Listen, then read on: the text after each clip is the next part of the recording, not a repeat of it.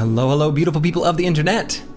Hello, Choppy Cat, 113 miles prowler, not delusional, Chilean Raider, Sedge Stark, the Chaucer, Roofin, Enforcer 666, Ballin Stalin, Lord Emperor Posh King Marza, Flapperjack 24, and Antiwian, let's see, who have I not said yet? The Pongle. Hello, hello, welcome one and all. So, Meta Wrecker, hello, hello. The Chaucer, yeah, I know, I have, yeah, the Chaucer again, hello. So, before I get started, the 1 day away gave me a little time to reflect, think about the challenge run, what might be going astray, what I might need to make changes to, and I made a small list. First things first. If I'm taking a balanced approach to this challenge run, then I should be losing in ways that are relatively proportional to each other. In other words, I should lose the run by losing a brother because of a risky fight with equal proportion to not taking enough risks and running out of money. So far, I have never run out of money. So I am pushing too hard, and that needs to slow itself down. So that's point number one. That's probably the biggest one. Thinking about builds, generally speaking. The main thing I was thinking about is, one thing that differentiates this from one of my normal win streak runs is that in those, the only real bad failure point is some sort of chain route. You know, some chain cascading morale failure that happens across the whole team, kind of like we do to enemies when we have Fearsome. That's not really the risk here because we just have to keep everyone alive. So I should probably be valuing morale or resolve lower than I have been in my level ups, and I should be valuing hit points more. One double bonus of valuing hit points more is preventing injuries, and Brigand Raiders are one of the early enemies we want to be fighting against. And, you know, of course they have Executioner, right? And if we're unable to heal injuries, like, that's a big problem. So preventing those for maps that don't have medical supplies is actually a big deal. From a tactics perspective, I don't think there's anything too major. The only thing that kind of stands out to me as a mistake I've been making is when I'm giving bros weapons before fights, I should, in my calculus, take their initiative into consideration when I'm giving them a reach weapon, because often I want the reach weapons to go later. And sometimes when I have to wait on all the bros and then enemies move towards me, if the reach weapon bros are early in the turn order, they can sometimes be in a position where they can't get an attack.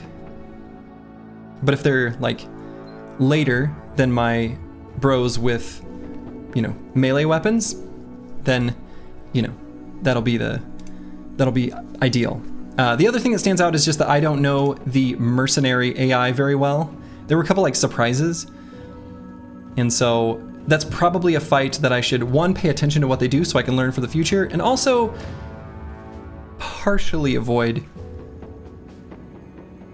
because I don't understand their decision tree as well as I do other enemies. The other one that's a big one is on the world map. I have stated that I think staying in the center band of the map is ideal. You know, the kind of green plains, because you've got good access to brigands and raiders and things like that. I actually think that's probably not true. I think the best place for optimal safety for this run is actually going to be the sort of badlands or steppe that's just below the grassland, but just above the desert. And the reason for that is there's just not as many trees, because noble armies coming out of the trees is the biggest killer. And so we should avoid letting that even be a possibility. So, hey, Wrinkly Harlot, welcome, welcome. Glad you're enjoying. Anyway, so those are the things I'm thinking. I should update my counter here. This is run 12. Actually, I thought it was 11 previously, but it's actually 12. Burn down the forests. Burn down the forest. So previously I named people on the team. And so we've got a squad lined up, but I didn't assign them their roles. This is the Dirty Dozen. Yeah, so run number 12. If we have collectively, you know, one soul that we lose each time we're sent back into this Sisyphean task, then this is our, you know, final soul. Your thoughts are absolutely right, but still there's a lot of RNG involved. Oh, for sure. I mean, there's always RNG. That's the nature of this kind of game. So, first things first, let's figure out our roles for the squad. Looks like we'll have to figure out the banner. Looks like it's likely just going to be Morph Dusseldorf. And then some throwers.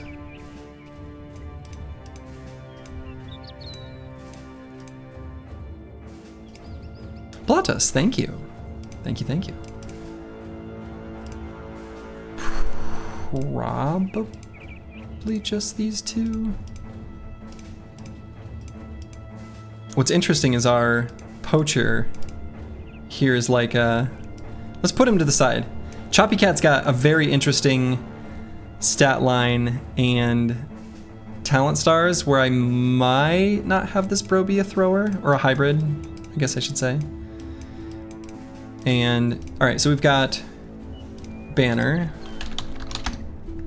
Right, I don't think there's anyone else who we'd have compete for that. Probably not Cool Doge. Yeah, no.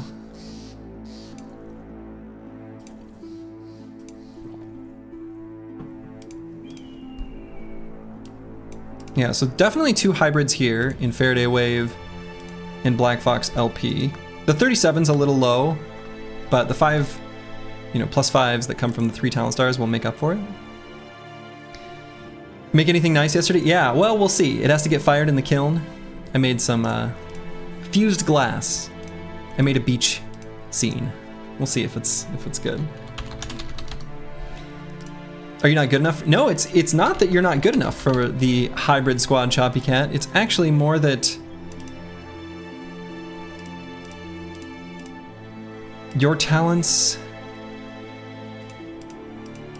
perhaps lay elsewhere. Maybe like the throw tank? We'll see. You've been watching the winning streak? You can finally play and enjoy Battle Brothers without rage quitting? Hell yeah, too big. Hell yeah. Hell yeah. You're welcome. Glad it was of assistance. So we need to figure out a forge tank.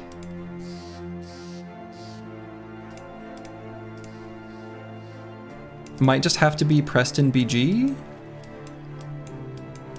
Not the best stat line for it. Do you see what the individual bros are being paid? Well, collectively, we are paying out 108 right now, the Chaucer. I think all these backgrounds are pretty similar. There's some variance, of course.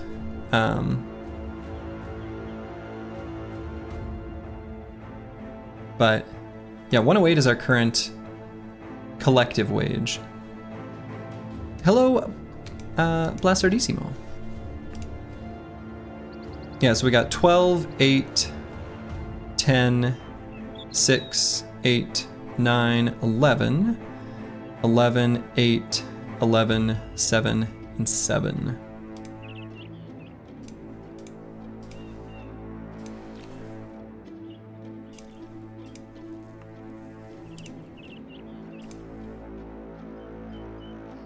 The other option for a tank could be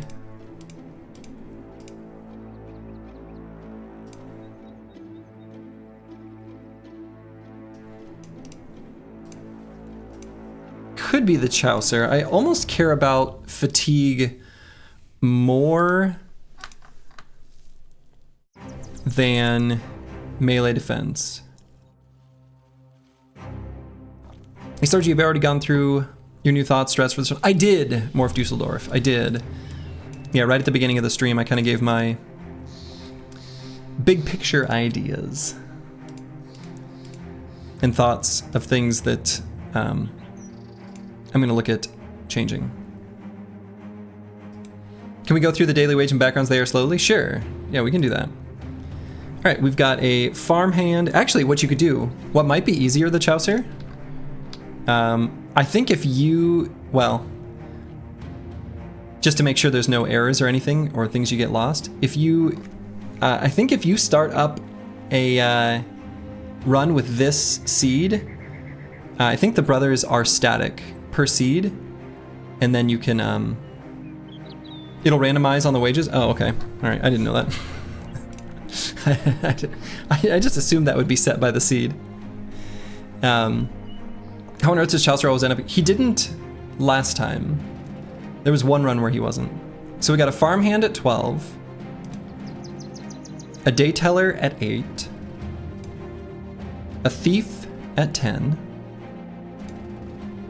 a day teller at 6, a, what is this? Is this the Miller? Yeah, Miller at 8, a fisherman at 9, a militia at 11, another militia at 11, a poacher at 8, a farmhand at 11, a shepherd at 7, and a, what is this? Minstrel at 7. I was gonna say bard, but yeah, same idea. So those are the starting boys.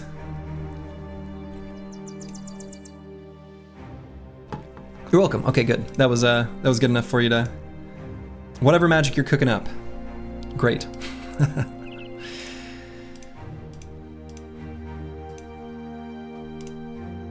Yeah, I guess Preston BG is gonna be our tank. It's a little, it's not as good a tank as we've had in previous runs. But I think it's probably our best choice. Like, we could go with Ball Stalin, for instance. He's definitely got higher end melee defense, much higher. But I feel like we've got an offensive powerhouse with Drunkard. Are you greedy? No. No, I don't think anyone has the greedy trait. I didn't see that on anyone. No. Weird. Is it higher than you expect? Maybe things round up or something? I don't know. I haven't paid that much attention to wages previously. I haven't ever felt the need. All right, so let's say this is probably our tank. They truncate for display. Oh, do they not add up to the total? Are there partial crowns in their wages? I didn't know any of this, if so. All right, and then we've got some, like, a handful of, like, basically Giga Chads. These are all, like, fatigue neutral stat lines, which is crazy. Just crazy. Like, they're so good long term, but they can be tricky in the short term.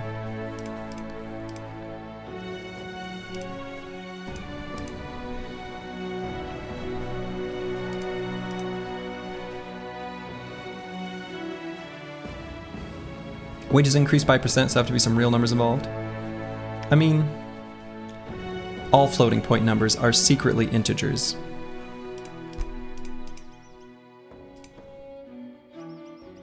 Because we've only got ones and zeros. Anyway.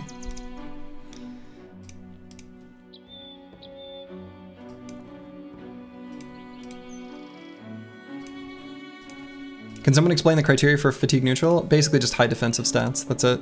Just high melee defense. That's kind of what I'm comparing. That's all I'm really... I mean, good secondaries are fine. No abundance of fatigue. It's just high melee defense. It's that simple.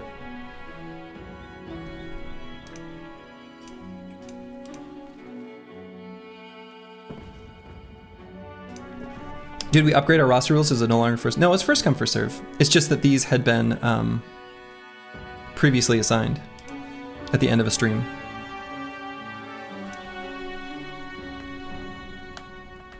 You would prefer low rolled fatigue? I mean, we don't prefer any stat to be low, but high fatigue does make them potential candidates for other types of positions.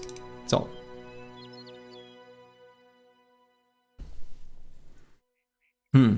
Interesting. Yeah, the Chelsea, you'll have to figure that out. I don't know exactly. I don't know that I have any Spear Bros on the squad.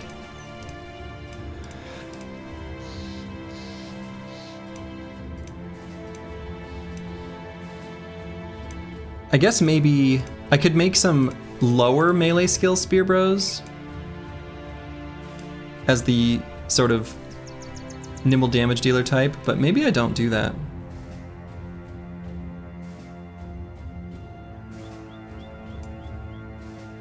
You can be my spear hybrid tank, bro.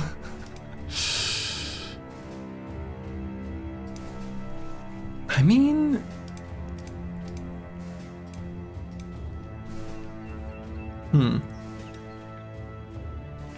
drunk spear time?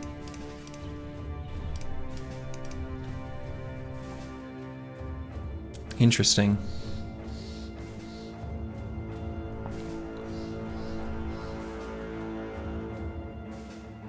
I mean, this brother,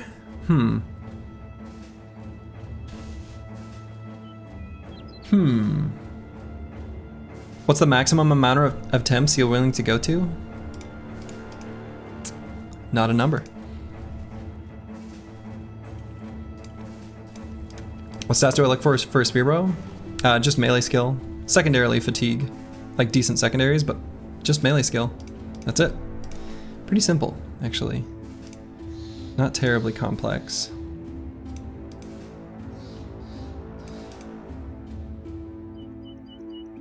$420.69 is the max attempts. Nice. Nice. No, I don't think I'm gonna do the Drunkard Spear Bro. It's a cute idea, but I don't think that's what I want to.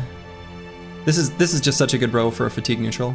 Just it feels like the right way to do it. I'll put spear question mark. We may just not end up building dedicated spear bros at all.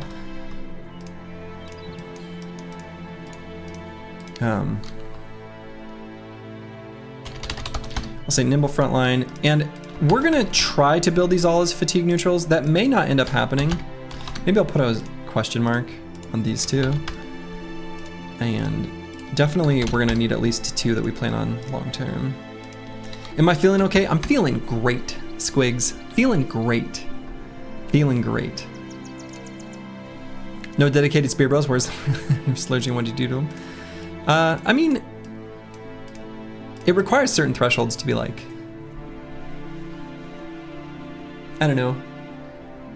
I guess the other thing that's interesting about the dedicated spear bro is, you know, if we're fighting noble armies as kind of our mid-game gold influx and other like supplies as far as like medical supplies and tools, spear bros are not good in those fights. They're also not really good against brigands. I mean, sometimes they are. They're like okay against nomads, okay against brigands, but nothing special. They're kind of bad against noble armies. They're mostly good against undead. Like they're insane against zombie dead. You can unlock those fights a lot earlier than normal. And the other thing that they're good against is orcs. Very good against orcs. And barbarians, especially barbarian chosen. And barbarian chosen we will be fighting later on in the run. Orcs will be, we're like in no hurry, I guess. And they're pretty good against goblins as well. But goblins are another case of like, we're kind of in no hurry. We're mostly gonna need to be fighting human enemies because they give us crowns, at least for a little while. I don't know, we'll see, we'll see. In any case, I think we figured out basically what everyone's gonna be. And so let's look at getting these boys some weapons. So we're gonna give probably the best moods in front at the moment. I think that's still going to be my general mindset for the start. And then we'll kind of adjust weapons and such later on. So who's our drunkard? Stalin.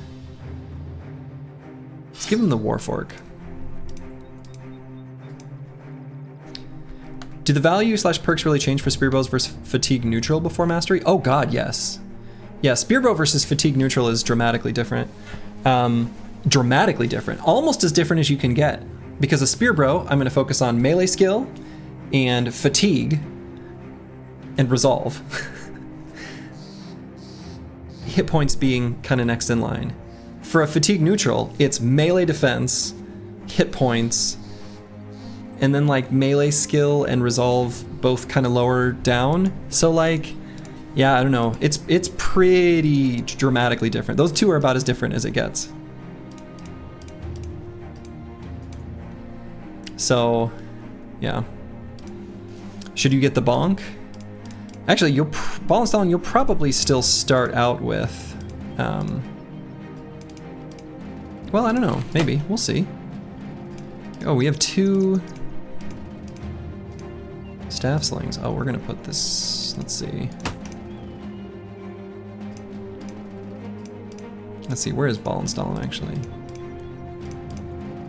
Wait a minute. Where the hell's Ball and Stalin? Oh, right here. Should you get the bonk? Oh, no. Oh, I see. Nah. You get the Warfork. Higher melee defense, Brother somehow always being the legends in your team. Yeah, they're the ones with the best like long-term potential for sure.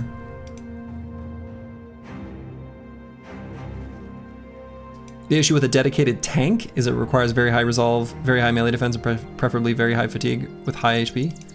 I mean, a dedicated tank, honestly, the most important stat is just fatigue, then melee defense, then resolve, then hit points. Roughly.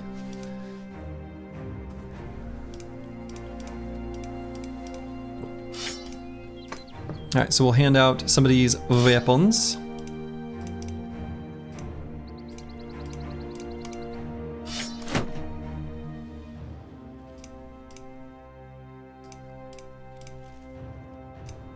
Maybe we'll give Black Fox LP this.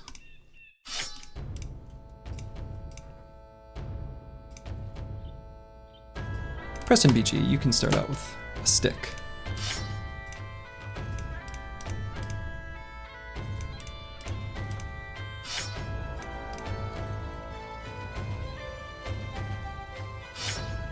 Yeah, if you never build Indom tanks, then sure.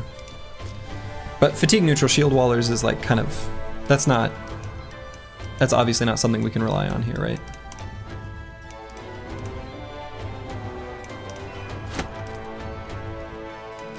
It takes a famed shield and a bro with iron lungs or a second wind potion, and we're not gonna have access to second wind potions at all, so.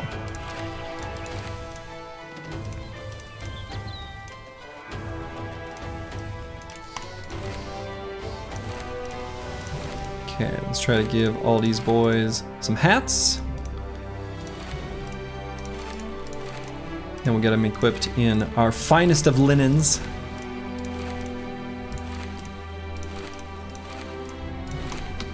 And like I said in the onset, one of the things I wanted to see in this run is staying in the kind of, not the desert at the bottom, and not the, you know, green space in the middle, but the Badlands / steppe that lies between the central grasslands and the bottom desert, if the seed allows for it, right? Obviously in some seeds there's going to be like literally nothing there.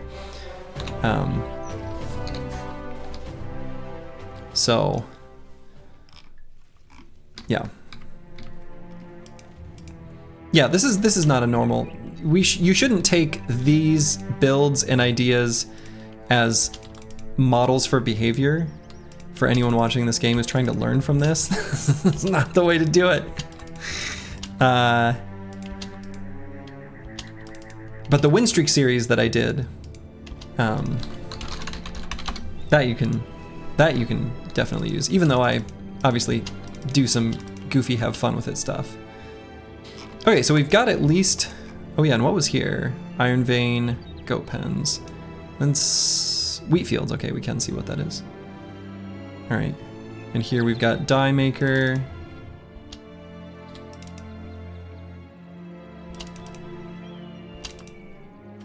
Okay.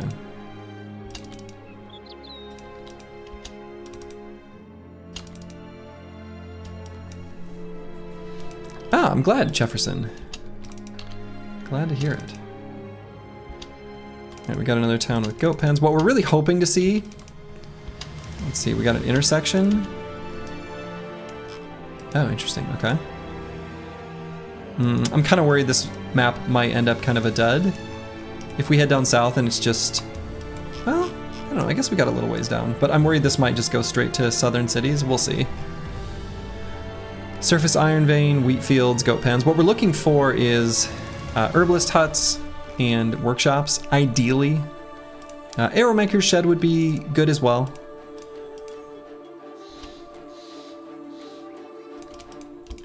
Yeah, town's not cooperating. Can't you just have the things that make your, you know, make me want to raid you? Can you not just have those? Also, where's my peasants? Let's see.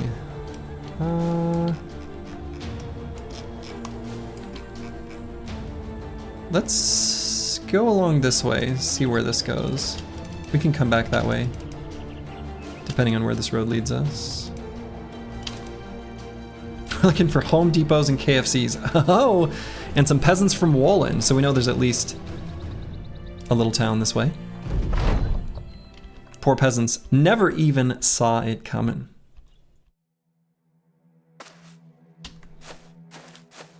Some somewhat obnoxious terrain here. It's gonna make him move strangely. Something that's really nice that I can see here already is weapons. Weapons on all of them. We're very happy with that. Given they're not going, we're not gonna be able to like lure them all the way to these high ground hexes. I guess we could, but I don't wanna,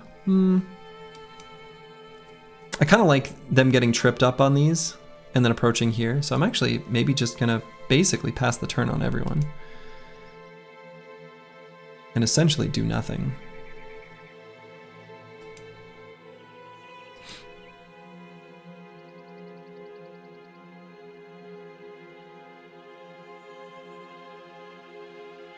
Maybe I bring Black Fox LP up here. We kind of want to dagger down this peasant if we can. So let's make an attempt to kill him last.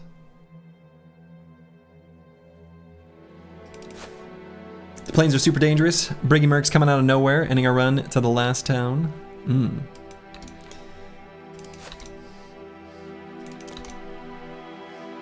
But we're the good guys. Let it be known.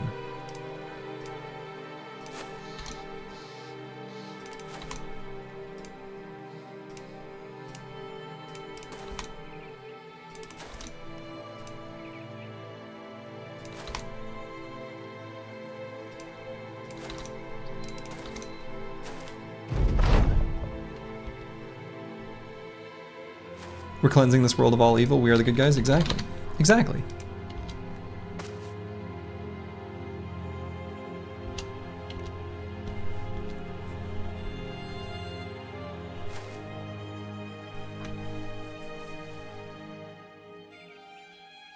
Alright, so let's try to back up so that this guy can't engage us next turn. I really do want to dagger down this armor. We're going to try hard this run pretty hard. Not that we don't always try hard here, but you know what I mean.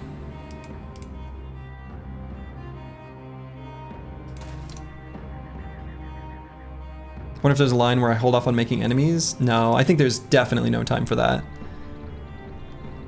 Don't get me wrong, I am pushing too hard too fast, but not making enemies early, that's not an option.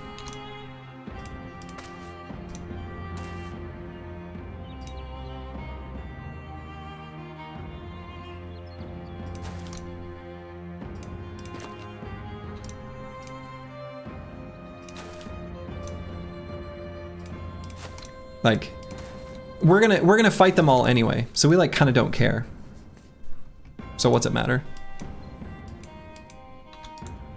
Yeah, that's not the play.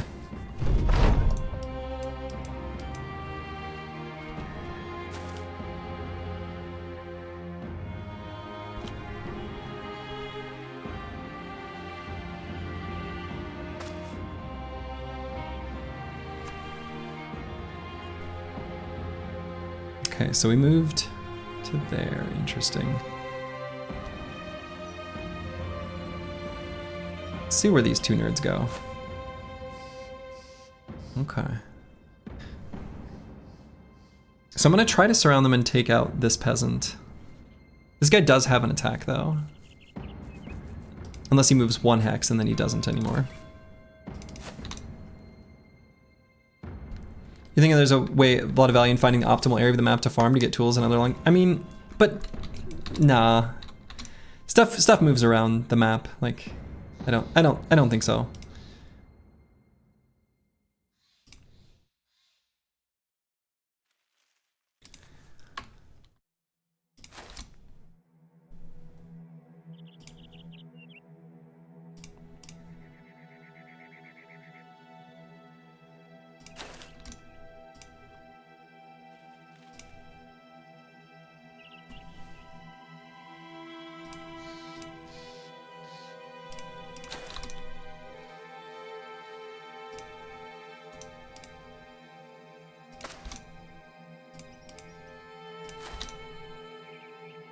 Okay, decided not to move at all. Interesting.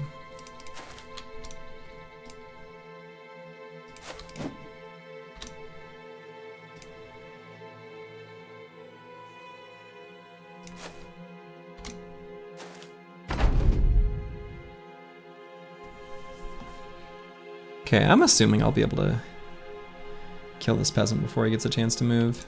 It's very likely.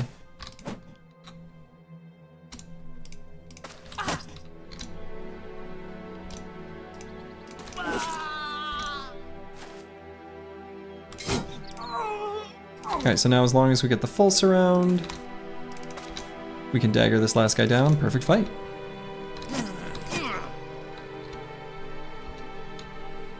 Yeah, give it a try, Rufin. I mean, I don't mean to be like dismissive in my responses.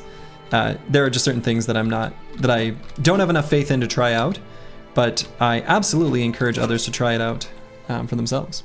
Hello, Something Toad 1. Welcome, welcome. All right, so we did get that armor. We like that very much. And we got all of their weapons except for the knife. The knife would have been great, but hey, we take what we can get. So we're immediately gonna look at anything we want to unequip, which I guess is nothing. So that's good. Yeah, okay. I just didn't want to, I didn't want myself to be, you know, misunderstood. Or like I was being rude. I don't wanna be that guy.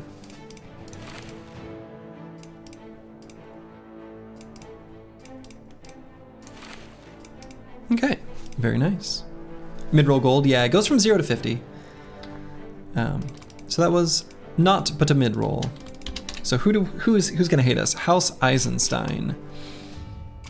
Okay, so this town here. Interesting, okay. You're a new player trying to understand builds. You've been watching the win streak vids to understand the game, and you hear me sometimes say, this bro could be a fatigue neutral build. Can you explain what it means? Yeah, fatigue neutral is just a bro that equips heavy armor, a big two-handed weapon, and they generate, that's spooky. Okay. Just as much fatigue as they use per turn, and they're often a defensive unit that is the sort of cornerstone of your company. I need to make a builds videos. I actually have them roughly scripted, roughly storyboarded. I just need to record them. All right, so this is that town that we made enemies with. What I should know off the top of my head is, will they send their militia out to get us? The T3 cities will for sure, the T1 cities won't. The T2 cities, when I'm still level 1, will they? Yes, okay.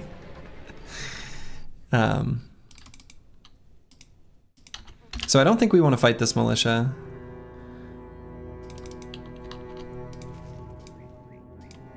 That's another, like, game knowledge wise, if I knew that would be the case, I would have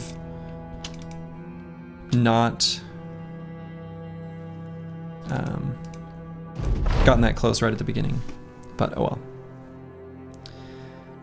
well. Well, this sucks because we can't actually do any of these contracts. So I'm just gonna pick one that I'm going to cancel. I'm gonna wait a little bit to cancel it just because of the mood penalty. I'm gonna wait till we've at least stabilized. I guess I could step on this mountain here first, just to see if there's any, you know, briggies or whatever hanging out nearby. There's not, but the militia's still chasing us.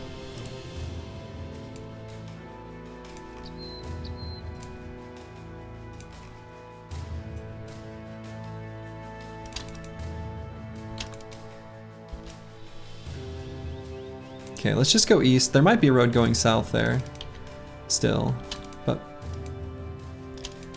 just a peek to check for gooses. Yeah, that's true too. The other thing about moving to this part of the map is, you know, big view radius from like patches of mountains. And God, we would love to find the gold. We have not found the goose yet in any of the runs, which is a shame. Rundown arrow maker at least. Is that what that is? I actually, some of the buildings I don't recognize. Is that an arrow maker's shed? If so, that's awesome. That's good. What happened to previous runs? Well, we didn't make it.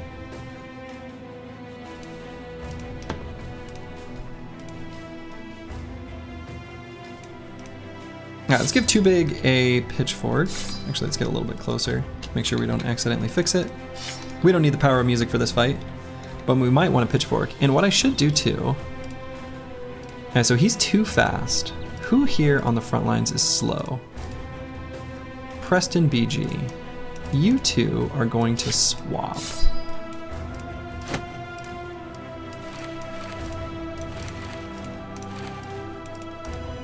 What did we die to? I mean, 11 different things. Pick one.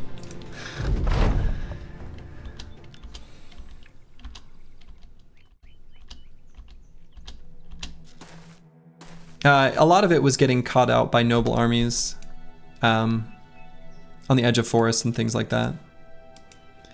Bill hooks were the weapon of choice.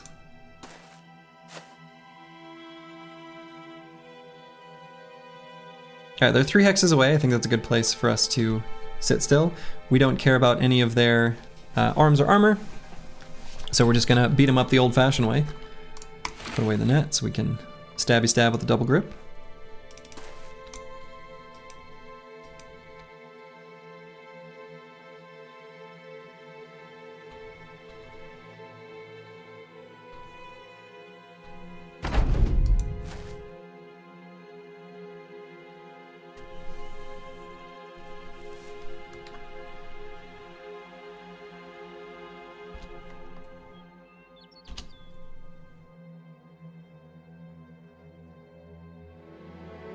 Okay, so we're gonna wait for them to go.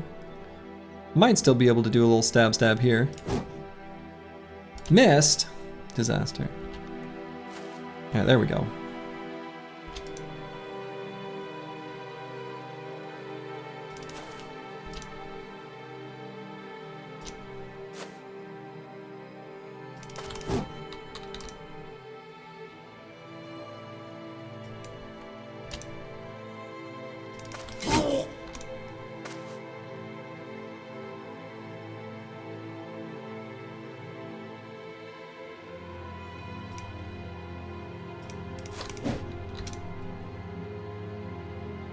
Let's see, I wonder if I should attack with the sling. Well.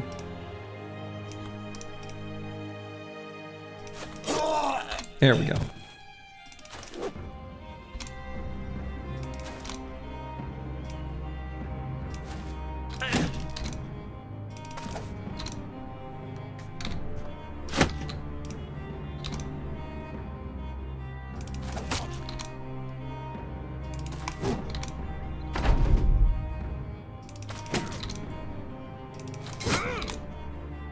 You're getting some very good answers, by the way, on what a fatigue neutral is. Chat's doing Chat's doing all the work for me, which is wonderful. Do you recommend cutting the Peasant Star down to 6-7? You read online at the threshold. Oh, this is... Viking Spy, this is not a normal... Don't take anything that's happening in this run as normal. I feel like I maybe need a disclaimer for that. This is a challenge run with special rules. We will not be cutting our squad down in any way. In a regular Peasant Militia run, yeah, you can fire at the beginning. That's fine.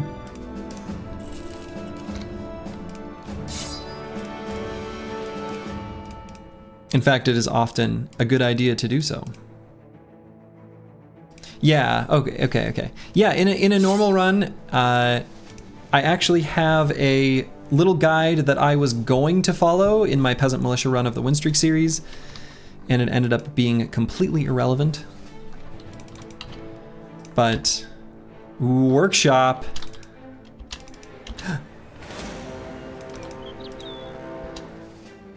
Okay, but it's a stone keep. All right.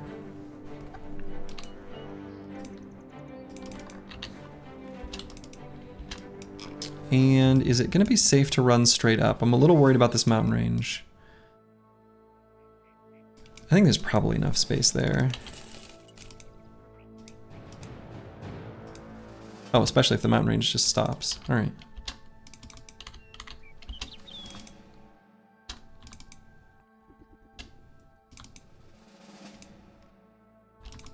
Yeah, that's a pretty good description of the fatigue neutral.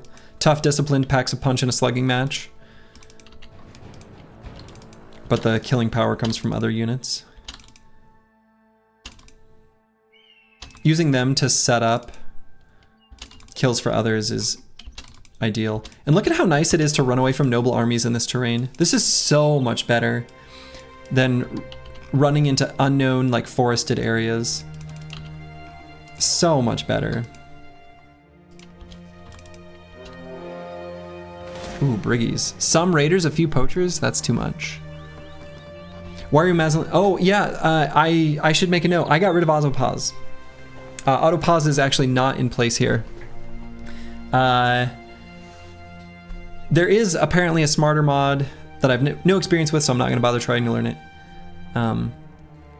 But autopause, the one I had, would not repause if it was a group you'd seen before, but that's a risk. So, yeah, I'm just manually pausing to play very carefully. So it's only 4 Brigand Raiders and 2 Poachers. This is a fight we would like to take, but I think, again, philosophy of trying to slow down a bit. This one's definitely borderline. We could lose a bro here, so we're gonna avoid it for now. But I like seeing the Brigands here. This is really good. So if this is a roadway that they're gonna ambush, that is excellent. That is what we want.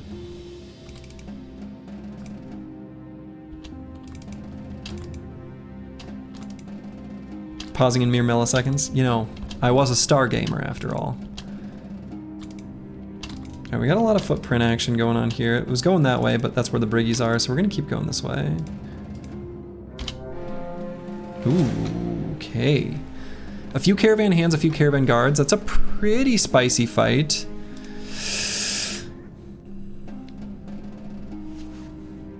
What's the number on it? 7, okay.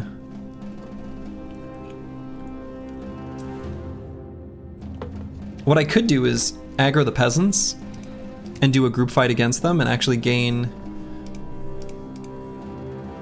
resolve checks on the peasants. They'll actually be easier to fight together. How many hours do I have? Oh, I don't want to look at that. I don't want to look at that. Don't, come on. Let's not do that.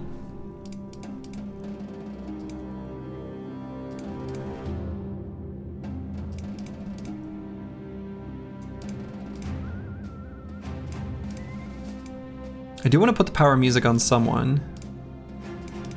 Maybe we'll put it on Too Big. We'll give him the wooden stick as a backup. You have enough? Got it. Yes. Maybe I'll give him the cleaver, like a choice there. And we'll give Black Fox LP a stick. This one's a little tough. This fight is tough.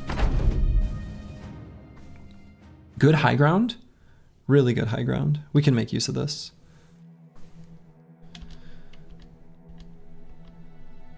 So let's see how they approach.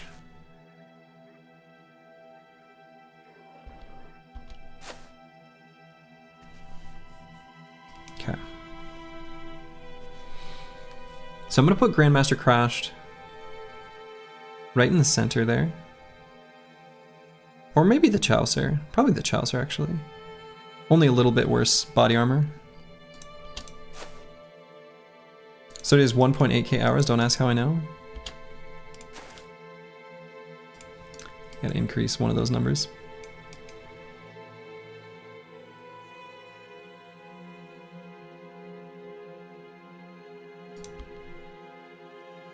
Okay, so we'll chill back here.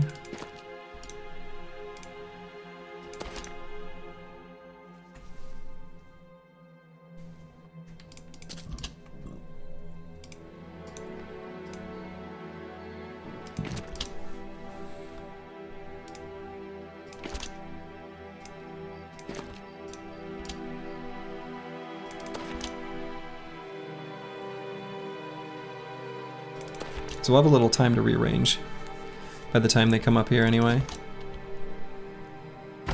We may have to pull one of the throwers forward to get them like instantiated, basically.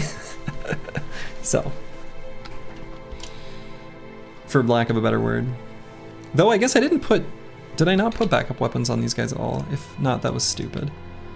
I should have at least given them the miners picks. That's a misplay. Not like a big deal, but not a nothing. Not a nothing.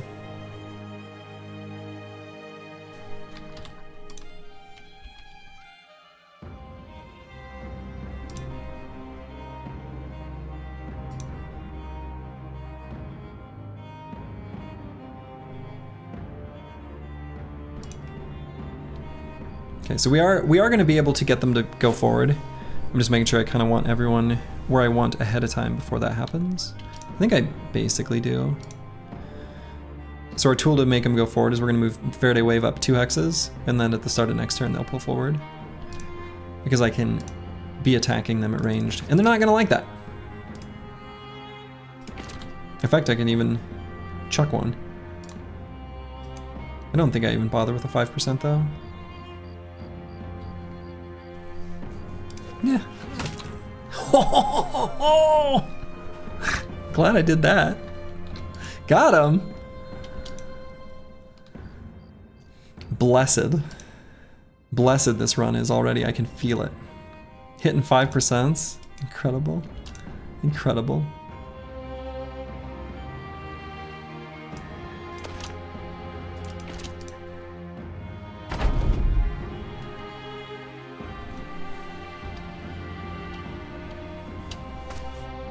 There we go. That's what I want to see.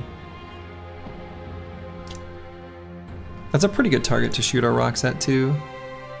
Maybe I do it now before the shields potentially go in front of him. He wouldn't, would he? No, they're gonna be more passive than that. Oh my god, he wasn't. That is so surprising.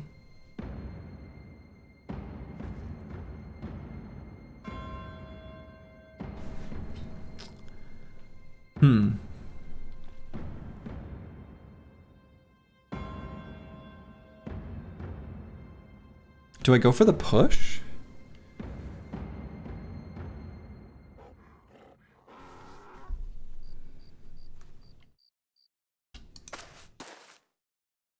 So there's our peasants.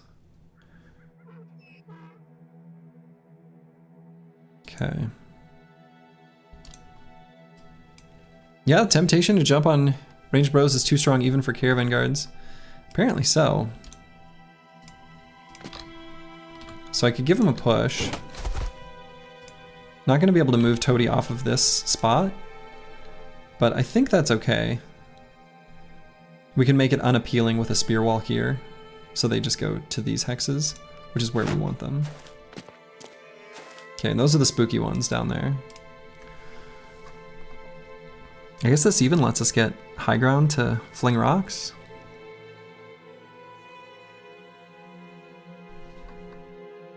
So are you surprised by AI movement has happened too many times in this challenge?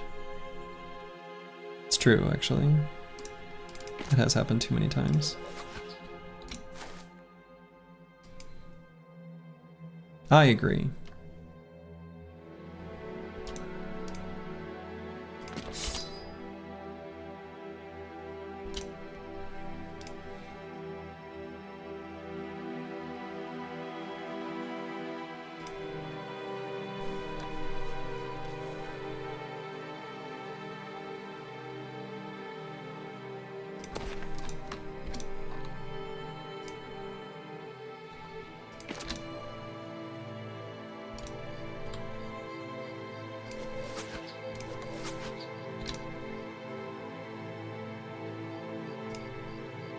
Put Cool Doge here. I'll install in here.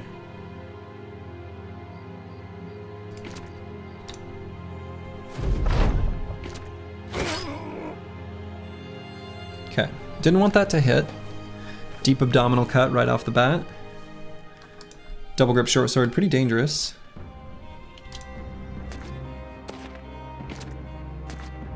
Yeah, the rest are gonna be pretty hesitant to get in range of the spear wall. We'll let Aesthetic Gabe go first. Beat up this peasant.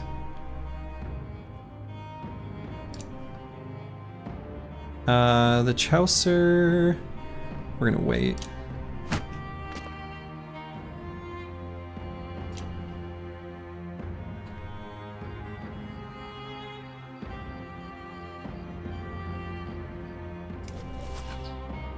And I guess back up Faraday Wave. I think we want this Hex for Cool Doge.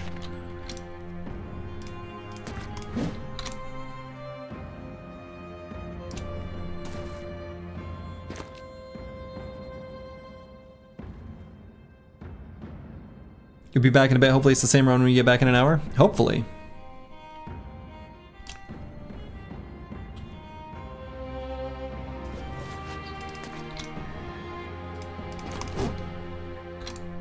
Okay, definitely gonna re-spear wall since this guy still has the opportunity to go.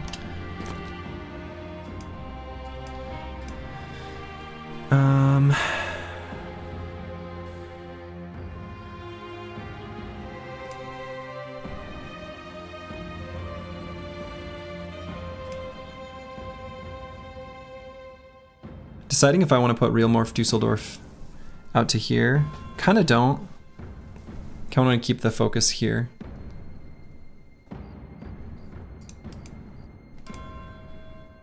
So let's just go to...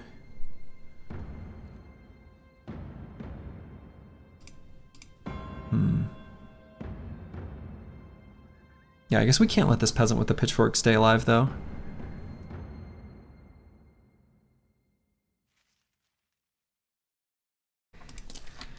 This is risky, I don't like it.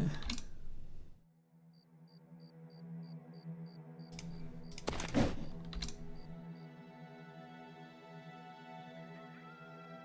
guess let's go for punctures here. Okay, so one of these attacks will finish him off. Come on. Shit, that's really bad. Damn! All those missed? We needed one of those to hit. I can't run out of zone of control. I think that's too risky. This sucks. Man, that'd be such a terrible way for this to go.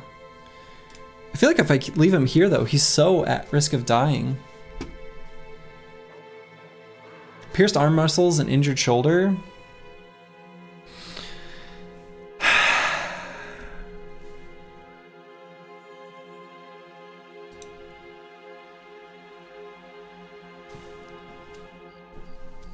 Yeah, and he's wavering. I don't know. I feel like if I attack him, then I'm stuck here and I'm likely gonna die. If I run, then I only have to make it through one attack. If I leave him here, he's dead. So I feel like this is what I have to do. But it's really bad. Whew. Okay.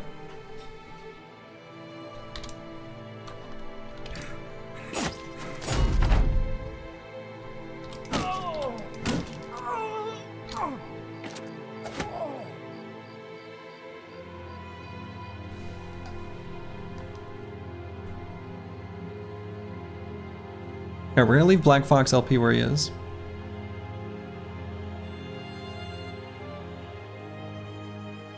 Yeah, I think I have to. Choppy Cat, let's attack either here or here. I guess let's go direct for this peasant. Oh, come on. Don't scatter and hit your ally.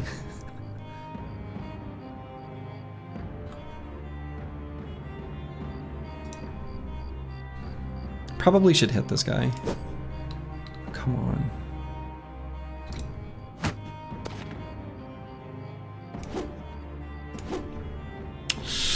Ah, boy.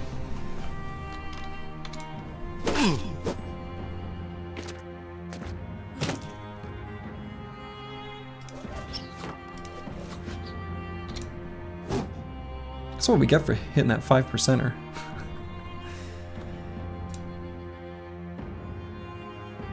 Now at this point, I almost don't want to kill this guy because I don't want this caravan guard to take that hex. So I think I'd actually rather go for this dude on Ballenstallen, or I guess I could wait.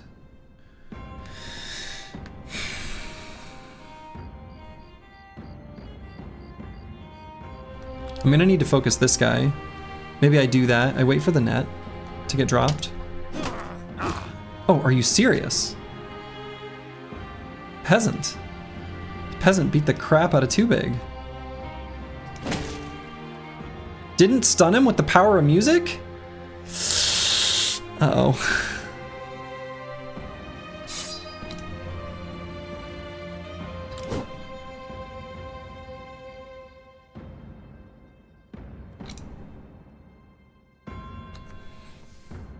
I think I go for this puncture. Wow. It's not going well.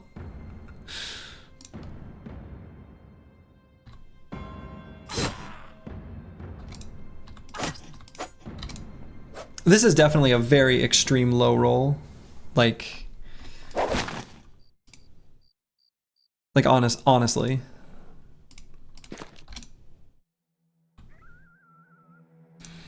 So where's the biggest threat on the battlefield? Here somehow. This peasant with the pitchfork. And Real Morph Dusseldorf, I think. So, and here. We at least have a push there from Kuldoge. Onto this guy? Oh man, maybe that's the worst. Oh boy. So, Toady, Too Big, probably the biggest failure points.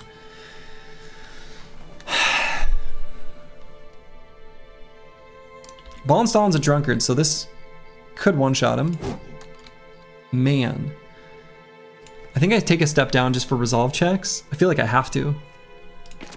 Okay, we got one. Have to take out this peasant with the pitchfork. At least I finally hit him.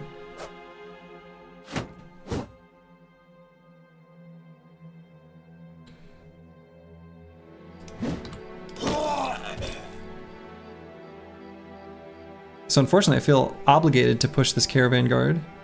I don't think I have a choice. Okay, we tried. We'll try again. Wow, there's been a lot of 70% that have missed. A lot of missed 70%.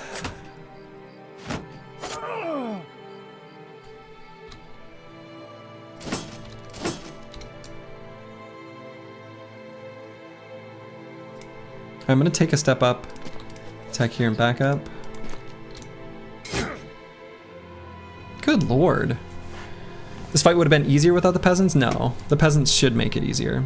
I disagree, 100%.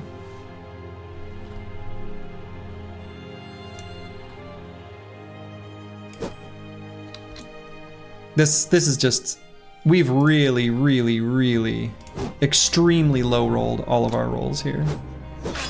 Yeah, that was, what, that, I honestly, that's whatever. Like, that's incredible bad luck. Incredible bad luck. I mean, seriously. I would say I get bad luck about 50% of the time and good luck 50% of the time. That one was terrible. All right, I'm going to start, actually I don't need to start a new queue. We have enough people here. We got enough people here. People have had their previous chance. So I guess this is run 13. I don't think that was a mistake to try to take that fight. I don't think I made any tactical mistakes. That was just an incredible low roll.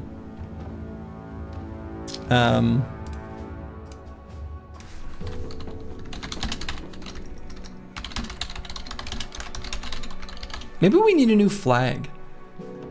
Do we need a new flag? We need a new flag. This one.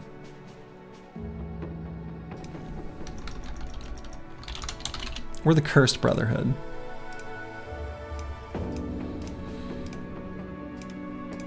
Okay. Well. Whew. That one was rough. That was rough. That was rough. So, whoops. Let's hand out some names.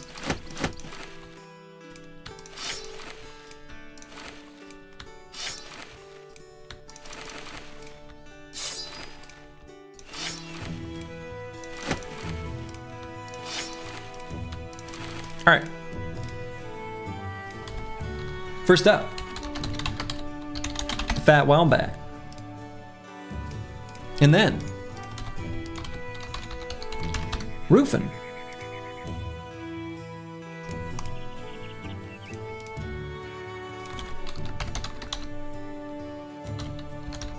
Not delusional.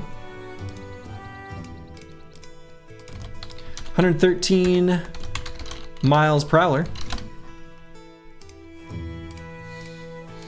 And Tiwian.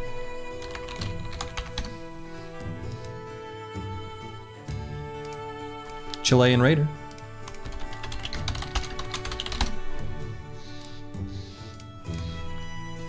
Enforcer 666.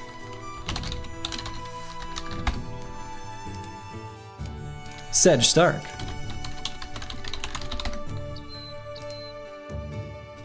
The Pongle.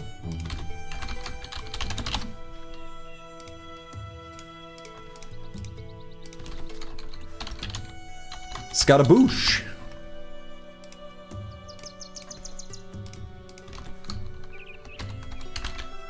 Insane Killer 013. And Mr. Munchkay. All right. These are our heroes.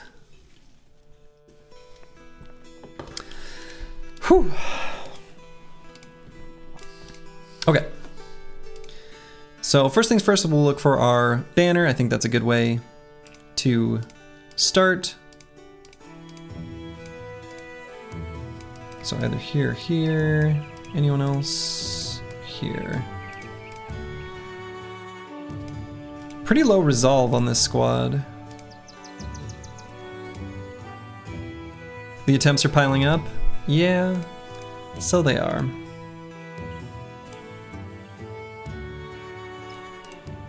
I guess Enforcer 666. Not the best banner. He has a team player though, so that's nice. 39 and a talent star is one of the lower ones we've had. Technically there's higher on Insane Killer, but again, I'd rather... I'm not only looking at resolve for this. So this will be our banner. Then let's look for our throwers. Not delusional will probably be one.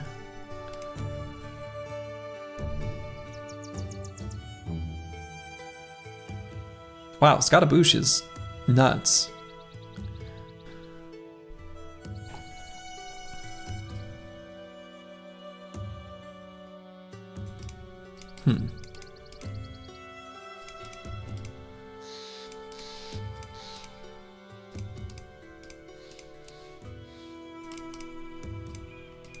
Yeah, they're a bit mid.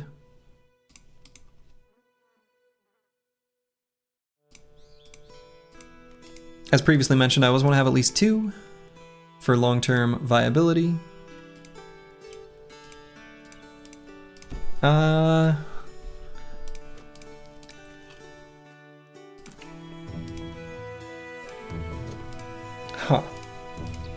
Scaramouche, I feel like... I don't know, this bro's insane.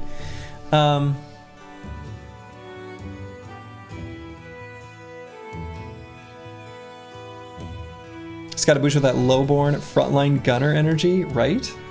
No kidding.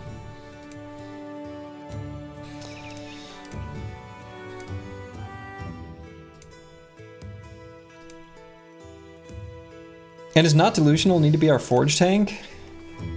I don't know. Asthmatic seems questionable with that.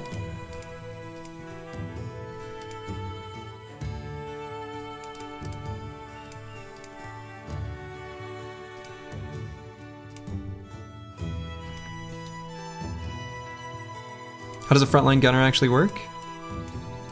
It's like a fatigue neutral with a gun.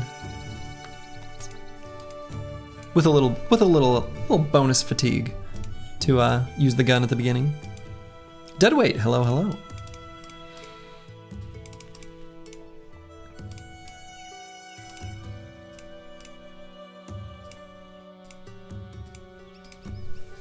Yeah, I don't know. This is tough because so not delusional. So I'm deciding between a few things right now.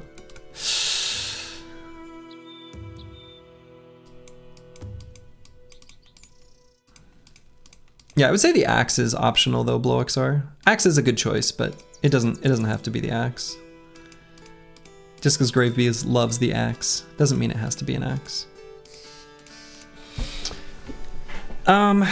Yeah, so this is Scaramouche is kind of insane. Sedge Stark is like I don't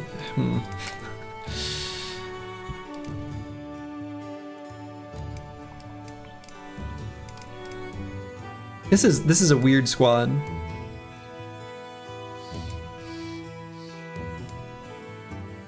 Axe just goes well with Fearsome Gun. I mean, that's true. That's true.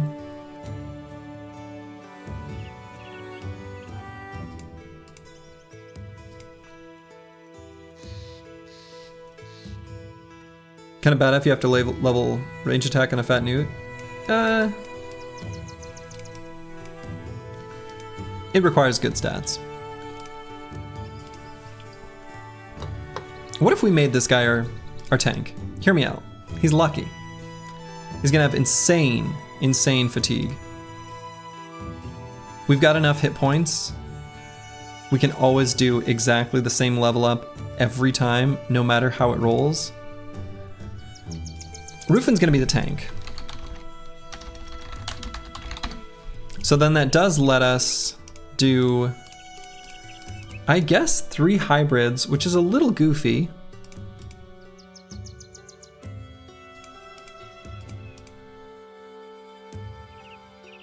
But I think that's fine.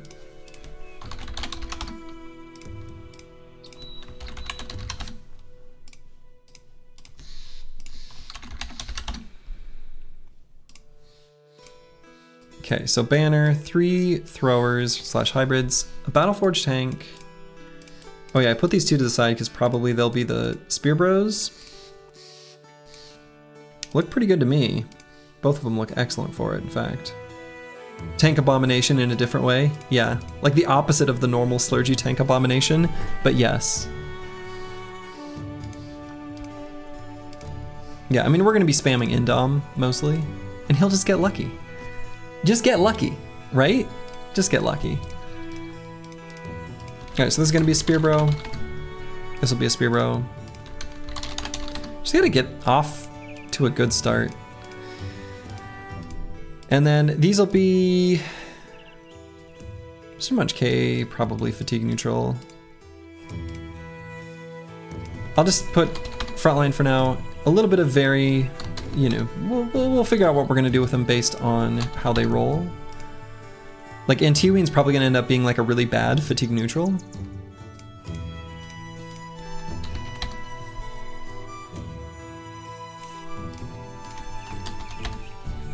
And then like Fat Wombat, 113 miles per hour, Prowler, probably like Nimble Damage Bros.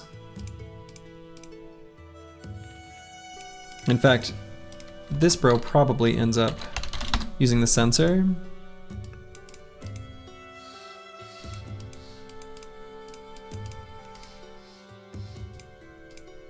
This will probably end up being a fatigue neutral, and T-Ween probably will too, Mr. Munch K. And the Fat Wombat probably end up being a nimble damage dealer, but we'll see. Okay. So let's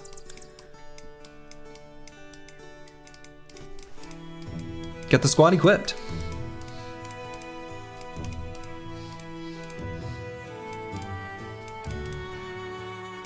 It's a pretty fast squad. It's kind of interesting.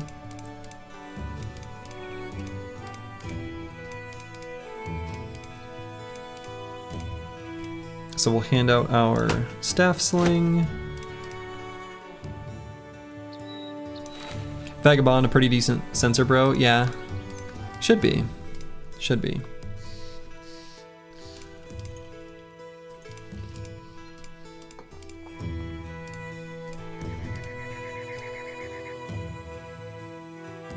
Not a lot of weapons. Like, hand out. But we did at least get a hooked blade. We got like an extra reach weapon, which is kind of nice. The hand axe is a good starting weapon too.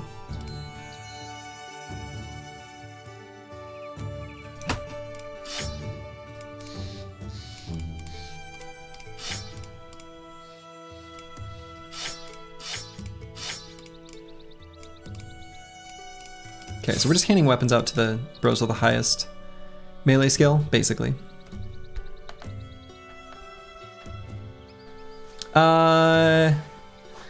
Pink Unicorn Lover? I guess in a vacuum it's kind of hard to answer that question. Sounds like a cool weapon though. Yeah, if you've got a brute, especially.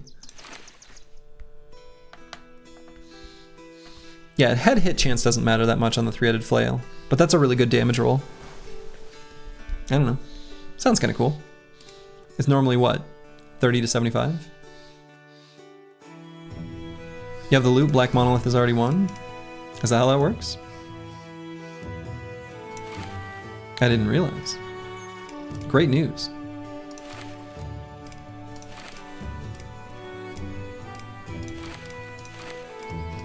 Just gotta get off the ground.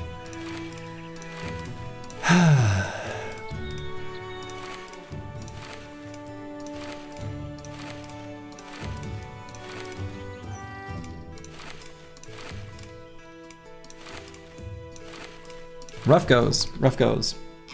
All right, so same idea as last time. We're gonna go south. We're gonna try to stay in the center area of the map as much as we can.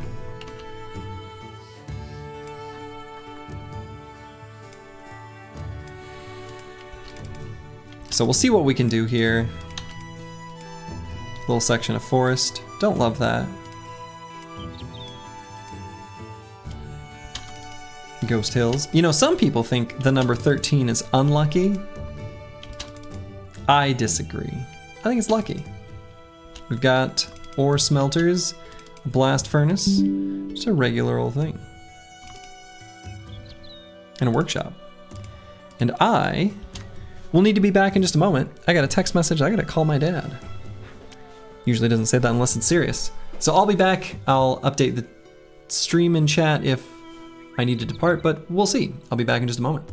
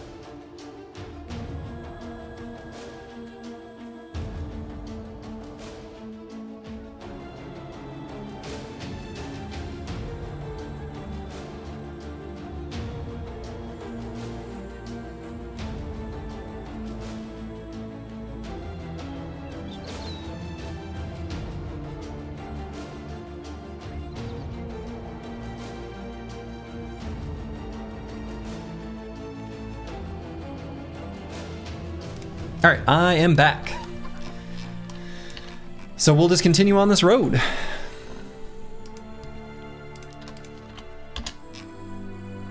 Where we got this, this is one of my favorite company banners, by the way. This like 2 fish on the bottom and then 3 trees on the top with a sort of dividing line.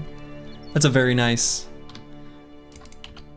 Noble House banner. The only ones I really don't like are when they're like too similar to each other. Like if there's 2 red colored ones, I don't like that. Very House Tully, yeah. All right, so we're heading down into desert. I don't really want to get down into desert. We getting goldfish helms later? You know it. I'm gonna take a peek on these hills and then probably just turn away if we don't see anything. Yeah, we don't see anything. Let's just go back up this way. Again, I want to fight in the steppe, as previously mentioned, as much as possible, but not the desert. The desert's a little too barren of all the caravans and stuff that we need to raid to get the, you know, company launched into the stratosphere. So unfortunately, it looks like I am going to be traveling to a part of the map that I've previously mentioned I don't really like going to. Desert not great for all those bad lungs. Yeah, we got some lung issues. Definitely some problems getting oxygen to the brain, as happens. All right, so that's too bad. I mean, this is technically one we could do, but not reasonable, not something we want to bother with. So we're probably going to cancel this ambition to replace it with a different one, but we're not going to do it right away.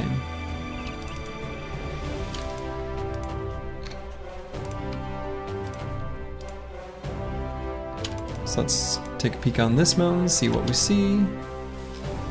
Supply caravan.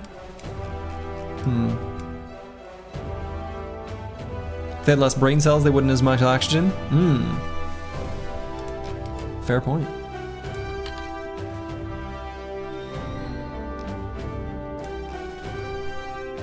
People would move to Arizona because it's better for their asthma. Interesting. One of these days, supply caravan, your days will be numbered. But today, it ain't that day. It's only day 2.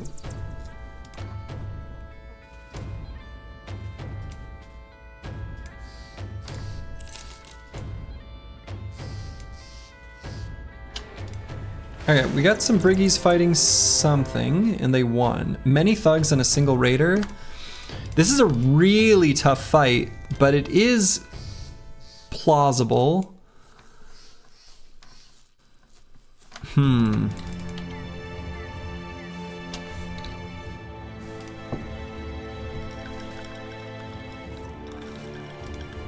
Are you enjoying these runs despite the difficulty? Yes, but I've enjoyed the ones where I've actually gotten it like off the ground. The ones where I don't even really get a meaningful start are less enjoyable. Spoilers, you're on run 6 on YouTube. Oh no. Okay, this is a really tough fight. If we can get some weapons, I mean these thugs can die real fast. So can my guys. A lot of shields. The shields are really bad.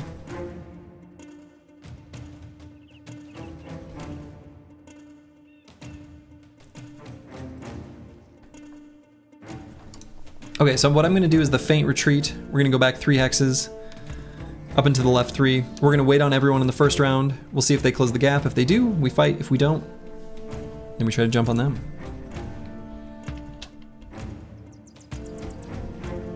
We're gonna be faster than basically all of them.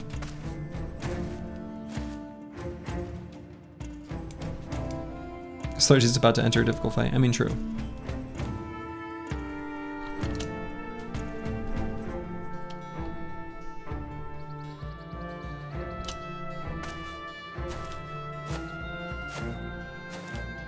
Okay. That's about how I would have wanted them to move, actually. So they're in kind of like a little clump here. The reason this is okay is they're gonna come at me a bit more onesie twosie. And that's good. For like obvious reasons. So I'm gonna put 113 miles prowler a little bit more centralized.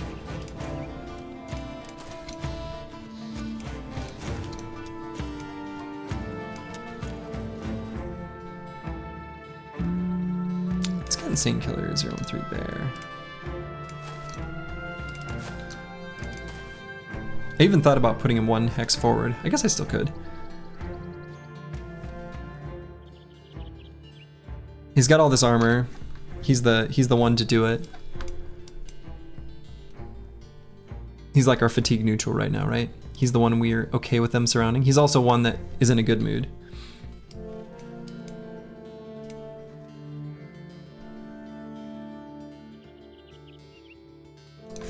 Yeah, they're not gonna close the gap anyway.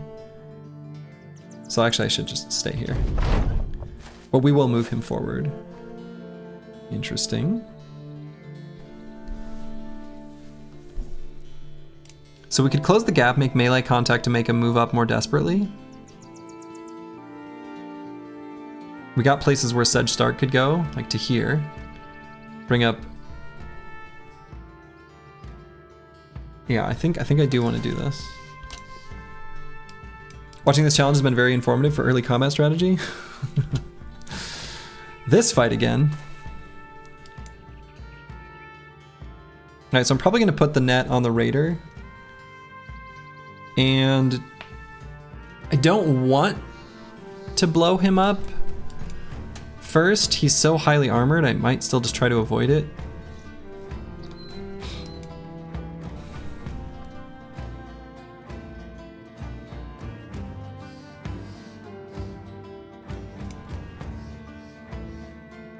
I'm gonna go here to preemptively help the adjacency resolve bonus for when Sedge Stark goes there.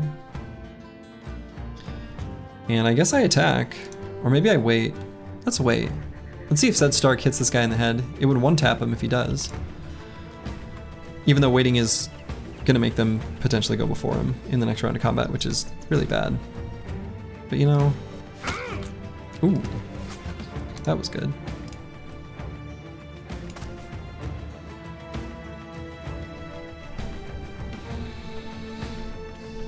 Yeah, let's just wait. We just missed. We didn't hit him. We didn't hit him in the head. We just missed.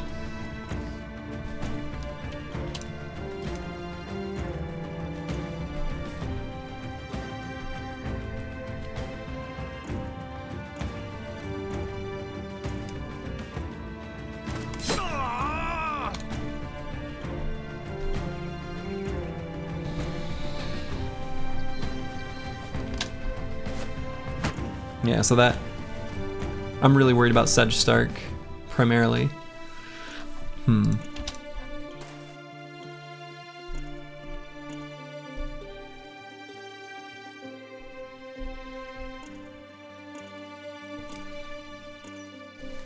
So what if I only let this Boar Spear hit 113 miles per hour? Wonder if that's the play. We put him in a net so he's later in the turn order.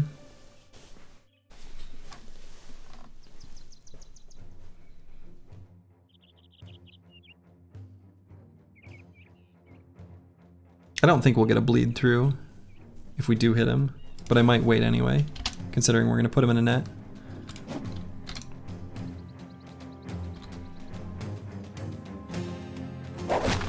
Wooden Stick's not gonna do much damage, so we'll help the adjacency bonus here.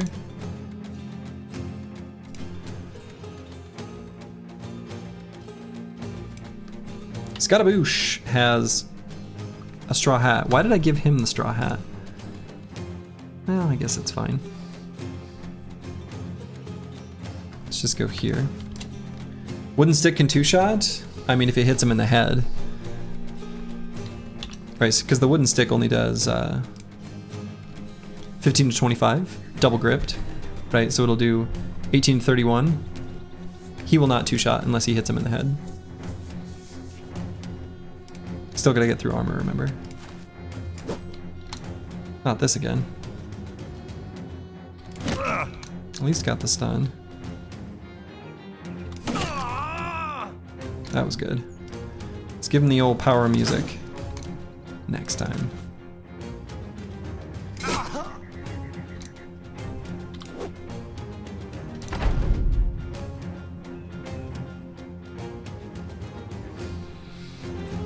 Even though this guy's stunned, I think I still might go for him. Considering this guy's shield walling, right?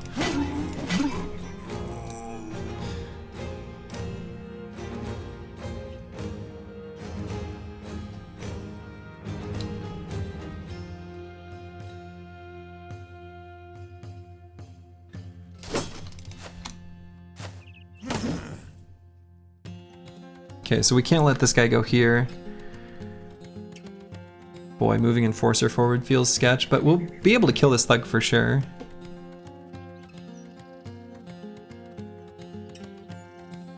You're upset this raider isn't more upset? Yeah, me too. Could also put Scatabouche there. That might be better. He's more durable. I still gave him a hat.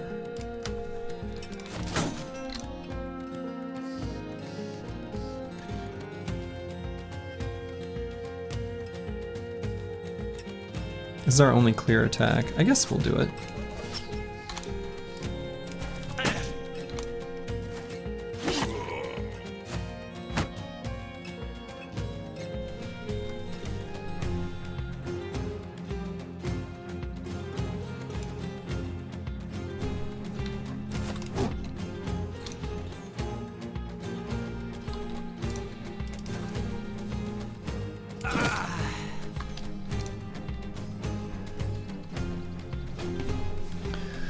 So do I try to get more surround on the raider? I don't think I should put in Tiwi in there. I think I have to make it so he can only attack 113 miles per hour still.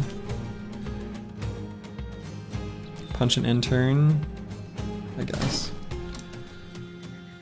Oh, actually, was there a weapon for him to pick up? I should have checked if that stick was there.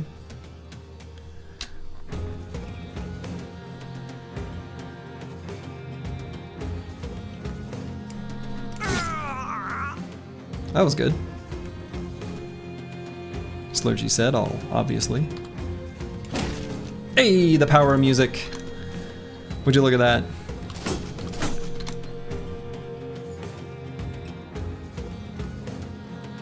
So Mr. Munchk, I guess, has to back up maybe to here.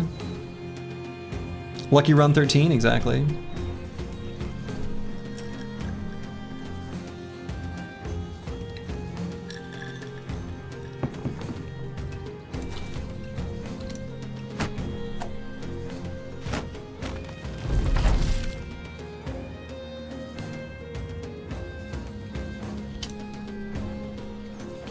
We're gonna wait on the punching until their armor's messed up. Oh god, I gotta check if there's weapons there. What am I doing? Gotta pick those weapons off the ground if they're there.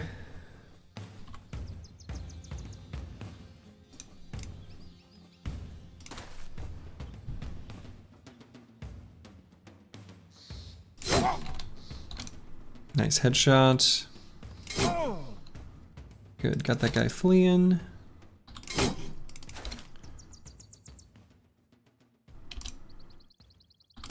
Hit him in the head?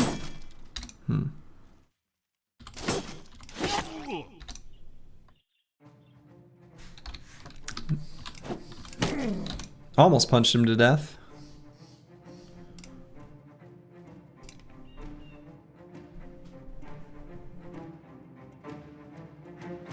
Let's try to one-tap this guy. Dang it.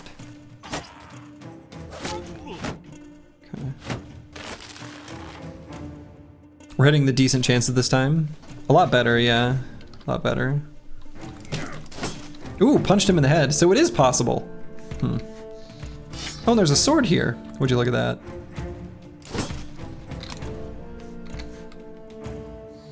Shield, sure, we'll take it. Do I move up here for a stun on this raider? He is exhausted.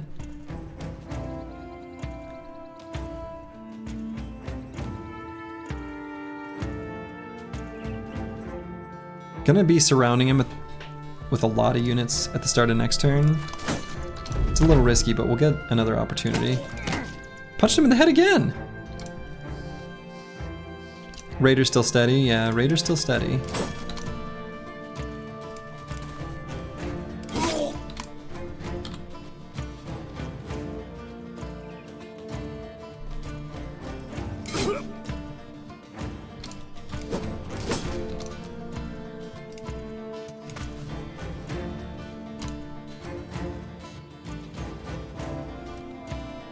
I mean, I guess I still go for surrounds here. I'm gonna punch him just to exhaust him more. There we go. Cut arm. Got the stun. Cool. Should be able to take him out. I don't think I need to. Okay.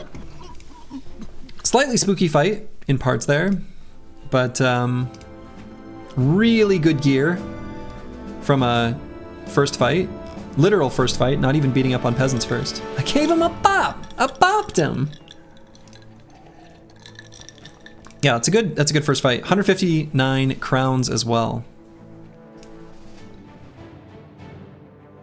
We did get 1 injury, so we can add that to the counter. And yeah, the boar spear is the real prize there. The boar spear and the 2 militia spears are huge. Those are huge. Now to get your contract payout, right?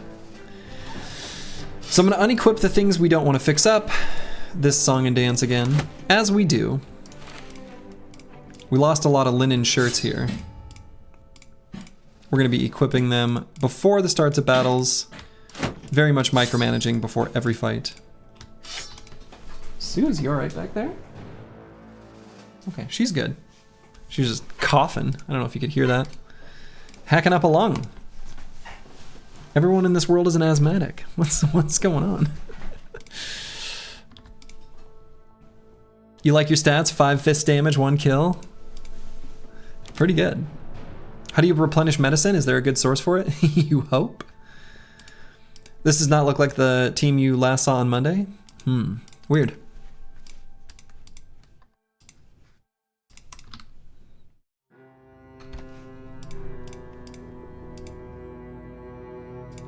Strange coincidence, that. If a shirt is at 0, does it add anything to the bro's armor? Yeah, 0. I mean, we have tools, so some of it will get fixed up, but...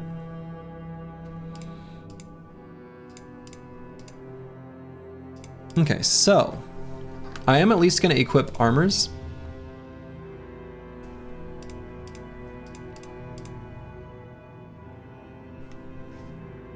Yeah, fractured hand sucks.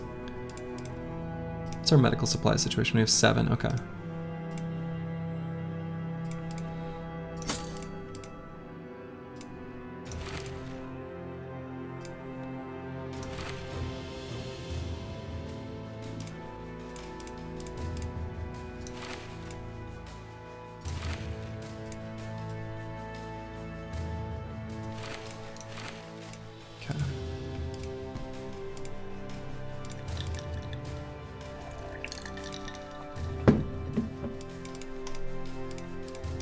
All right, so we've got weapons for the next fight. Oh, we have a hat. We can give someone a hat. You get a hat. Actually, it'll probably go on roofing, but whatever. Leave it there for now. Weird first fight, but we'll take it. We do like that this happened. So the fact that this is a potential lane to fight brigands that are spawning from nearby brigand camps is potentially really good. So we're gonna look forward here, see what we see. Nossenfels, goat pens, and that's it. Just goat pens. Finally, the Iowa of the Battle Brothers world.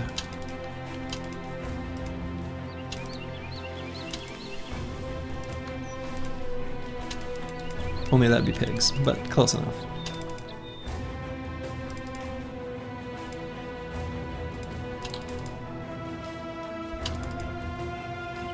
Okay, there's some faint footprints. that we are approaching here.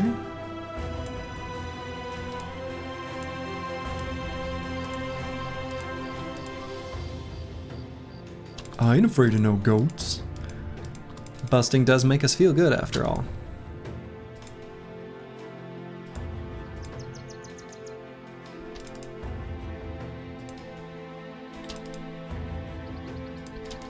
Okay, this is absolute death zone later in this run. We're gonna avoid this patch of road. Note to future self, avoid this patch of road. Avoid this patch of road. For now, it'll be fine. 8 nachos, gonna leave us alone, good, because I don't want anything to do with those. Even though they are a pack of roving beasts. Let's keep following these footprints. We're getting closer, we're gaining on them. Whatever they are, we're catching up.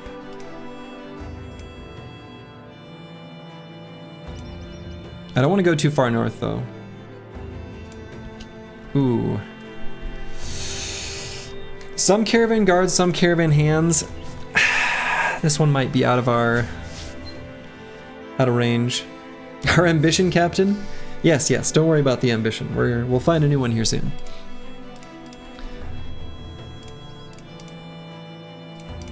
We've got a few shields, which is really nice. You're a sensor? Yup.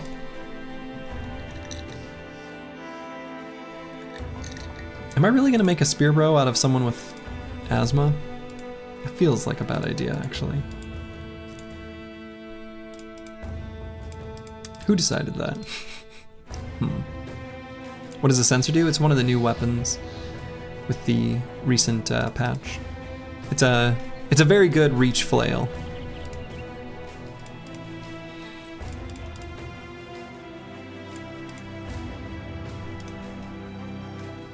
Man, this is such a tough fight and one I want to fight so bad.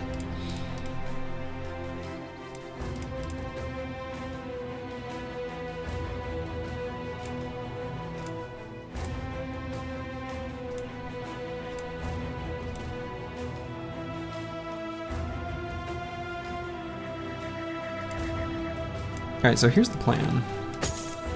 Rufin, this big old beautiful pile of hit points. He's gonna put on a shield.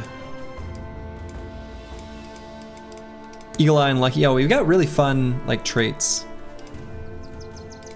We got really fun traits.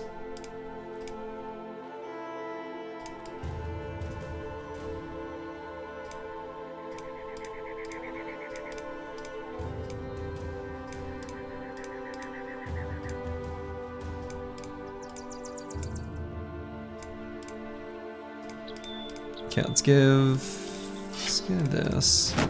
We're gonna do a similar thing with Mr. Munch K. He'll be like a secondary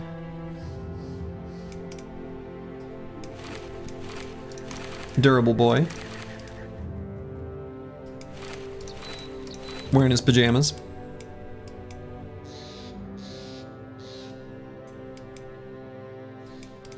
Asthmatic Spear Bro has to be peak desperate.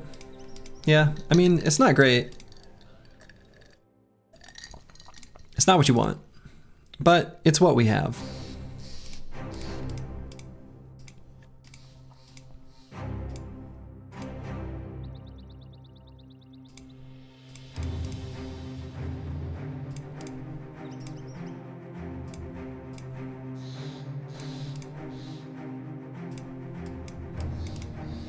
Bring these two bros up.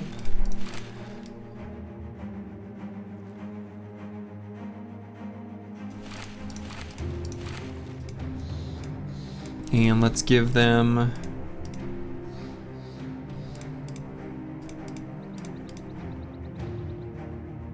let's give 113 miles Prowler the boar spear.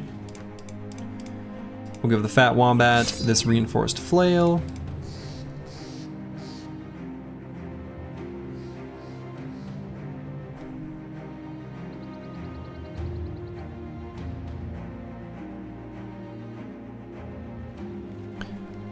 Let's do hand axe. And let's actually give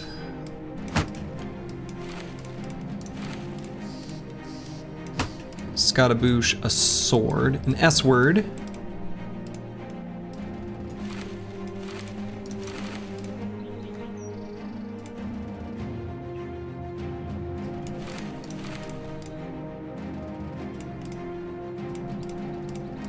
Gotta make use of that S word sometimes.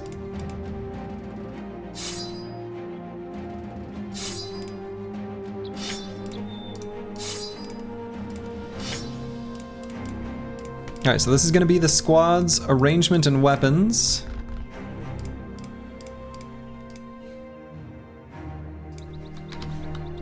Let's see what we can do. Spooky fight. Spooky fight. We got some high ground here.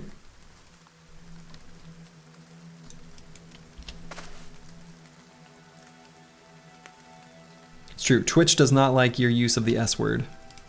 It's very sensitive about it.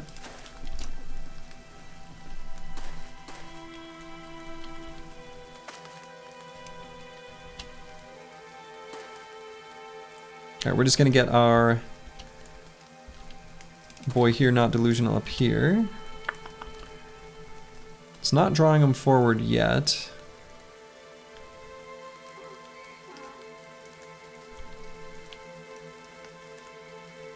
Okay, but I think other than moving Rufin and Mr. Munch K forward, you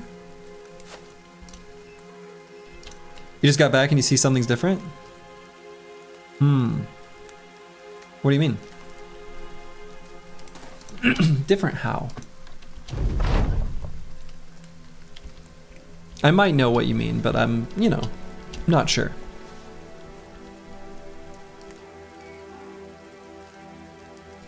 We're no longer the dirty dozen?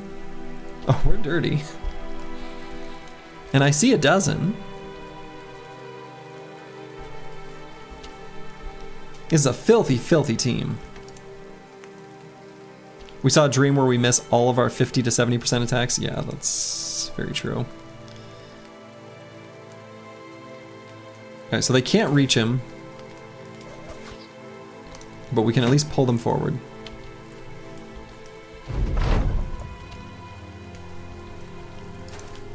Here they come.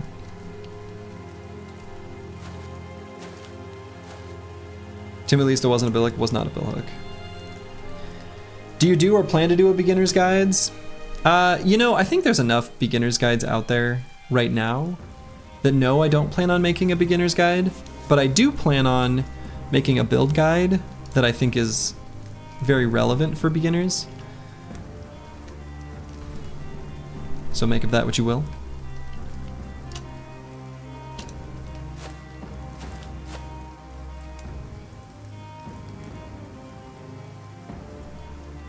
Okay, I think I've got a plan for how I'm gonna arrange the squad here.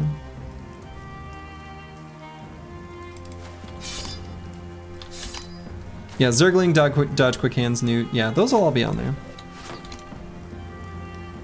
Of course.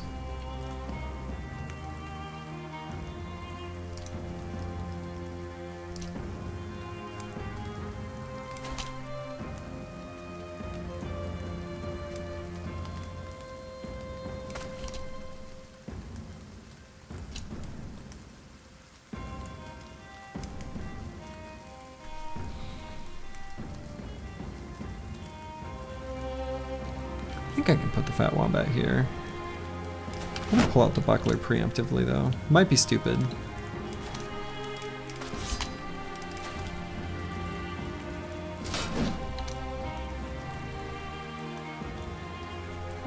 So I expect them to jump on a Rufin and then we'll see what happens. In the second half of the round, of course, they're gonna make me re-spear wall, which is fine. Happy to do it. It'll give us a chance to attack with Sedge Stark and back up. No. No, it wouldn't. It would be a real beginner's guide. I wouldn't do that.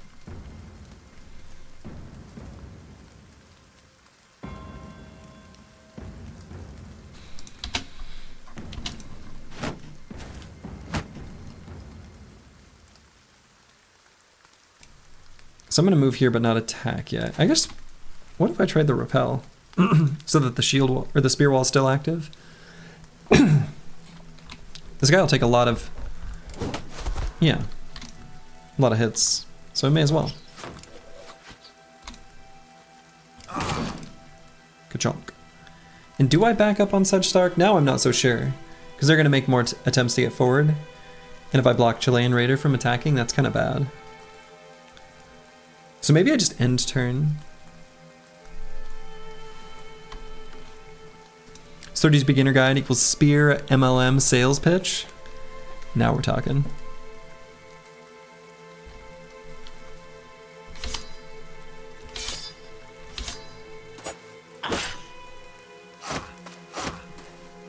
Okay. Blasted him.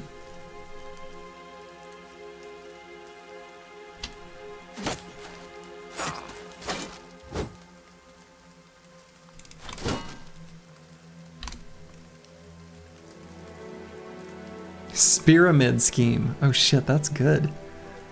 That's good.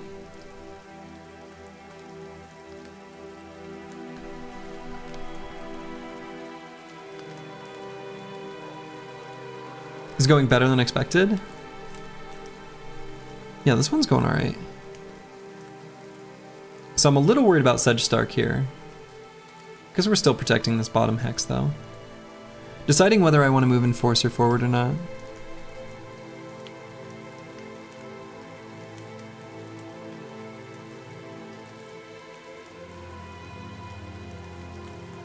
Yeah, it's just this one guy.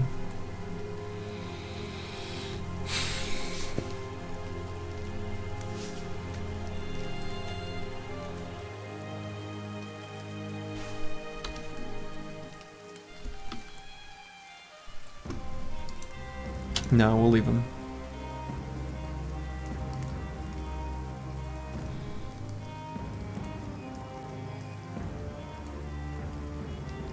Potentially, I think I'm going to preemptively pull out the Buckler on Scatabouche in case we need to push someone. That feels like a reasonable thing that could happen. Yeah. Let's keep protecting this hex. Maybe pull out the shield here too. Just attack. Definitely gonna attack here. Yeah. Battle bums. That's us.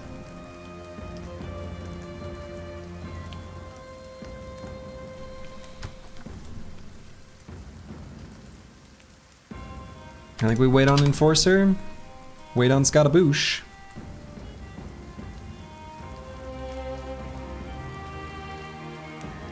He's at least more defensive. No, we wait.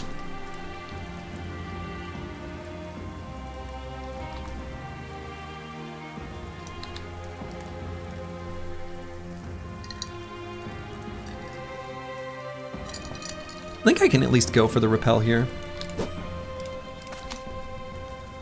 Leave a hex for Sedge Stark to retreat if we need it in the second half of the round. I don't think I attack this Caravan Guard.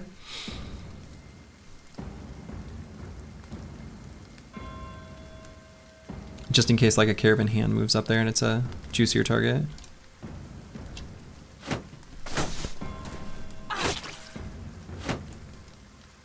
Okay. So, kind of a big yikes. Okay, that was good, but yeah, I mean that was good. Shit. Fuck. All right, we'll end and start a new queue.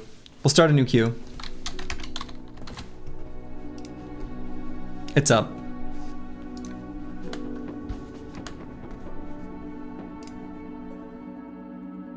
You guys do this so fast. I guess we're on run 14 now.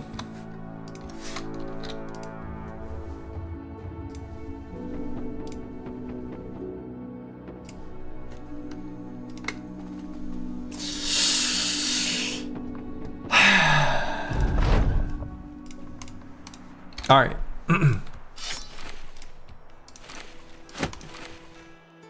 Oops.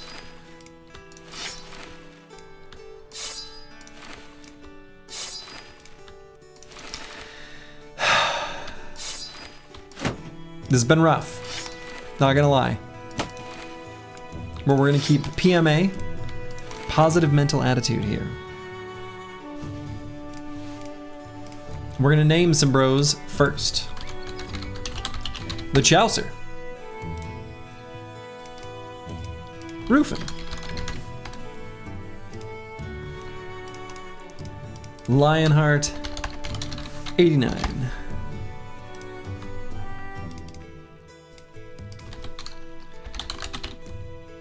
Blastardissimo. Hot soup and toast. Oops.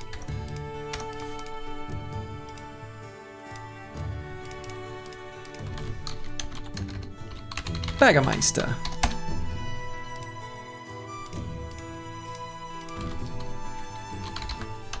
Squigs 86.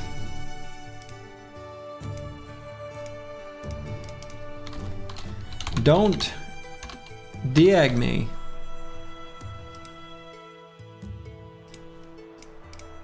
Chilean Raider.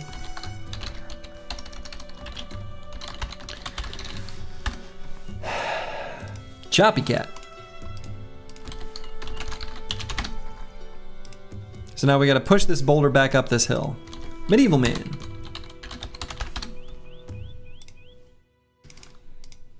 And Kaj Z1.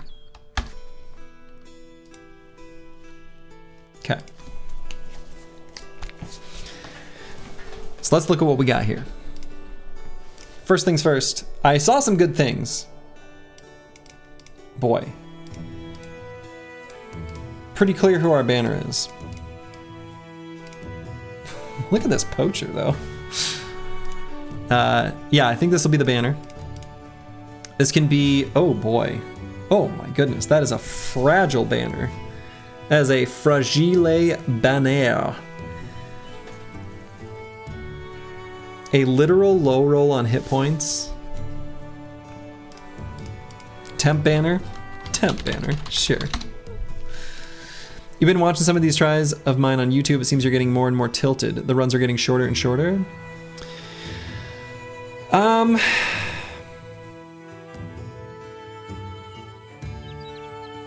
I think there's some truth to that. I think there is some truth to that.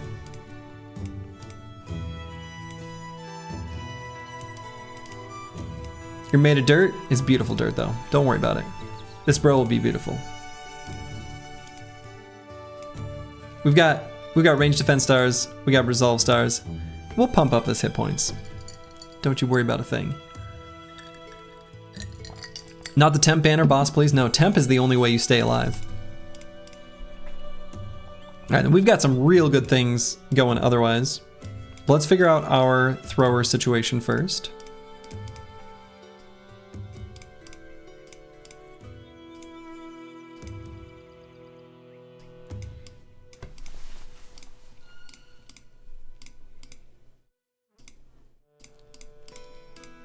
I guess just 2.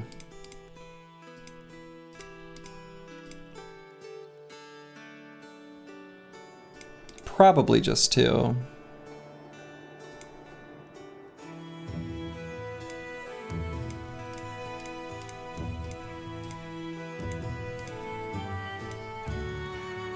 Baggermeister is like a maybe thrower with starting at 42.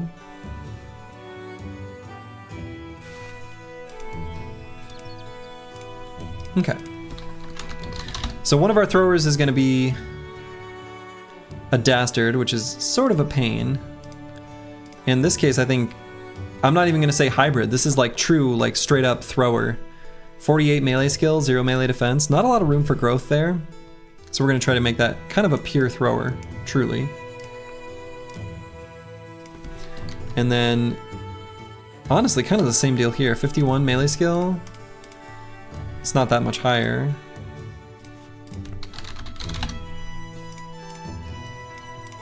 Not really much to say, like, as far as like trying to make them a hybrid. They're really going to be like actually like throwers, like throwers.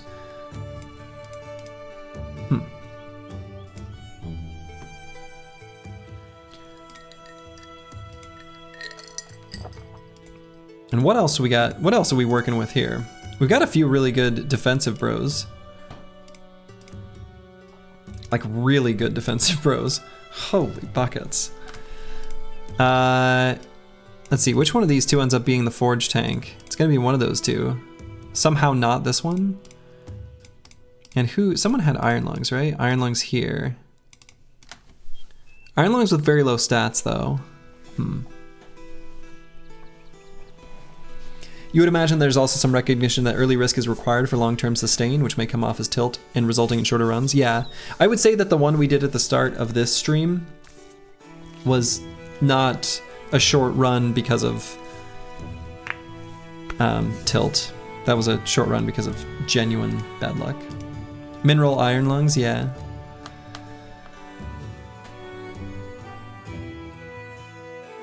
Iron lungs with very low stats smells like a shield wall spammer.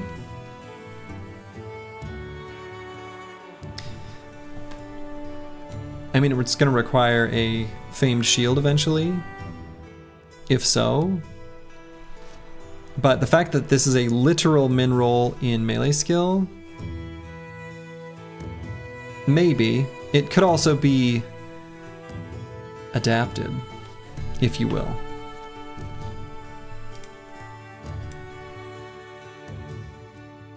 A famed shield is pretty inevitable. Oh yeah, I mean, don't get me wrong, we're gonna have famed shields. We will have famed shields. But I think the more important thing is like, how do we use this bro until that time comes? And that's gonna be a more important reality. Need iron lungs for iron chains? I mean, right?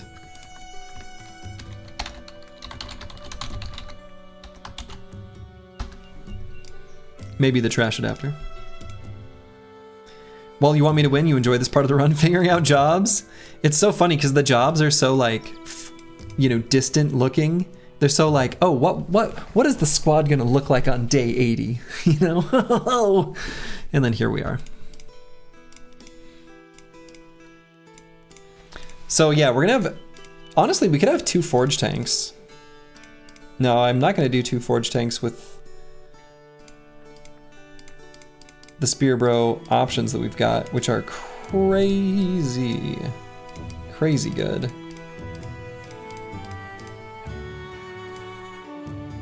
This series has been pretty blessed with starting bros. Honestly, I would say, I feel like about, like again, I've gone on this rant before about RNG, but about half the time we have been blessed, and half the time we've had some kind of duds. We've maybe high rolled a little bit though. That's maybe fair to say.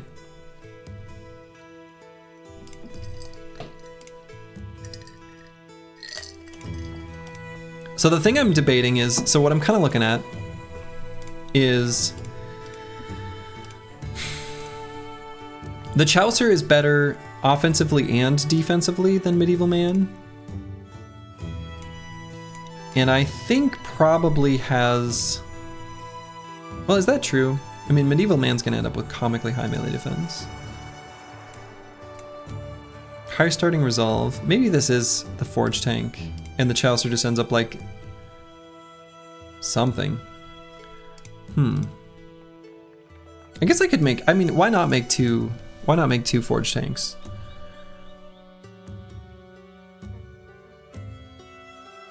What would a Forged tank look like if I took 9 lives as a flex perk?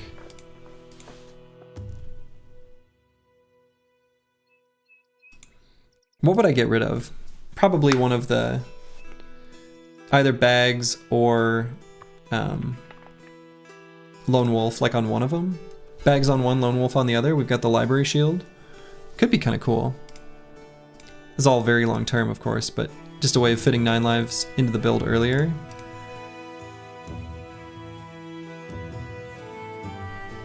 Just so that the errant headshot doesn't take him out when I put him in dangerous spots.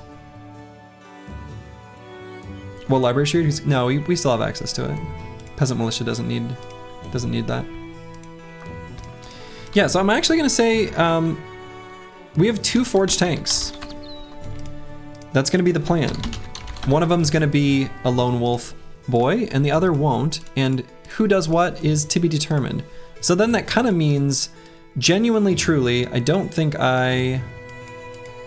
Or do I? Do I still go for Spear Bros with 2 tanks?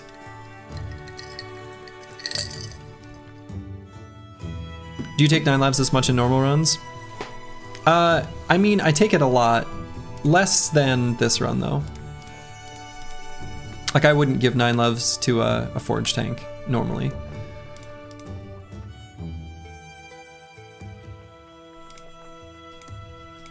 Yeah, on the most successful early games, that's actually probably kind of true. No, I don't think I go for Spear Bros at all here. I think that's not in the cards. I think with 2 tanks, we can center our formation around those 2, and that'll be kind of the early game strategy. So then...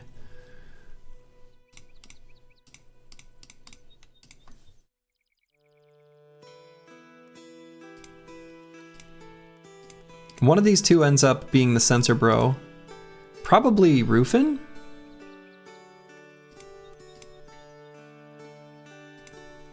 Yeah.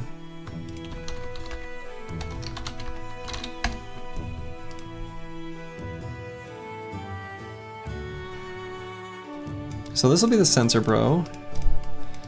And then we'll just have a bunch of various forms of frontliner. Interesting, we have 2 bros with impatient. And these bros are all actually pretty decent.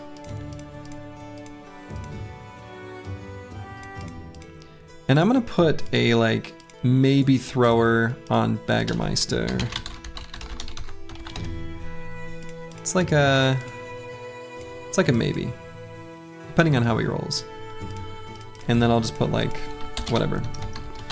I'll put frontline, it'll be basically leveling up the exact same no matter what I end up doing with them, at least at first. And then we can kind of split them up for later. The impatient tech for Kraken? Yes, actually. Okay. Yeah, we follow the Church of 9 Lives here.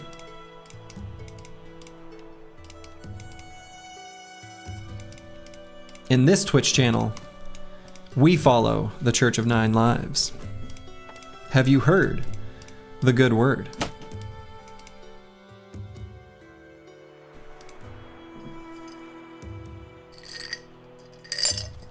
Hello, Some Weird Sins. Welcome, welcome.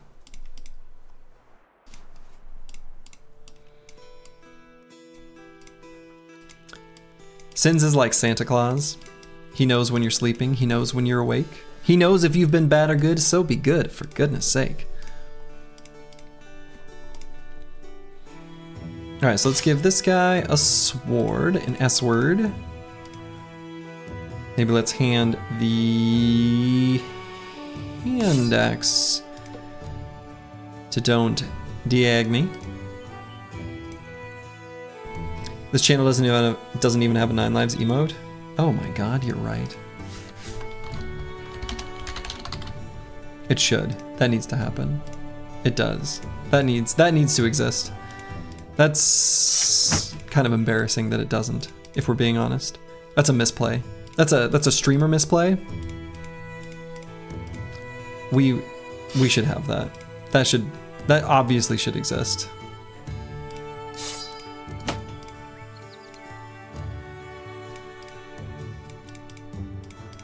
Yeah, I feel like this is like this would be a terrible run to do if you're burnt out on the game because it's so grindy. Like this would be the absolute worst. Absolute worst.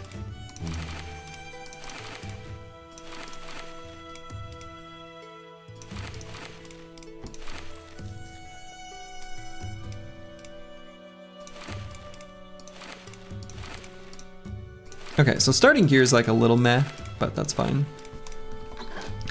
And here we are, this song and dance again. We're kind of in the bottom part of the map. Good, maybe? We can, let's see. I guess let's just head west past this town.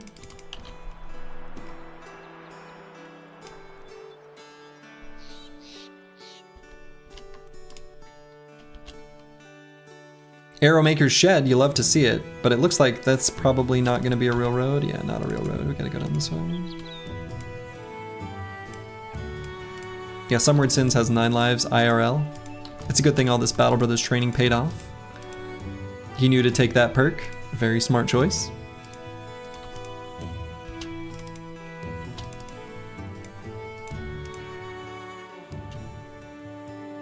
They let you back on your bike, so you went to the mountains for a few weeks to just ride? Hell yeah. Alright, so it looks like this is going down into desert. We don't really want to go down into desert. As previously mentioned, the ideal location is just steppe / badlands. But not desert.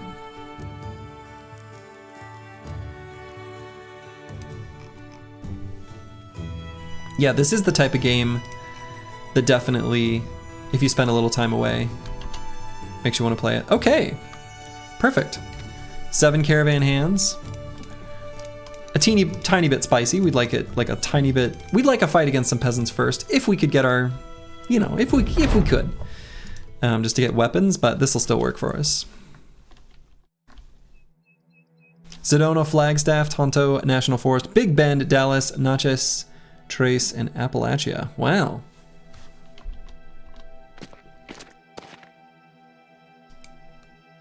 Okay, they got weapons we want. Let's see where they move forward.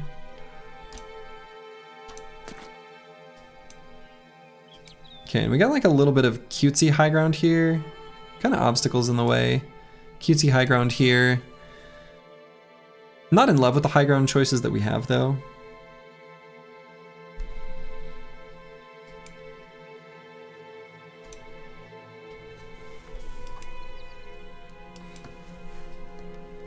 So there's just the 5 of them.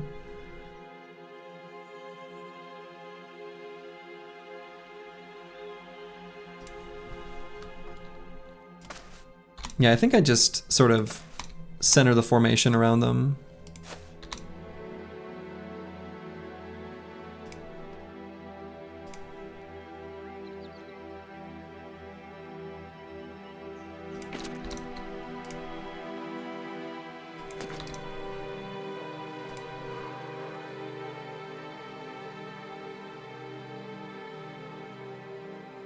This is the run, boys. Lionheart89 is claiming it.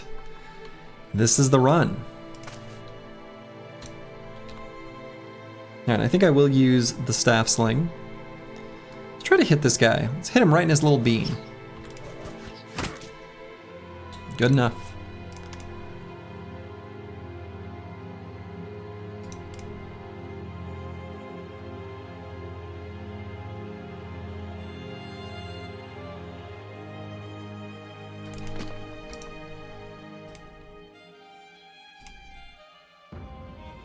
Alright, we're gonna leave just a little gap right in here.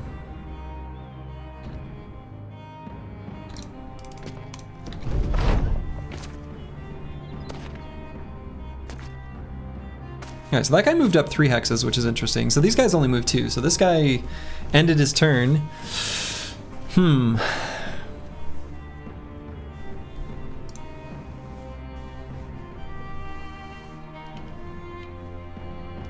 So we're not going to move forward such that they can attack us.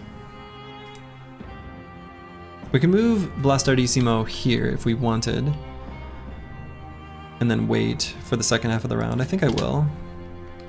Chilean Raider, do I try to give him the power music now? I'd probably wait for a better surround.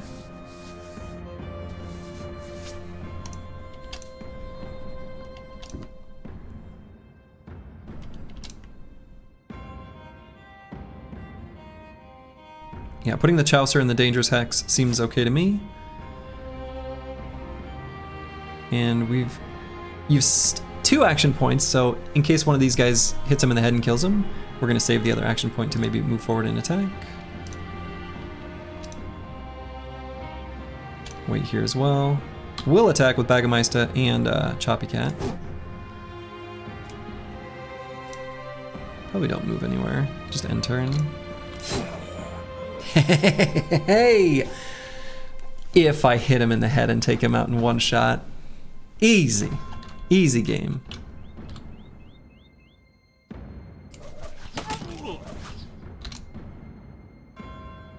And we'll wait on the Chaucer.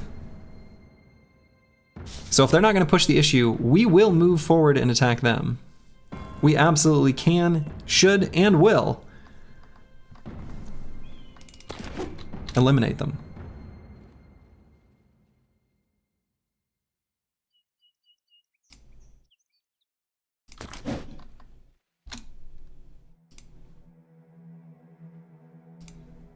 Why didn't I think of that last run? Just hit him in the head? Honestly, that's a good point.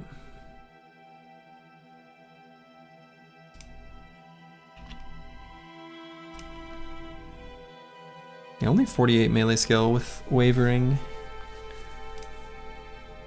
Yeah, I'll still send Roof in here though.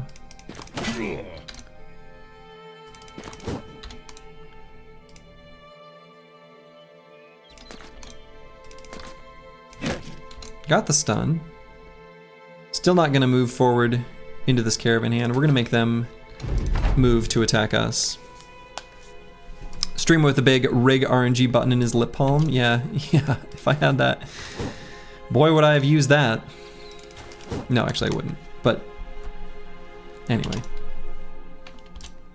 Obviously haven't used it based on previous results.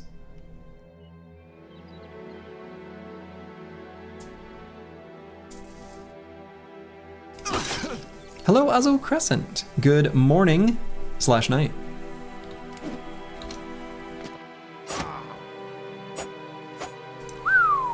That could have been death. That could have been death. Actually.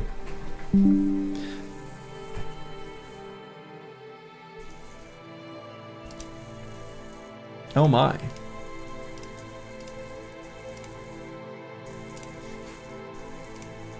Okay. You will hear random alert notifications, getting text messages that I need to see.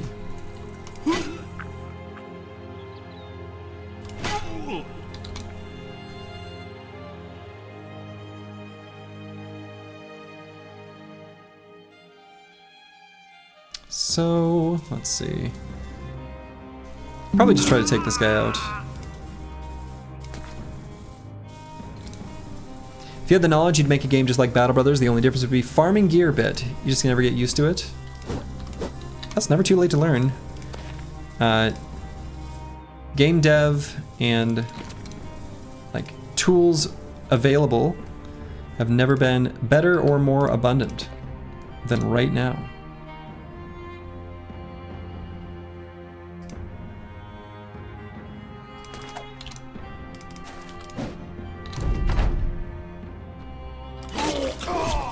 I was hoping that would give us a resolve check there. We're hoping that we can dagger this guy down for his helmet, but oh well. I thought you meant it's never too late to learn to dagger more at first. Well, that too. Great first fight. We do have 1 injury. We'll add it to the counter. May as well keep track in case this particular map is devoid of medical supplies. Great loot though. Got that helmet from the headshot. So as previous, we are going to unequip all of our stuff that is damaged, unless we want to repair it. We're actually going to spend the tools on the staff sling, and we're going to equip the other things just before we need to use them. And honestly, we can just toss this right there for now. Is this run 14? This is run 14. Is first retinue brigand for this challenge? No, it's gonna have to be the cartographer. We basically rush for cartographer, otherwise staying solvent is gonna be too tenuous. Yeah, just to pay wages, exactly. Brigand seems like a good choice, though. I wish Brigand weren't so expensive in their initial hiring cost. Okay, so I'm wondering if I should at least see what's over this way. It might just be kind of nothing.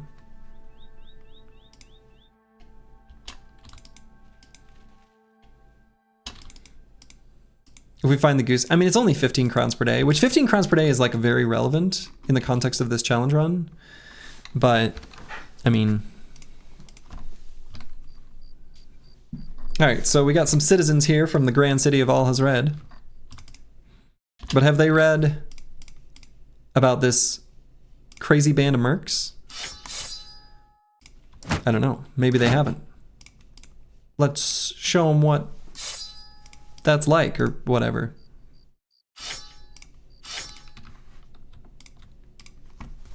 $15 crowns a day. Yeah, I'm not saying it's not relevant. Like, we like it. It's just not a... It won't make as big a difference as maybe it feels like it should.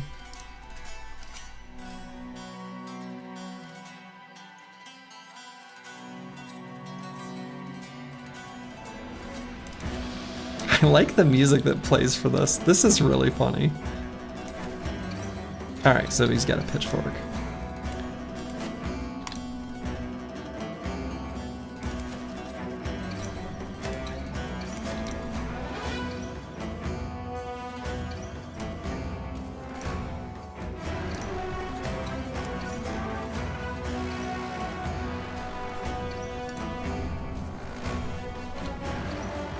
Alright, we'll just chill right here. And in fact, I'm going to save the tools, not use the staff sling at all. This is nomad music? I mean, right?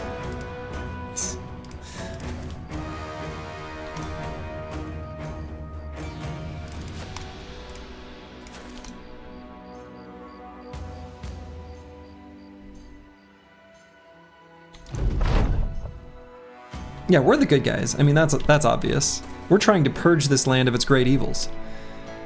There is no nobler sacrifice than that, obviously.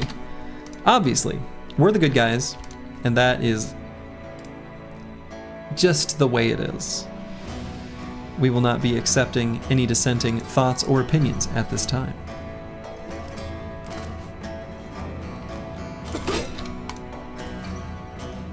Okay. I want to make sure that this pitchfork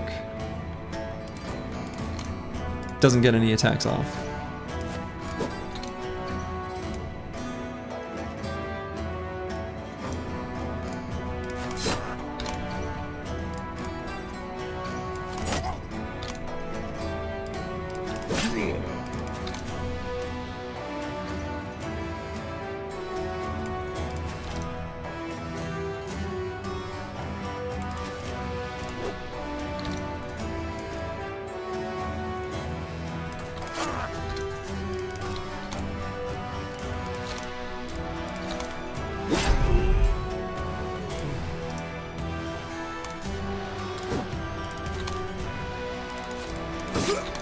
Alright, he's fleeing now.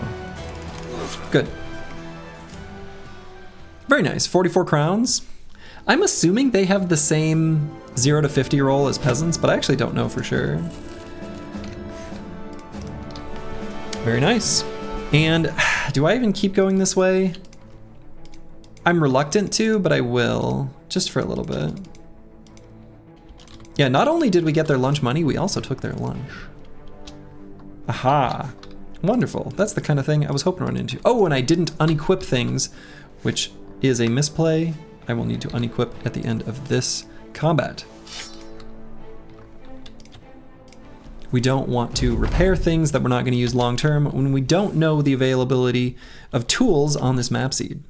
Even if we did, we need to be hyper obnoxiously ultra efficient for the early stages. 2 butter knives, honestly, that's kind of what we want to see most, because it is both not dangerous and absolutely something that we want.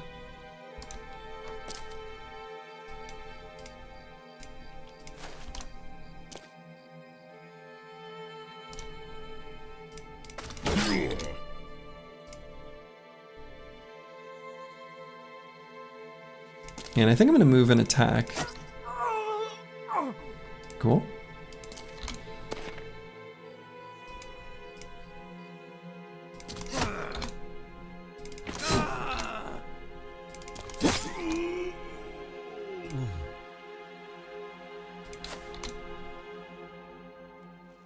And we've got them at 40% of their starting forces. We don't want it to drop below that until this guy gets closer. He got closer in a weird way.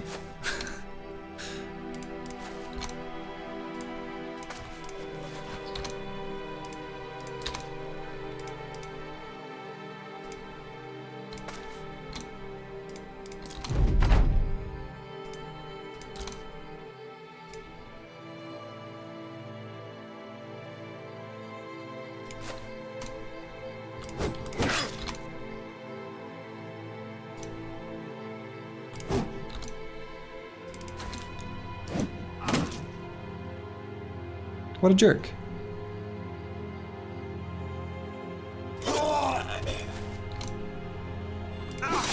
High tier beasts are basically no.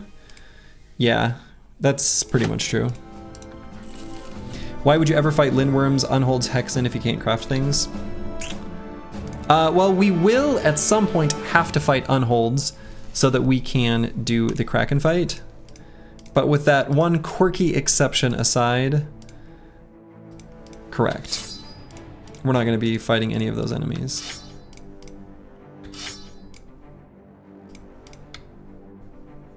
And let's remove this. Not even going to spend the meager tools for that. Yeah, it's part of a fetch quest. I just mean, that's the only exception. Very nice. So let's continue on this road carefully. Don't we need to farm echoes for the, yeah, we'll need to do that too. But those aren't beasts, just responding to Bloxar. But yes, we will also need to farm. Let's see what's down here. This might just go into the desert. We'll also need to get some necrosavants. Okay. So yeah, one of these two we're gonna complete first. This is what we want to see. Most likely we will raid 4 trader supply caravans before we take out a random little baby camp. All right, and it looks like that's the beginning of the desert, so let's just head north. How has your IRL Iron Man been doing? Still kicking. Does gold drop from supply caravans? Yeah, I think so. I think it's got the same 0 to 100 as regular trade caravans, if I recall correctly. All right, I don't think this fight is worth it. This is going to be too high a risk for injuries, possibly even death, right? So that's not a fight we take. See ya, militia.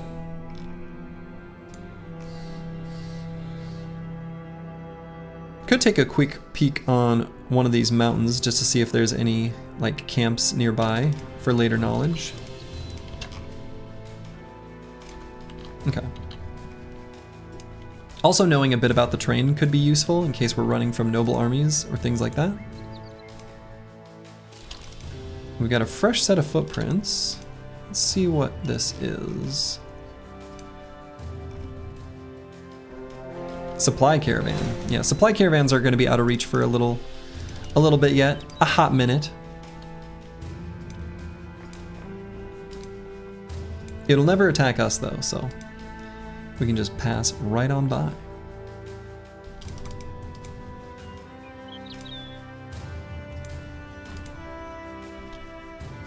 Okay, since this town is a barracks, we should be careful. It's going to be at least, yeah, there we go. And it looks like I'm running into like a nothing zone, right? What am I doing?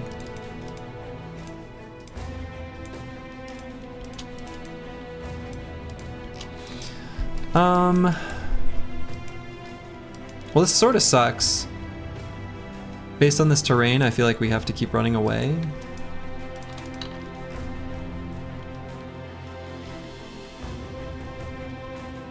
Will we wait all the way to Nimble before Supply Caravan? That depends a lot on what armors we have. Might not necessarily need to. But I would guess like around level 5 at least. So let's make sure that Noble Army leaves us alone. We can at least wait for daytime. And then we'll turn it around. They'll chase you for an obnoxiously. They're like very perseverant. Alright, that one did give up though. So I guess we're gonna go around.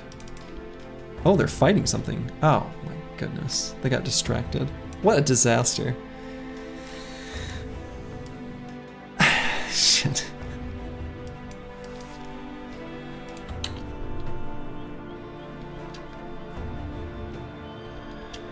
So I guess I keep running again. This little mountain pass sort of sucks.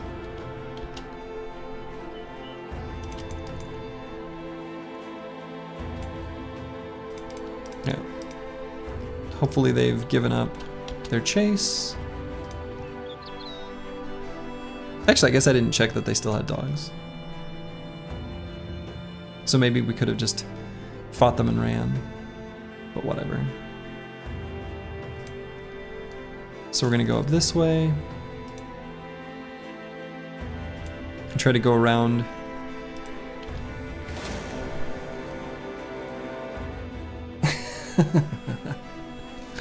Well, we're not beating 7 mercs either.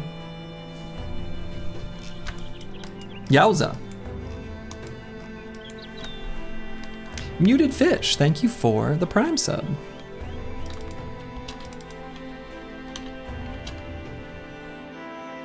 Is there any world where I can sneak between them? Or maybe I can just run from this? You'll just out-action economy them? So I think what I can do here is... Actually, I should have considered this as an option previously. So mercs are super fast, like wildly fast. But we have exactly enough spots. No, we're 1 shy. Who's the absolute fastest?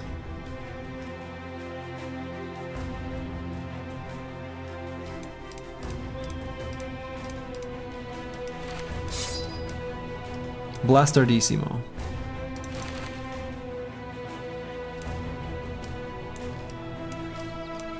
We run into the mercs and then we just run away.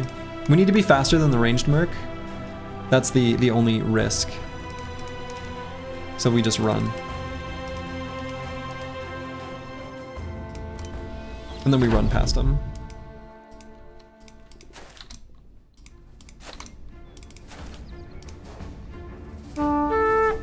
See you later, nerds.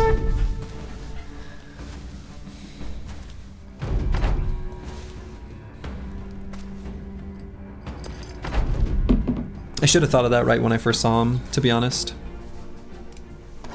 But yeah, that was a scary crew.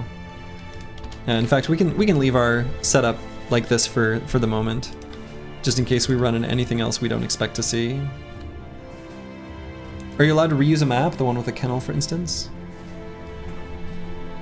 What? I don't think I understand what that means. Too big.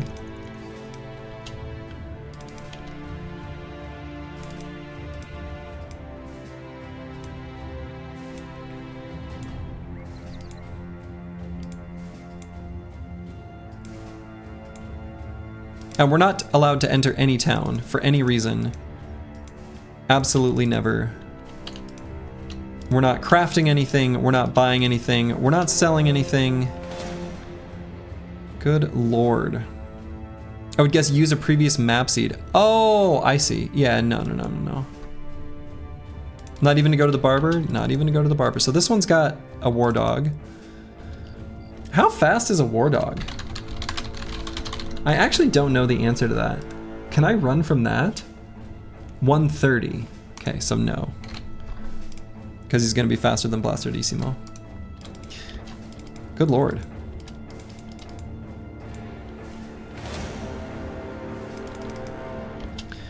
Good God.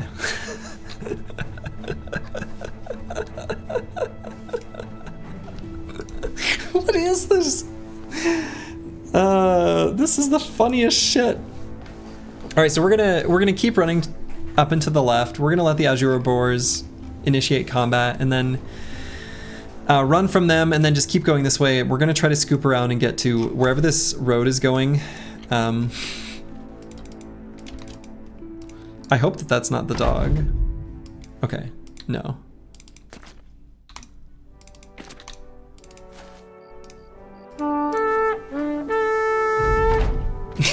We have tons of supply buildings. Oops, all towers, yeah. So just that one girl on the couch with the 5 strong, proud gentlemen standing around her. Yeah.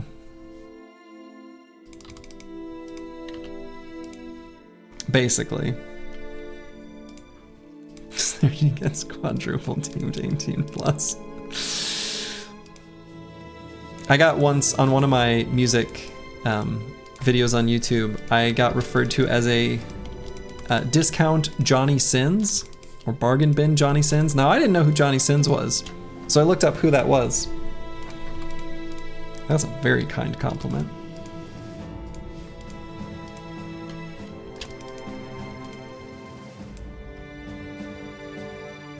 Okay. So what's this place got? Just wine? And a beekeeper, okay. So wine and mead. And dyes, wow.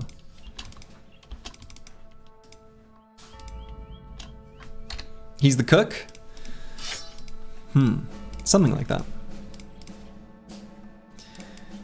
All right, so let's get the squad back into fighting shape. We're actually going to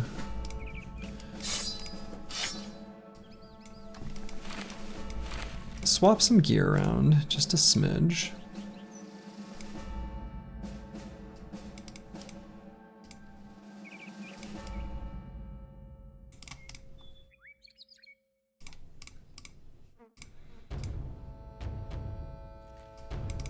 How close am I to the peasants? Let's get closer. Okay.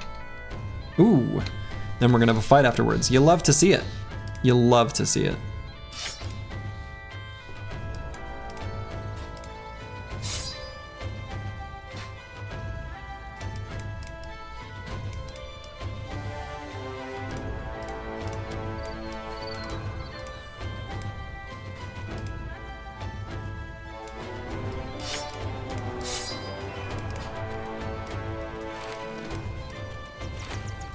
Okay, so we're just kind of moving some gear around.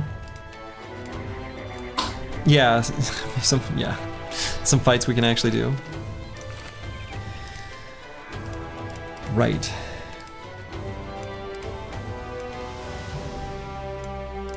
So we're mostly going to be having, you know, double gripped stuff. It's kind of the name of the game for a little while. It's just the name of the game.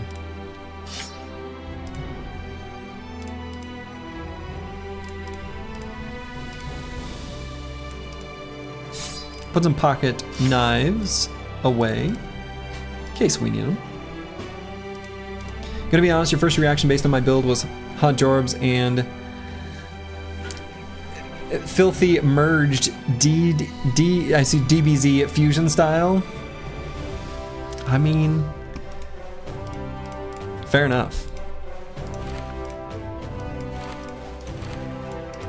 Jorbs and filthy robot, honestly, fair enough. Kind of see it.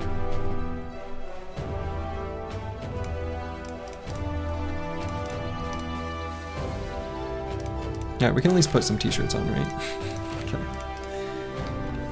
Alright, let's beat up these filthy peasants. It's just 3 peasants. And no weapons on these 2. Let's see if the one in the back has one. I think so what's interesting is my path to discovering this game exists at all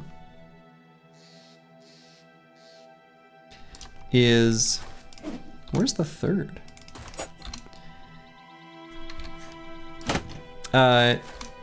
Jorbs did a random, like, for funsies interview. Oh, he must be up there. Oh, actually. Hope he doesn't have a pitchfork. Otherwise, then maybe I sort of screwed up. Anyway, Jorbs did an interview slash streamer chat with Filthy Robot. I looked at who Filthy Robot was and found he was playing this game called Battle Brothers. I was like, oh, that looks fun. And anyway, here I am.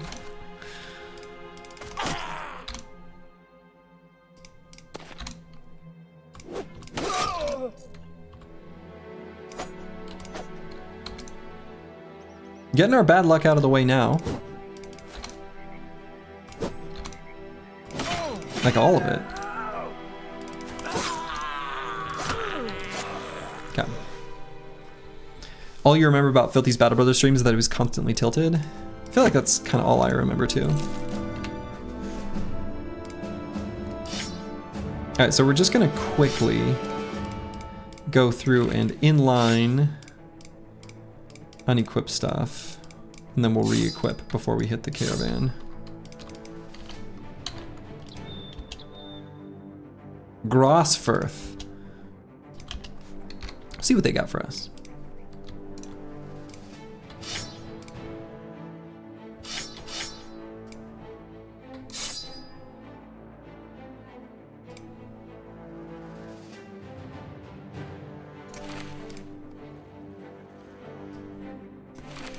One of the reasons you're so enjoyable to watch is that you don't rage, tilt, and get salty at everything.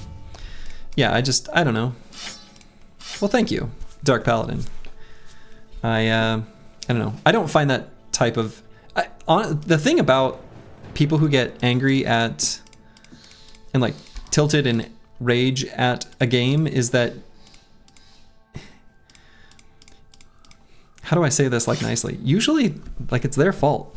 Like, they're mad because they screwed up. And maybe that's like, they internalize that and recognize that, and that's why they're so mad. Maybe.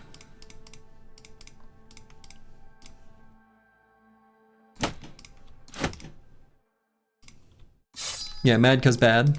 Mad 'cause bad.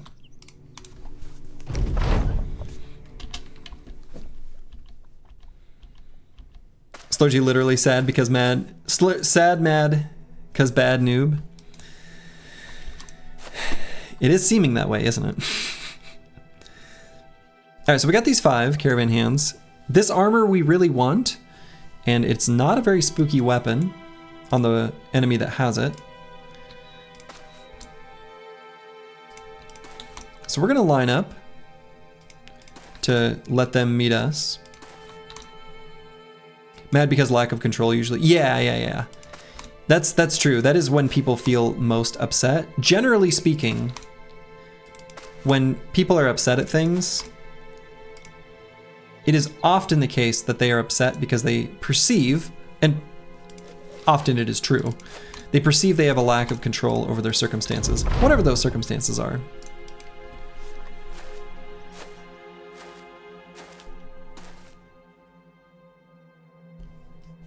Okay. Do I push forward and attack them here? The downside is I think most of our daggers are up here. So I actually kind of want to...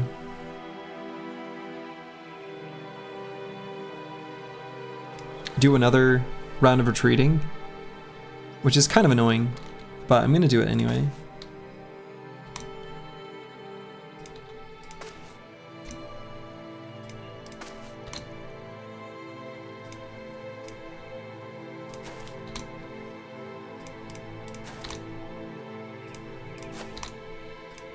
But yeah, it's a very, very relatable thing to like feel angry at something because you perceive a lack of control over your own destiny.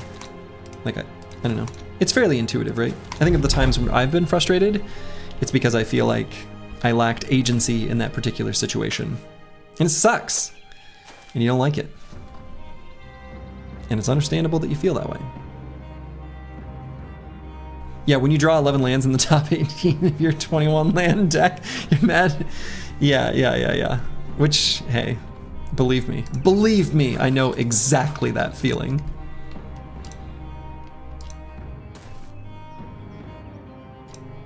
Because of exactly that game, in exactly that situation. So I know.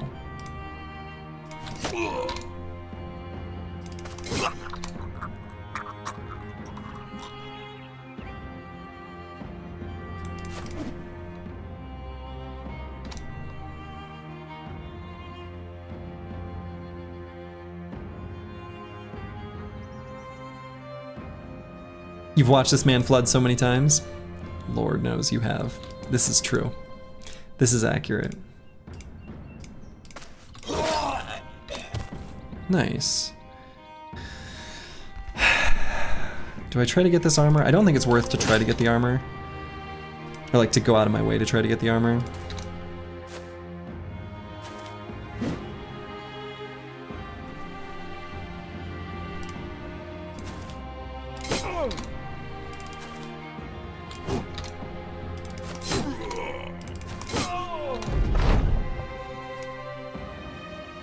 Someone buy Slurgy the upgraded graphics for Battle Brothers. Oh man, that is still one of my favorite like streaming moments. Was when someone popped in here and they were like, "Why are you playing on these terrible graphics settings?" It's like, oh no. Okay, and actually I should have surrounded that last. I kind of forgot I was fighting Caravan actually. I should have surrounded the last one and then gone after the donkey for the extra EXP. Not much here for loot. Peat bricks. Again, what we're hoping for is meds, tools, or ammo. Actually, in order. Tools, meds, ammo? I don't know. Tools and meds is kind of hard. Guess it. Yeah.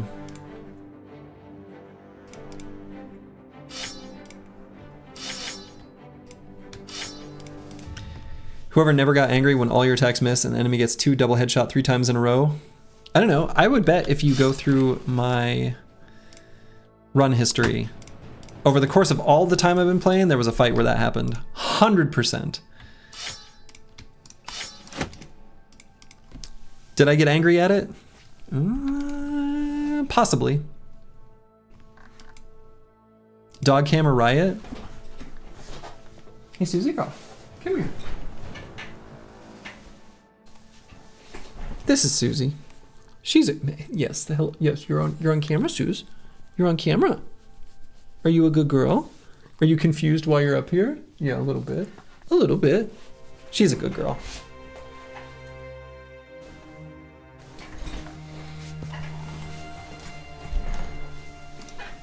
Yeah, I would say, I don't know, anger is probably less of the emotion that I'm expressing than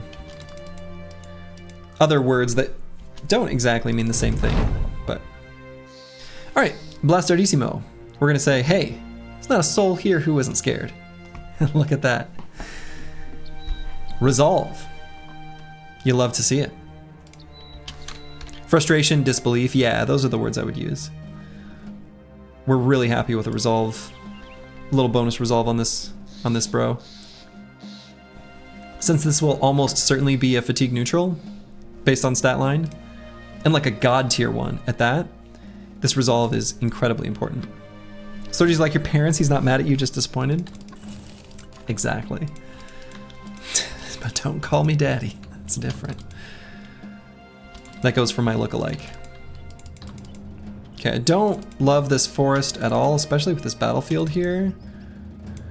This like sneaky bit of forest in the trees, I hate that. Brigands, a few thugs, a few raiders.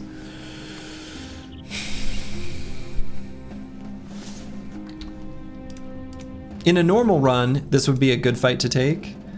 In this run, I don't think it is. I don't think they'll fight us. Yeah, I think there is some chance of death to that fight, so I avoid it. Depends on the raiders, like dramatically. And it could be a huge windfall. But again, we're gonna play it a little more carefully. Just need better gear before that. Yeah, better gear and 9 lives. It's happening, chat, we're learning? Maybe.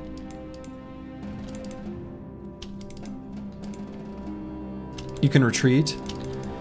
Yeah, but then, like, so if, all right, so actually that's worthwhile to talk about. If I thought that a low roll of gear would make me want to take the fight, then going in and retreating would be a good idea. If I think that even with a low roll, it's probably, like almost certainly not a fight I'm gonna take, then between the mood boost and the lost time, it's not worth it to even check. And I think it more or less falls into that zone, so.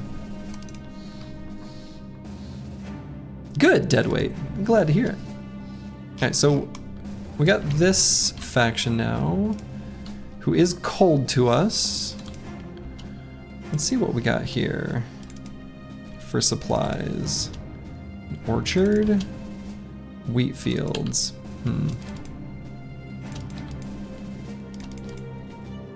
Hey, good night, Chilean Raider. I hope you have a good sleep. Rest well. Hopefully you'll still be alive come the morning. Some caravan hands, a few caravan guards. All right, so this is, I think, right on the cusp of about the hardest fight I want to do right now. But we can do it. Should I wait for daytime? Is this reforged? No. I could wait for daytime for slightly better visibility. Would that help me enough?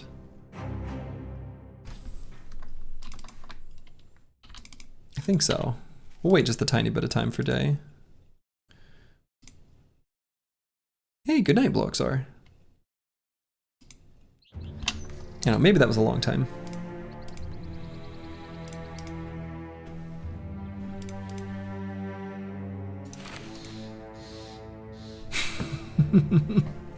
No, this is Patrick.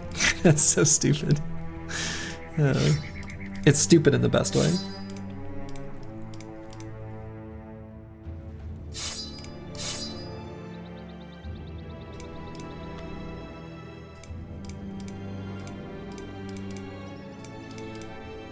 Okay, so let's equip some sticks on the boys so that they got sticks available.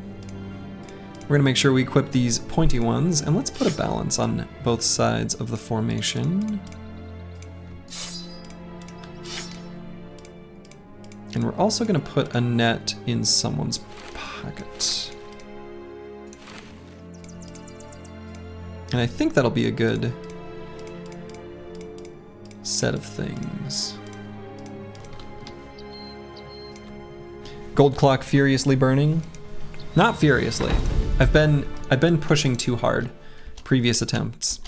There's no reason to be super concerned. I mean, the clock is real, but I was pushing it too hard previously. Okay.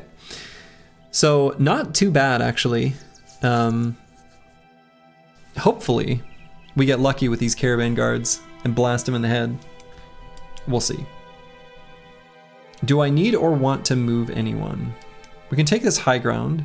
How good can we use this high ground? The problem with some of this high ground is that unless you've got a bro with like really good gear that you can put on these corners, it's a little hard to use, and enemies act really weird around high ground, sometimes in ways that are really bad for you.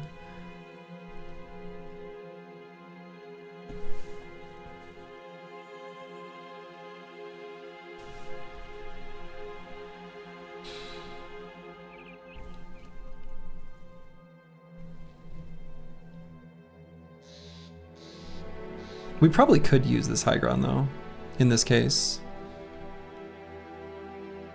Did they all move and end their turn? Okay, they did. Yeah, I think we can use this high ground.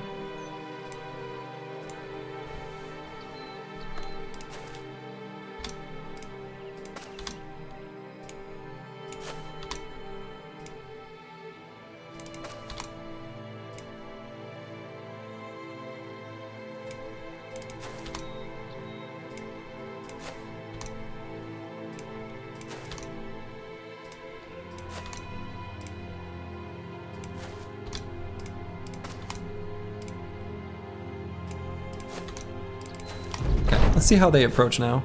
Yeah, so then they'll, that's the thing is like, then the enemy does stuff like this and it's like, did that help me? Maybe. I think in this case it did. But it's gonna be harder for us to like, go at them. We'll see. I like the spot where Lionheart is. So we can maybe get some good attacks on them.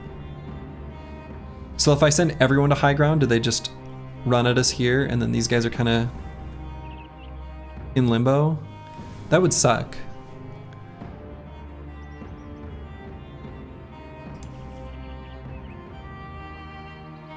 So maybe I just go to like this line here with everyone. Let's do that.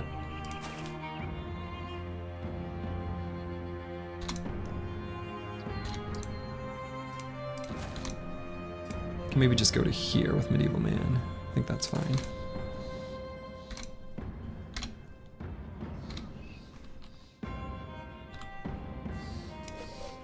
Hit him in the head. Okay. Still pretty good. Let's give the Chaucer this hex. Seems kind of juicy. Only 150 hours into the game, still learning though? Oh yeah. You could multiply that number by 10 and say the same thing. Or even a higher number. Well, say the same thing.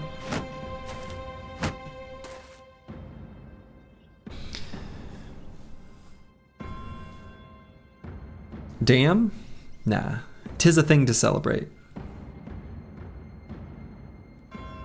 So I can make them decide between engage high ground and engage spear wall. And that kind of works for me. That's kind of, I'm kind of into that.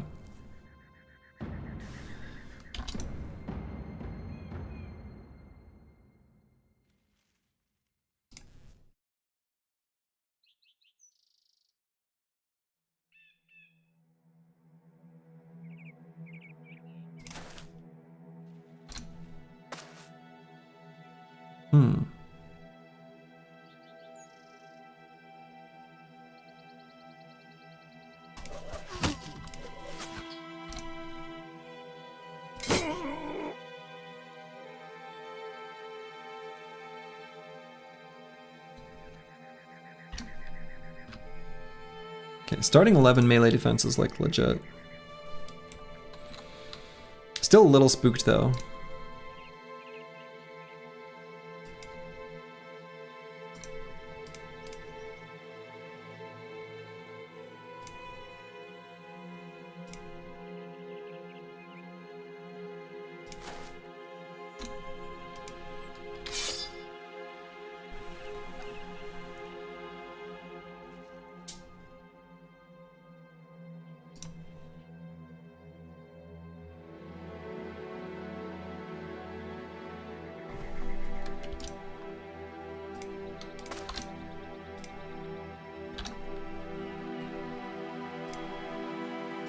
Nope.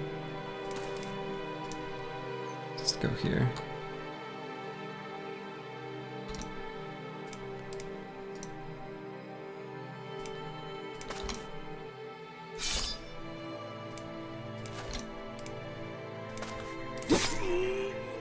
Okay, good. I think I like how this is starting. All right, we'll need to protect that boy, but he's double protected on this hex, so the risk of him dying is basically 0. It's pretty close, despite him landing a pretty bad attack. Injured kneecap. Dude, this one sucks. This one sucks so bad. 2 additional action points per tile moved. This is like the worst injury in the whole game. Absolute pure pain and torture. So that's the one we've got.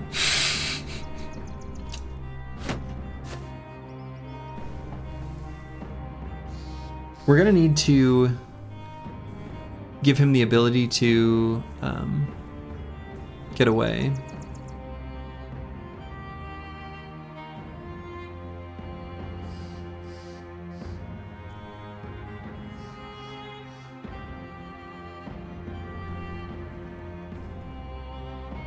We'll attack with the 2 pitchforks first and see what we need to do.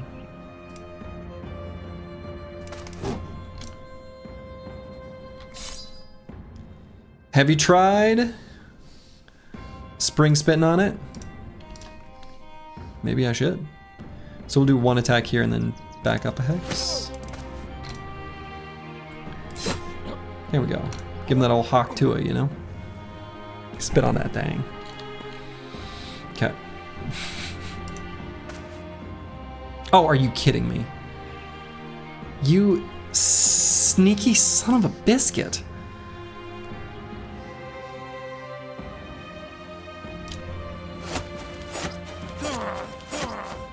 Yeah, take that, you jerk.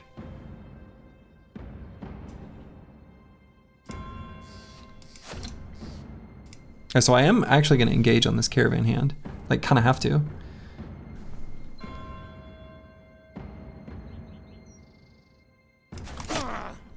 Alright, good. Get out of here, you jerk. So hot soup and toast on this hex I think is fine. He's got good armor on.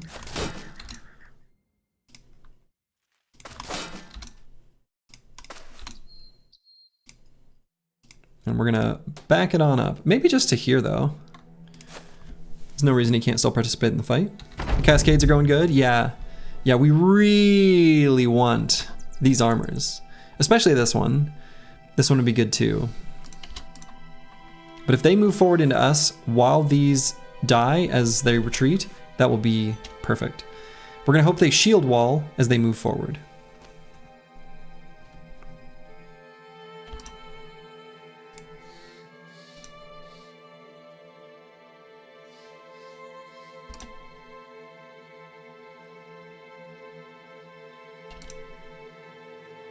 But even if they don't, that's fine.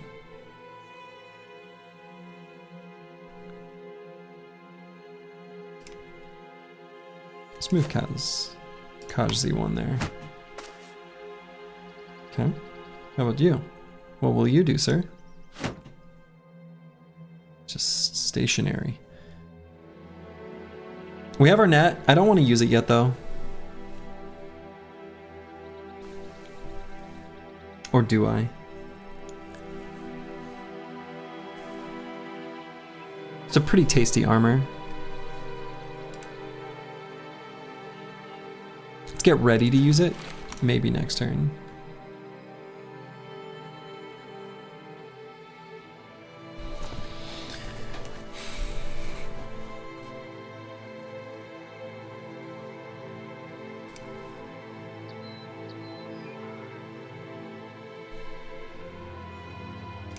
Let's put some people in melee while this guy runs away.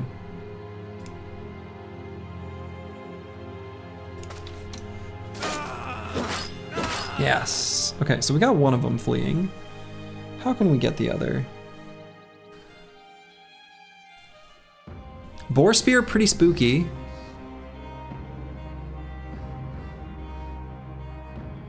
I could also just like hit him. You know? Hit him in the head, Blasterdissimo. Okay. Choppy Cat. That little bean on top. Alright.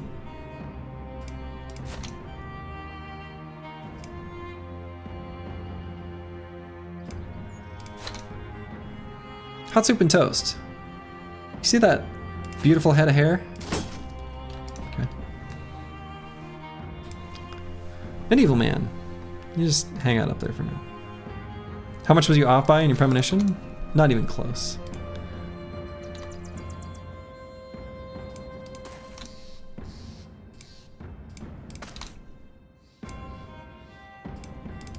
The Chaucer. Okay.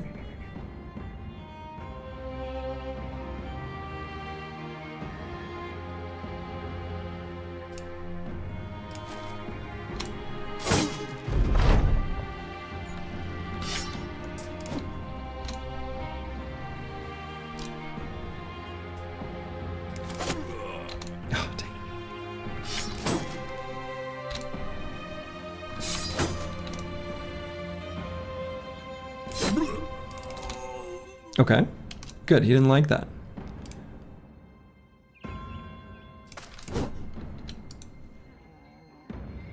Do I put him in the net? He's gonna hit someone, and I'm not gonna like it. The boar spear is gonna hurt. Gonna give us an injury. I don't know if this is worth it.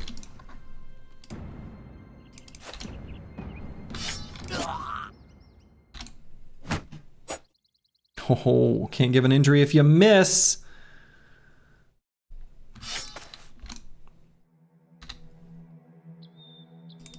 Lots of t-shirts on that surround. Yeah, lots of t-shirts. Lots of t-shirts.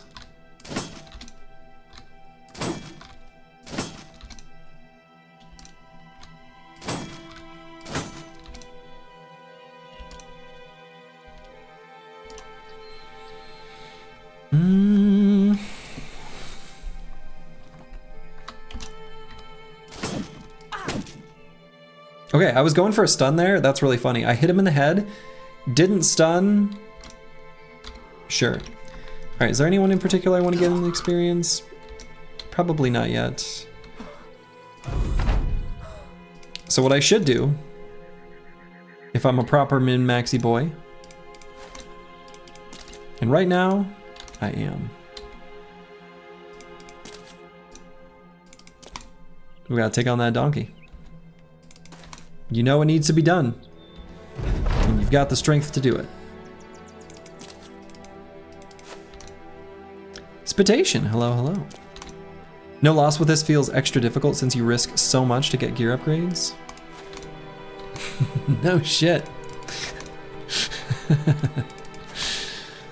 But yes, that's very true.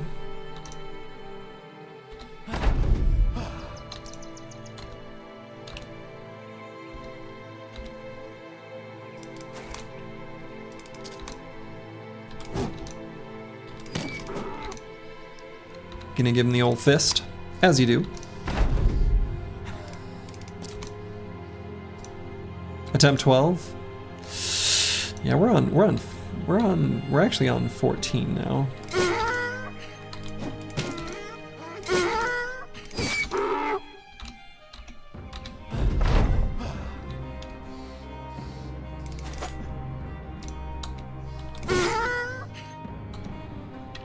Chilean Raider. Kaplow!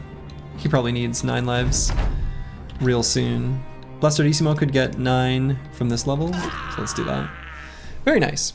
Okay, great. What the hell was their cargo? Berries? Just dried fruit?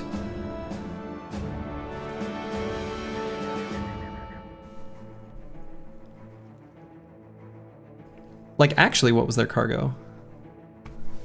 Is that really it? That's ridiculous. The ammo? Can they have up to 20?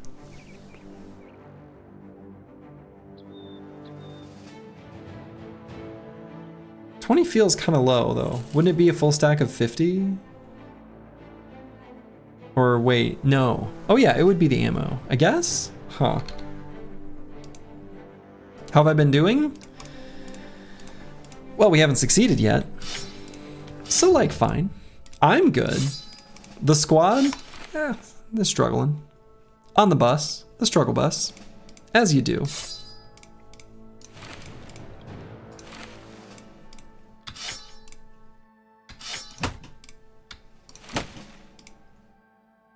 Yeah, we'll fix up the 5 durability on that. I think that's probably fine. This run feels better than the ones you watched. I've seen like 3 of them this week. Well, we'll see. Right, we have this absolutely god-awful injury here. You fell asleep for a little bit, woke up and the run hasn't incremented? Hey-yo. Boy, it sure nearly did. This would be a... If this run does end up being the one, man, that beginning, beautiful start.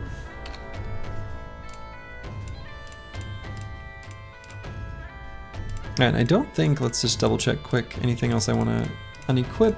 I guess not. Only 5 tools to repair this. We're gonna need more medical supplies just to fix our 1 injury. And man, does this injury suck. Injured kneecap is so bad.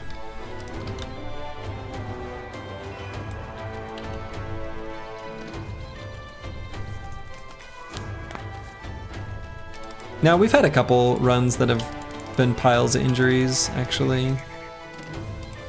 With no tools, or excuse me, no medical supplies on the map.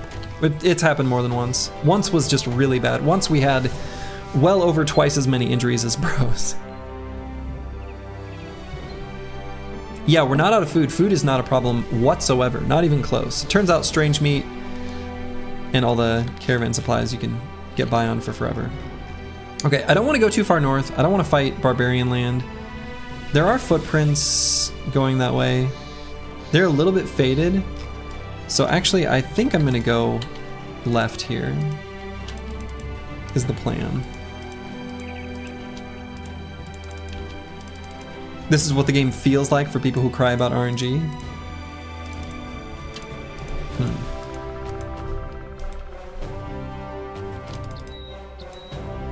Could be true.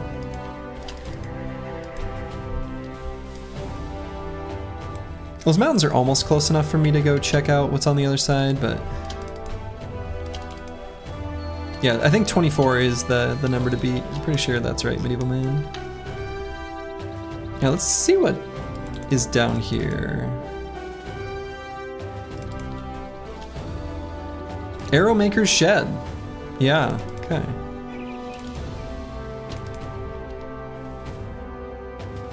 Farnwacht.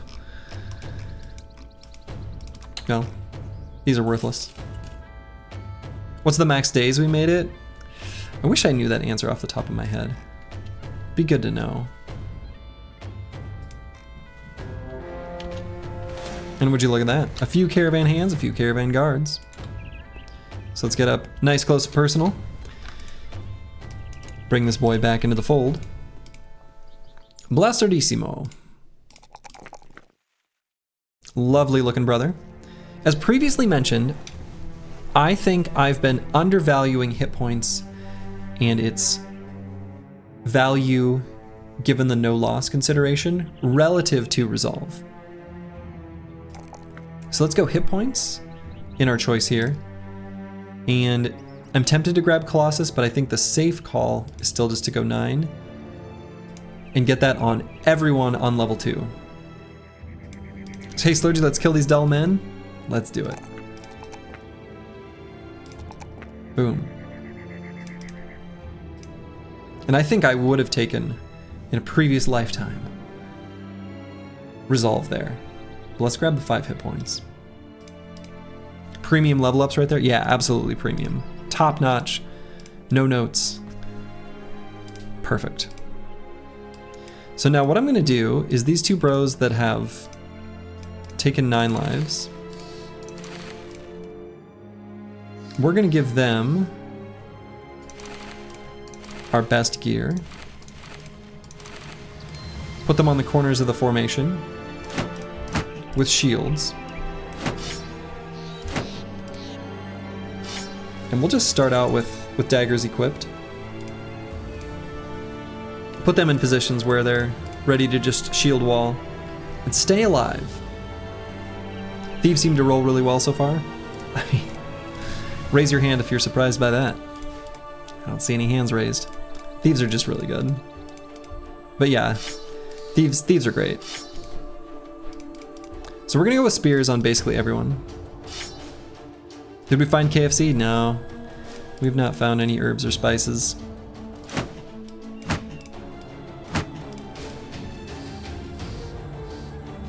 And we're gonna equip.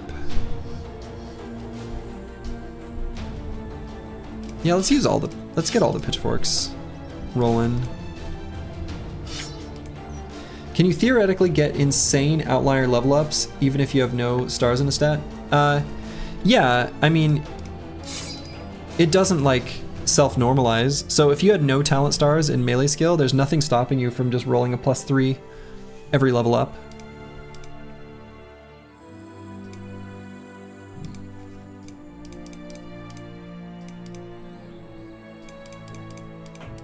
Okay.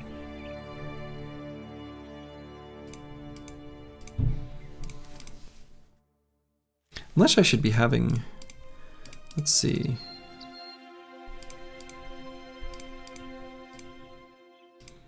No, I think this is fine.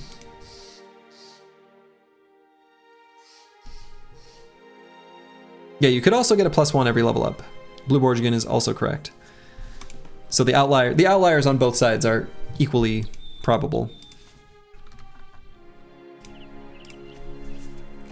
Okay.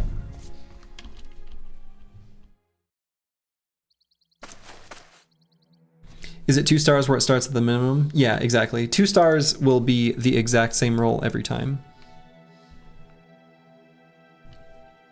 A talent star just increases the minimum incremented by 1. Okay, let's see if this is where they want to position themselves. I guess I could go forward with Lionheart.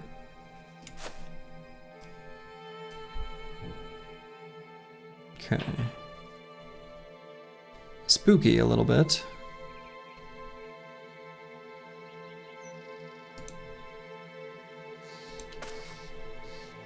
Making a bro a tank guarantees a +3 melee attack every level up.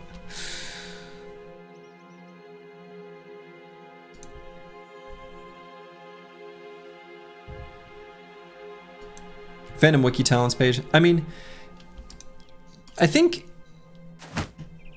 you don't need to even use that page. Well, I don't know. I mean, melee skill, melee defense, roll 1 to 3. A talent star increases the minimum. You get 10 levels, so just multiply by 10. So the math isn't very complicated, right? So Squig's 86, if we took melee skill every level, we expect him to get to 67 melee skill. He could be as low as 57, he could be as high as 77. Of course, this is all without gifted. Same kind of thing applies for the other ones.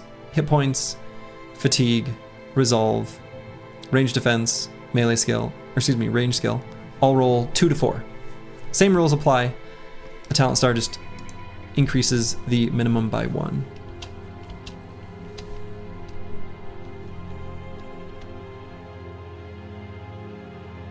And 3 stars in primaries would make it so that it will have an equal chance of rolling a 3 or a 4.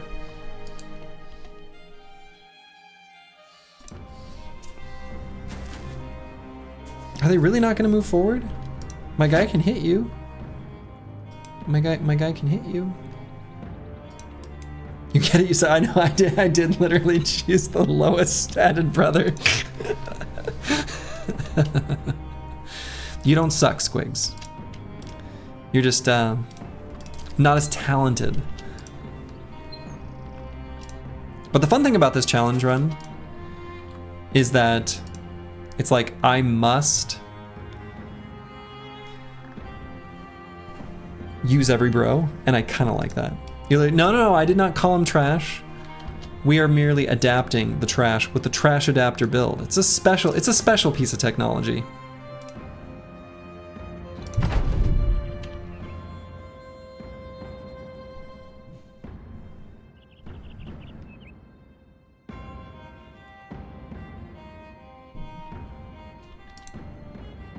So they're sitting here shield walling.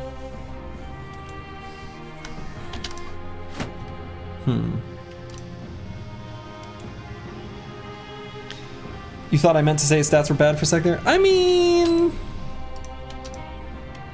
people say things. Who knows what they mean?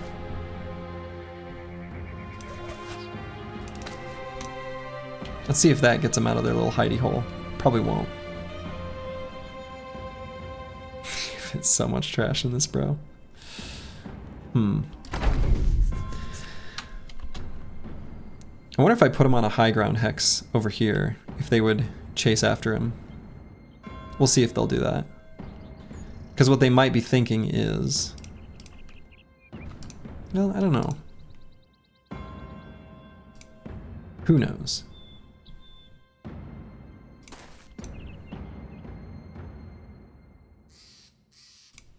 Yeah, I like Battle Brothers level up system a lot. The thing I like about it the most, actually, is that it's crazy how much stronger you are at level 11 than 10. And honestly, most of the level ups and most of the perks kind of suck and don't do that much. Like, but once they start cascading and adding together, my God, it makes a huge difference. And you just become a monster. And that's kind of crazy and kind of cool.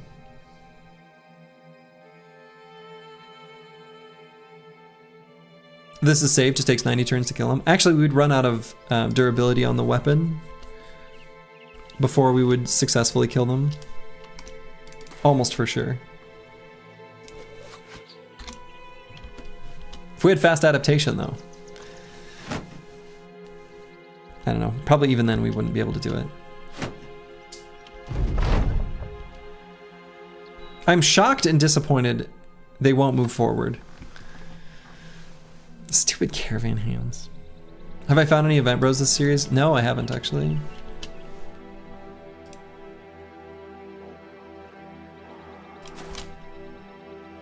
All right, we'll push forward, I guess.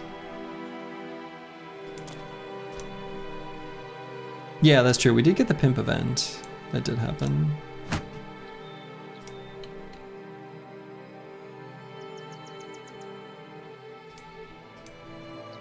No, I don't think we've ever had, I don't think we've had the Philly Fiddler or the Melon Mugger or any of the cute, fun, spicy ones. None of those have happened.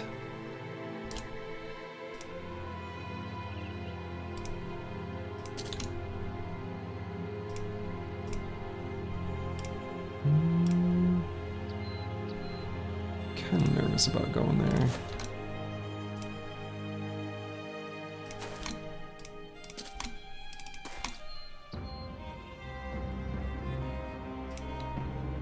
Dead horse to be, I mean, true. Talk about beating a dead horse, am I right?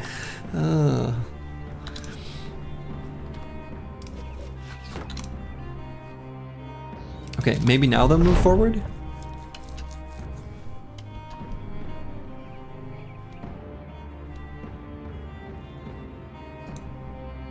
Yeah, a lot of them do require you to be in / right by town. I actually do have on the Discord. I had a, did I sticky it? I might have, or pin it. All the potentially relevant events.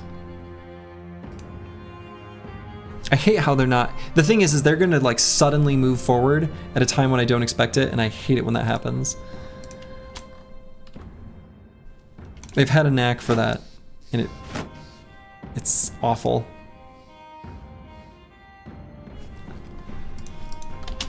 So I'm always gonna move in the second half of the round. That's how I'm gonna need to do it, but I just hate it.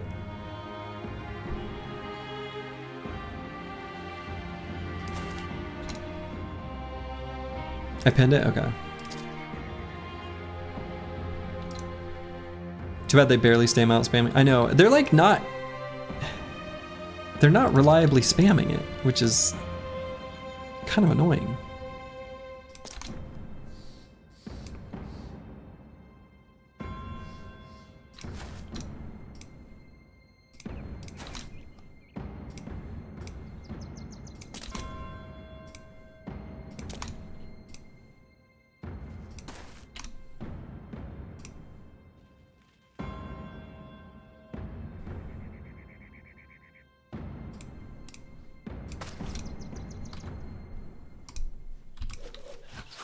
Take that, you nerd. I'm just hoping one of these just randomly pegs one in the head.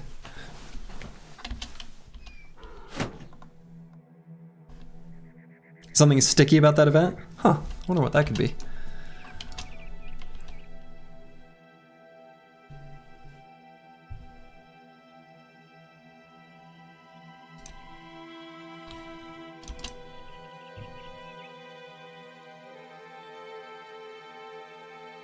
Okay, I'll move forward in the second half of the round. They are shield walling. I do need to do this fight like super carefully.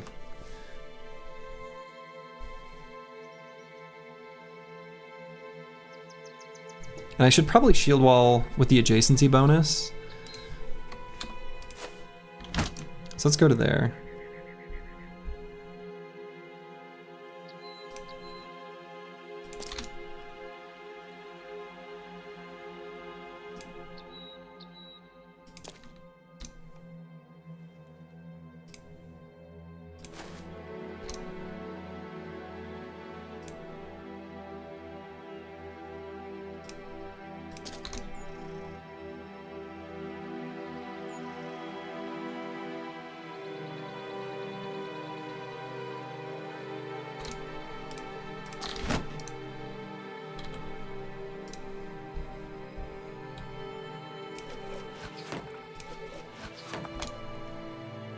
Take that shield.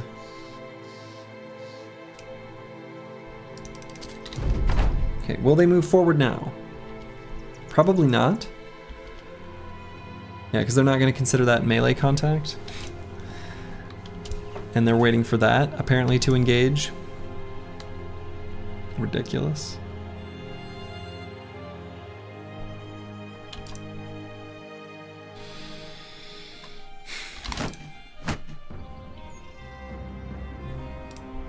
Seriously, my dude? Engage on the corner and force the others into your spear walls.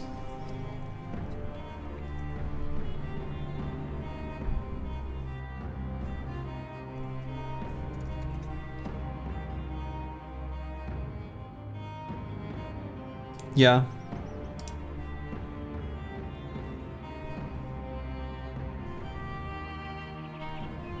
Yeah, that's probably the play. They're in a tight formation. They are. They are. I mean, this guy's just got a short sword. So, like, not the spookiest. Honestly, even if they run all the way up, I think I'm okay with that. Rotate sling all the way around. No, I want him to be able to shoot back here now.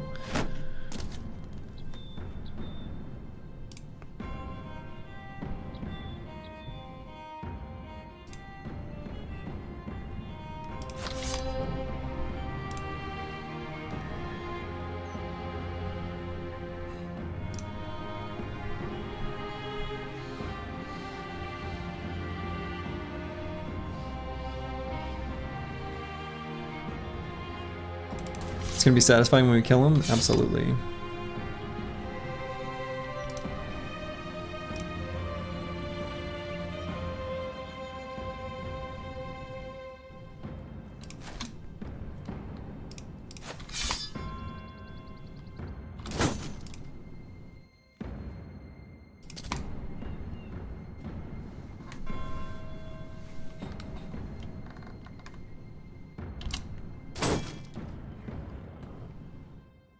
And do I bring the Chaucer just to here, or do I go all the way here?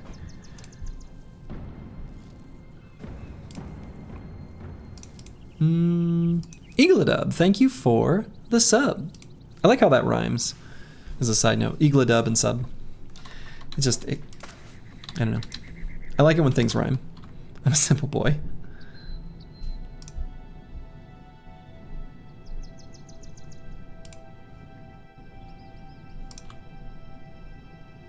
Well, that's disappointing. I only have an angle on the donkey.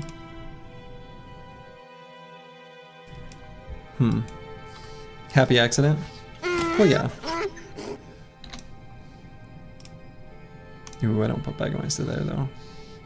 Came in check on run 11. Surely run 14 is the one, though? Exactly, Corax the Cool. Exactly. Surely. This is the one.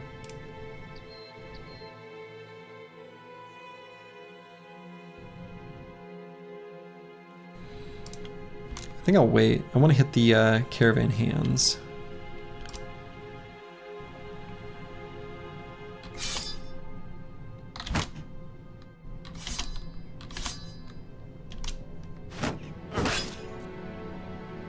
What's the hit chance there? 46? That's really high, actually.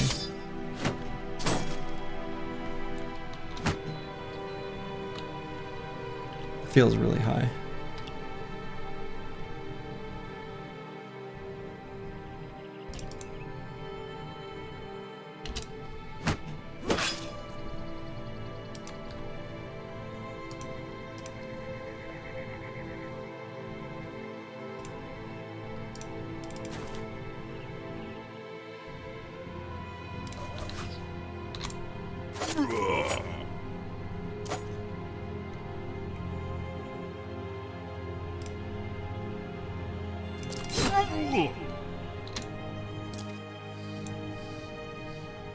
Okay, so we have to kill this guy.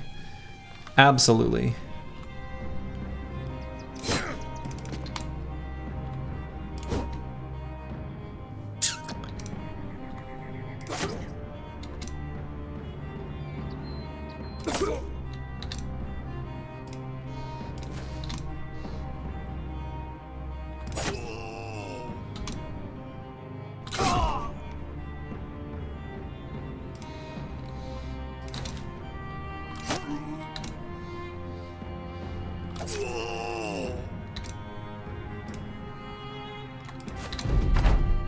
He does have 9, remember.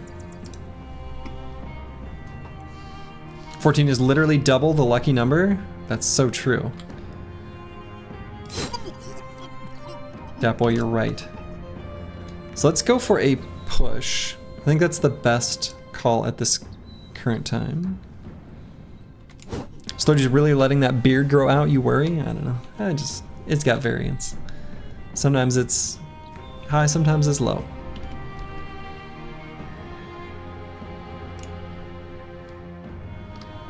So I'm gonna get...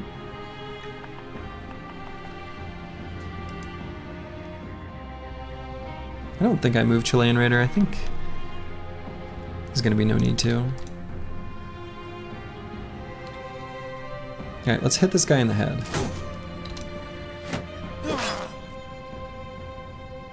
Alright, so we've got 9. We do have bandages. We're gonna push this guy and then take that hex. Boom. Okay.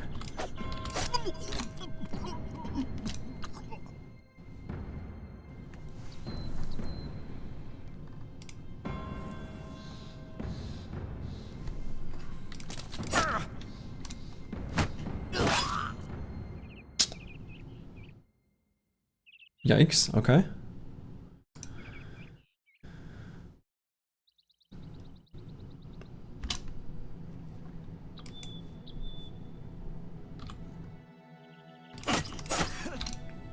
Okay, that was good.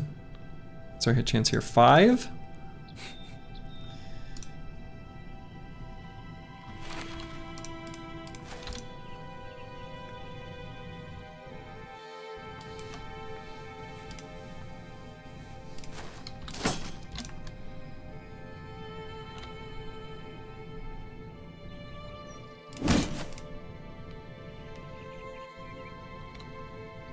Okay, so Choppy Cat will be fine. Will Hot Soup and Toast be fine?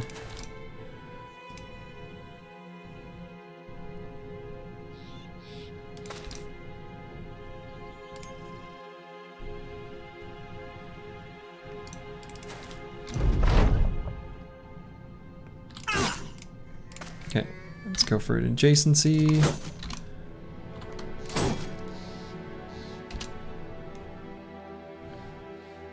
We'll let them move.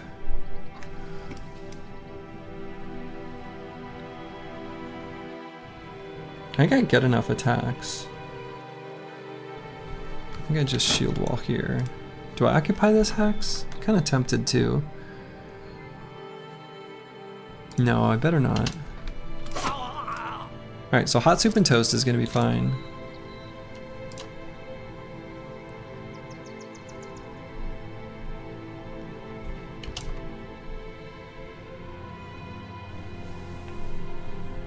Can maybe move up and net this guy. I'll let him go first. Let's go ahead and fix that injury.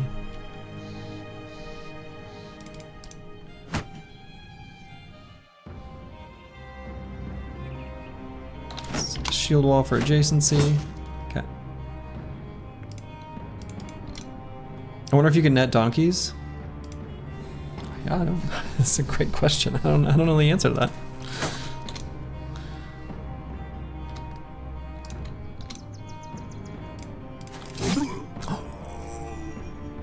Got him! The Chaucer! Bam!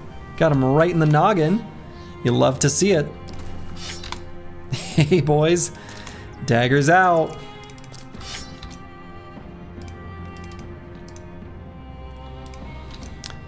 Run him down.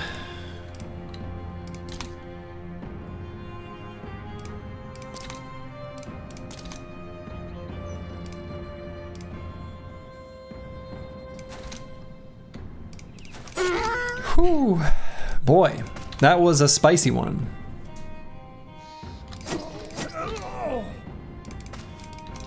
Donkeys are treated like objects with health bars. Yeah, because you can't, there's a few other things you can't do to them.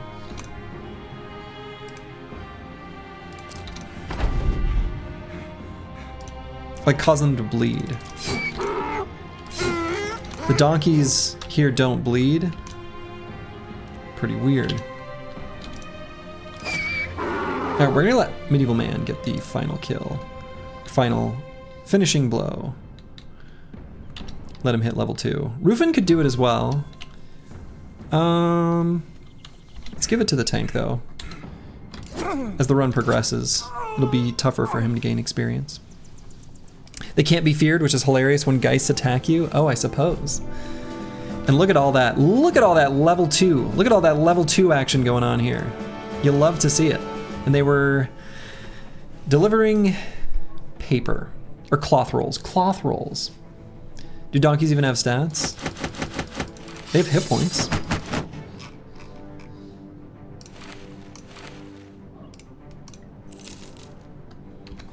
Bros together strong. Bros together strong. Can leave the boar spear equipped. We can fix up a 95% boar spear, that's fine.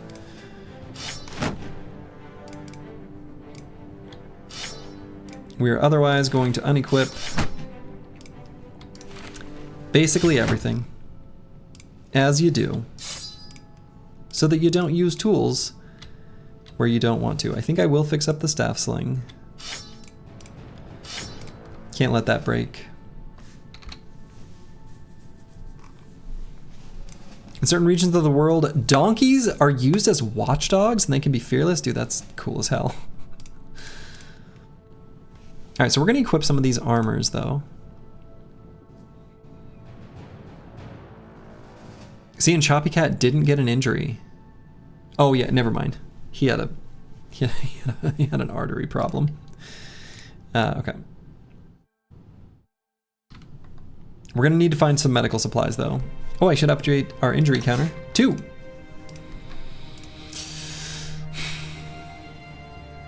Deep abdominal cut.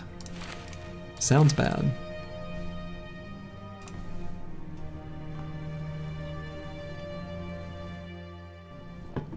We'll do the level ups.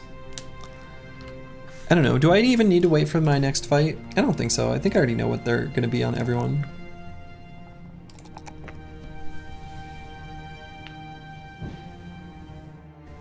So Medieval Man, we're gonna have 2 forge tanks. Wild. And this guy's got pretty good resolve. What's the other forge tank look like? The Chaucer.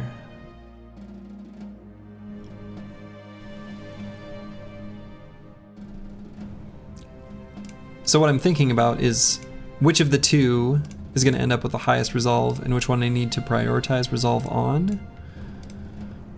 Here in the ultra short term, hit points is more valuable, so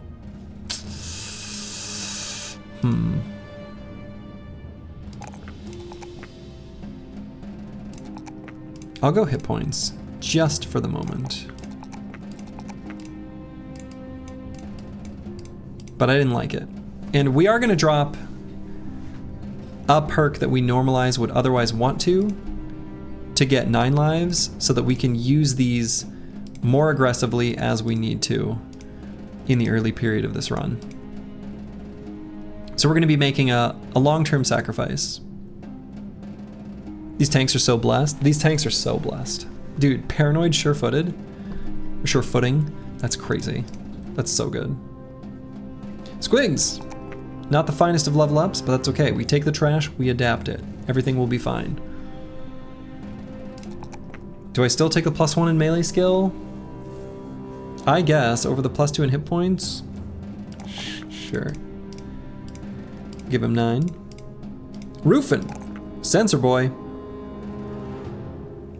Really like Iron Lung as a talent. Yeah, it's good. It's good. This bro's gonna be using fatigue in the long term. So let's go ahead and take that now. And I'm gonna grab hit points. Again, I'm sort of changing my prioritization a little bit from a normal run. You wanna throw Squigs in the trash? Yeah. You have a feeling that Backstabber might be better than Fast Adaptation? Well, I mean, in normal Peasant Militia, I agree with you, Some Weird Sins.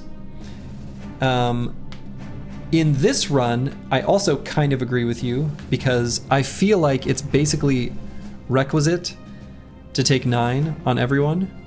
And there's no better time to unlock fights than doing that on everyone on level 2 with lossless. And then gifted is pretty hard to beat from an all-around value. Even offensively, it's pretty competitive with fast. And then the next level backstabber's available, which I think most of the fights we're taking in this kind of constraint is like surround them. So anyway, all that was a very long-winded way of saying, like, even in normal peasant militia runs, I think that's true. And in this one, it's also true. What does gifted do?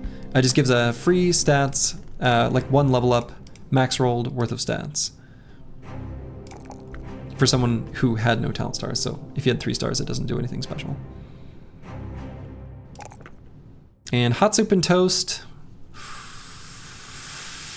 I might take the 4 resolve over the 1 melee skill.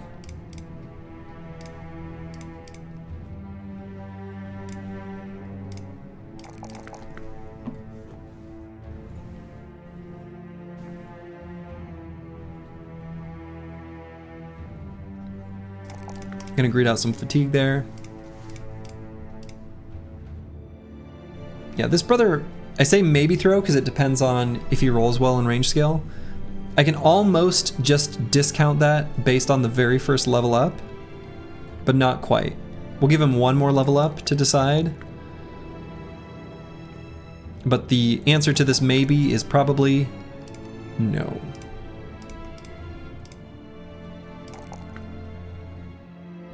And these are going to be true like throwers. We're not, there's no hybrid action going on here. This melee skill is trash, and we are going to completely ignore it. I think that'll be the play. And so, do I give him fast on this level? It's still very good, even long term. On a thrower. I'm nervous about not having 9. But let's give him fast. And then let's give him this. Even though he's a dastard, which sort of sucks. Maybe that'll give fast extra value. We'll miss at the beginning because we're wavering. And then as enemies die and we become confident, then we hit them. I'm gonna try taking fast on the thrower though, on level 2, instead of 9. Chilean Raider. We're gonna make this a dodgy boy is gonna be the plan.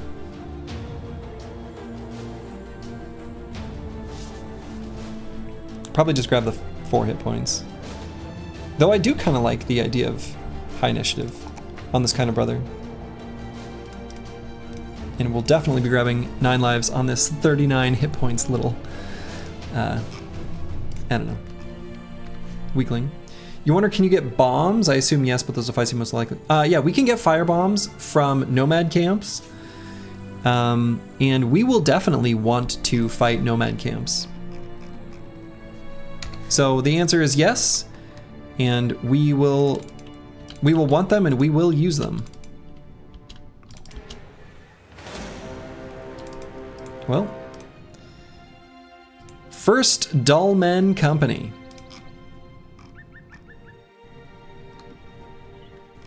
We'll leave these dull men behind.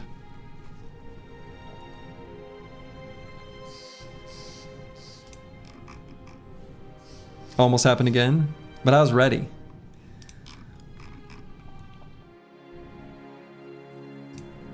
We're almost at our ambition. Let's follow these footprints. These are fresh enough.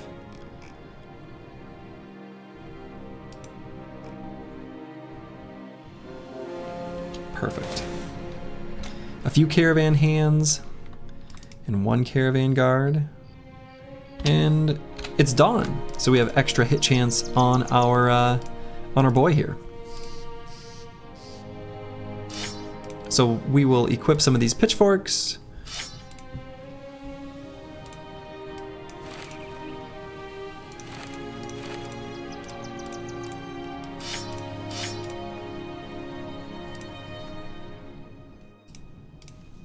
All right, let's make this boy defensive. They may be dull, but their swords are sharp. True. So true. All right, these units with these terrible injuries, I'm gonna back them up to the back line.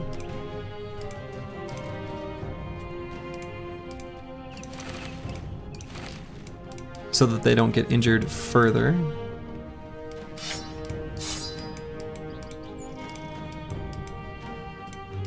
And because they're hurt, right?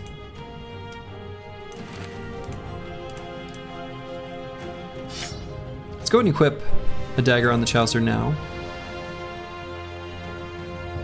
We're probably gonna have him lock down the caravan guard. Blastardissimo and him may team up to do so. And the rest of the squad, we're just gonna give them spears.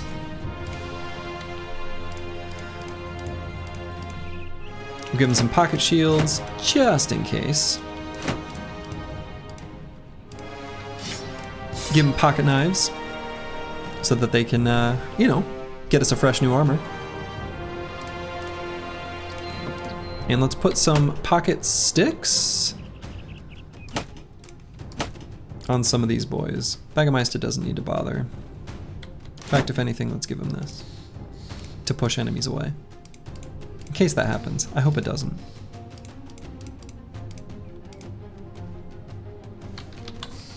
Okay.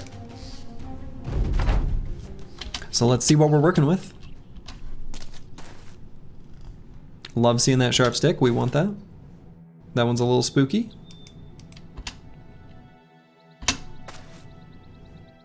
Okay.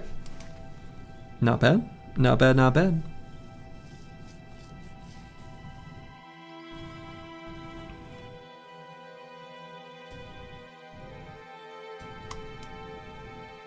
Yeah, that terrain's kind of ugly. We don't need to really make use of that. Let's go ahead and hit this nerd. Hey, who needs fast adaptation? Who needs fast adaptation? Not me. Not when you just hit him. Just hit him. We're gonna move forward and shield wall.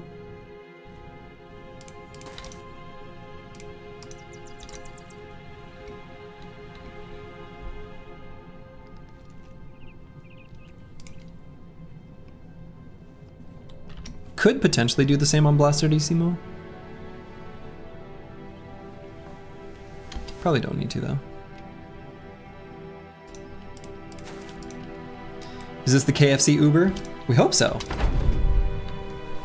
Although we have seen this town's materials before, so.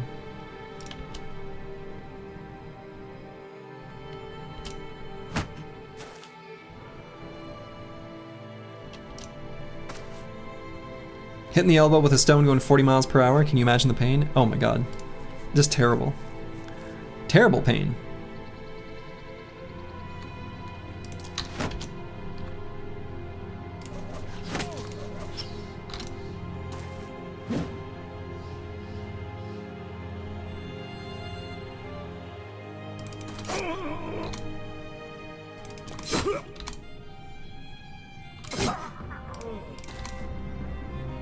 I wonder if I should have... I probably should have slow played that a little bit.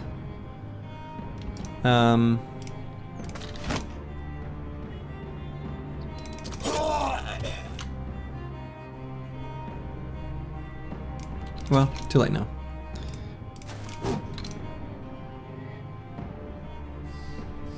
And let's put our pocket shield out and shield wall just to help adjacency bonus there. Sergi, the Reddit damage needs to be fixed. Is fast adaptation the best perk in the game for tempo bros? I mean, it's pretty good. Hello, Grib.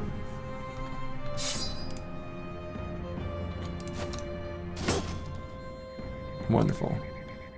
Hit chance of 5. That's what I want to see.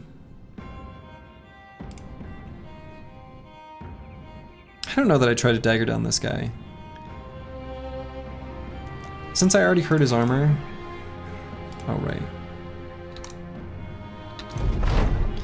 You enjoyed a post today where someone asked about sensor and more than one person said it was worse than a named flail. Oh my god. Oh, that thread. Every single, when I saw it, every single response was like, I mean, it's like, okay. And I'm like, what is wrong with all of you? This weapon is like probably overtuned and way too good. It was absolutely shocking. Link thread. I mean, I feel like I have one very short reply that is maybe a little too whatever. Like there's no nuance to it. I'm just like, what is going on? Obviously you build around it.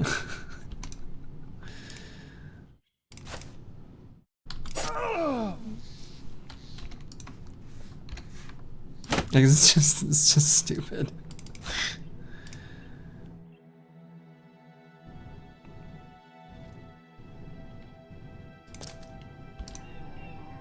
Won't get nerfed this way, thinking long term.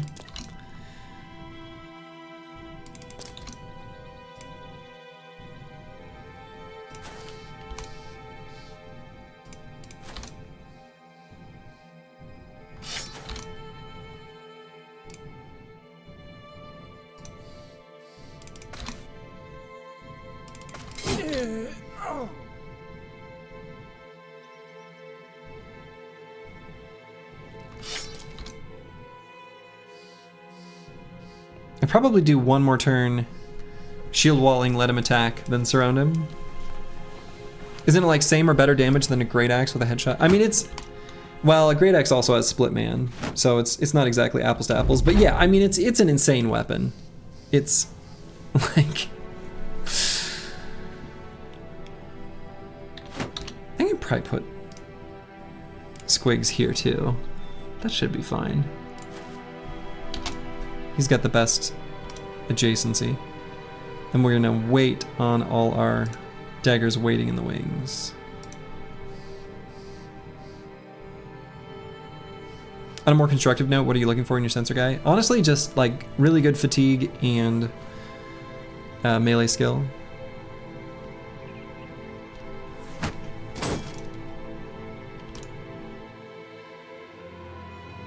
Okay, so now I'm gonna wait on all these nerds. Obviously sell the flail because it eats your next 5 events. I mean, it does do that. That is true.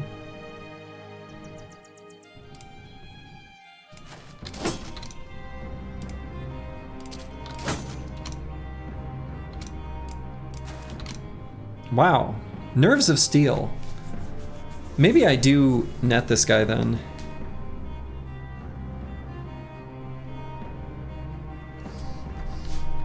Whatever. All right, use the net.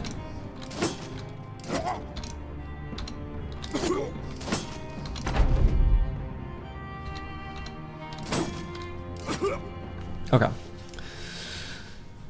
Peat bricks. Will you be taking flail mastery on them? Definitely. You can always farm nets by farming goblins. Yeah, there'll be, I mean, we're gonna fight goblins at least to some extent later in the run. And so at that time, yeah, we'll get nets from those fights.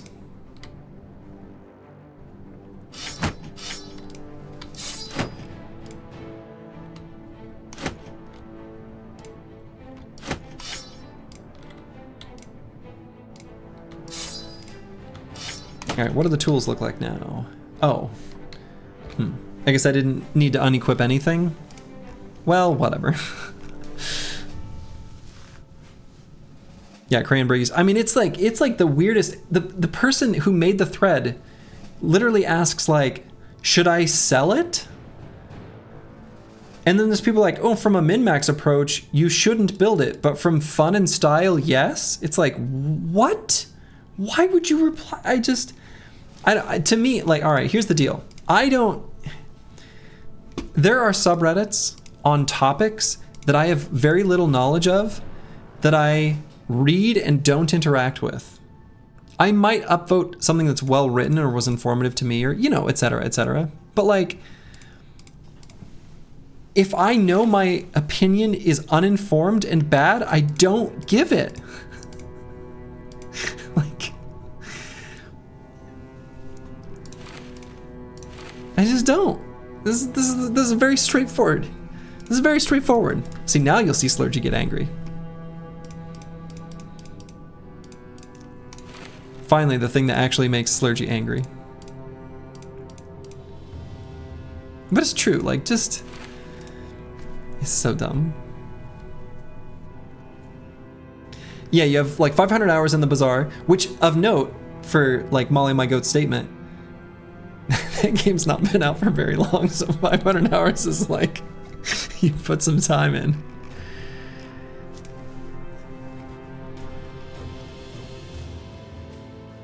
Yeah, this was a pita van, not a salta van. Very disappointing. So you're saying their opinion on the censor should be censored? Not censored, they just shouldn't make it. But luckily, we have the power of upvotes and downvotes. I mean, the bazaar is pretty good. It's the fact that it crashes constantly, and among other problems, is like a testament to the fact that people still want to play. It is actually kind of fun. I haven't played in a little while, but...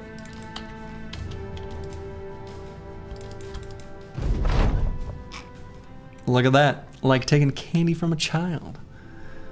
Like taking candy from a child.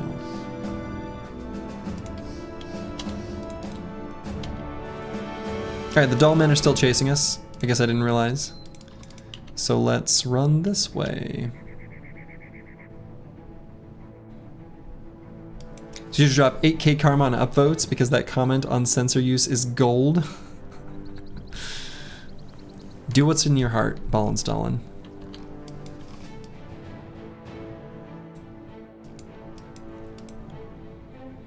Alright, I guess I'm just gonna travel along this road. We just need to get away from the dull men.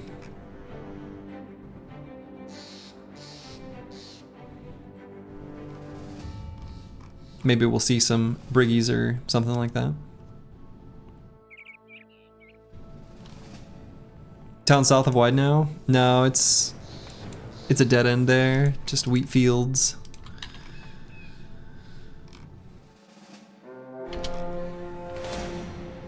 Only footmen in the supply caravan. Still can't do it, but that would be the type of fight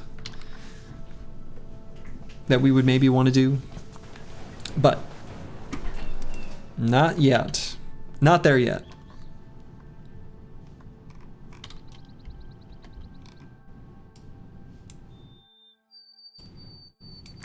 So, I don't know. I mean, I guess I could peek on this mountain down here, see what's happening.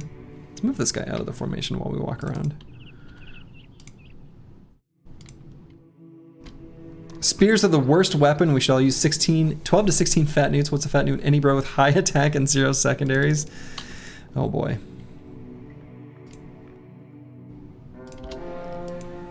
The dull men are still chasing me. All right, so we've got crumbled shelter here. Why are they still chasing me? Go away.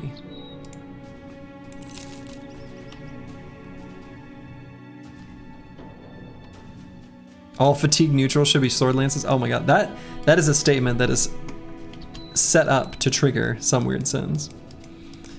That's perfect. That's perfect.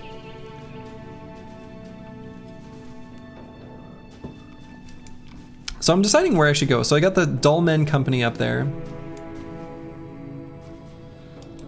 Yeah, they might be just patrolling.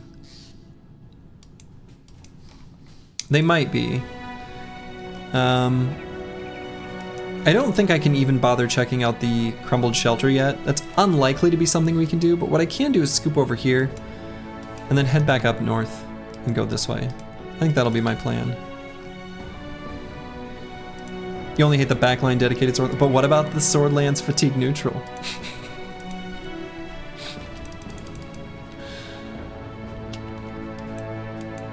Which is the Reddit build for bows with less than 65 melee defense because they can't build frontliners? Yeah. So true. Challenge run's going, I mean, it's going. We're doing our best.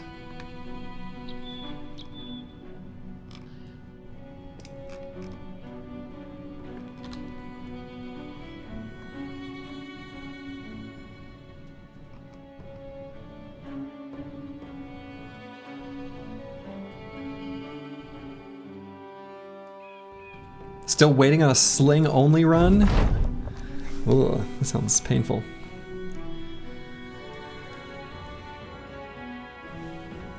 All right, so we don't really want to see these options. What I really wanted to see was find a random, you know, camp in the wilderness and destroy it.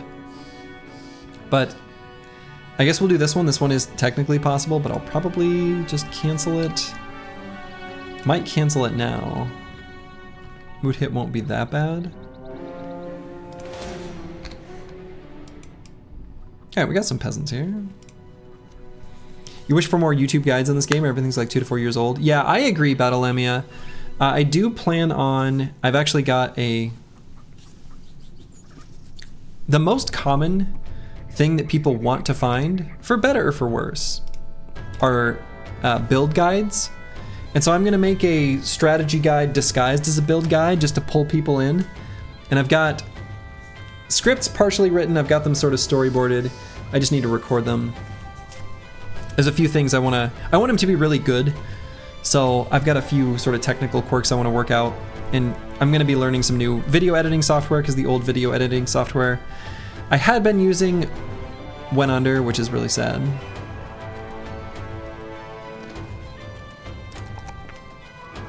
And I think, yeah, I'm gonna make this like a pure range bro. We're gonna, I don't know, maybe I can take the +3 melee skill.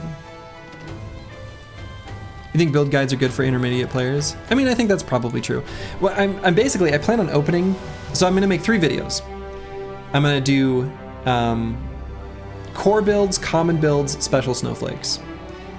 And in the very first, and it's gonna be, the idea is a 3-part series. In the first one, with core builds, I'm literally gonna open the video by saying, builds don't matter that much, actually. But then builds give you choices on the battlefield, which does matter, so they do matter. That's gonna be kind of how I'm gonna open. And then I've got some things planned. So, please don't make them an hour long. Uh-oh. Uh-oh. All right, we're gonna take fast on this guy as well.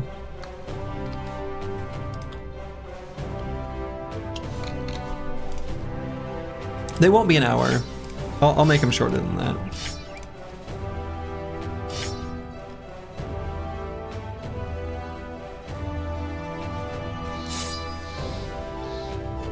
All right, let's just use swords to chop down the peasants.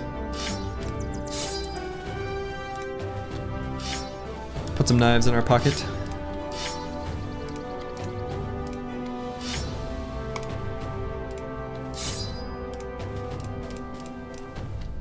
You're half joking, but yeah, I mean, yeah, it's one of those things. That's fair. That's also why I plan on splitting it into a 3-part series, is to make it appear more reasonable to ingest.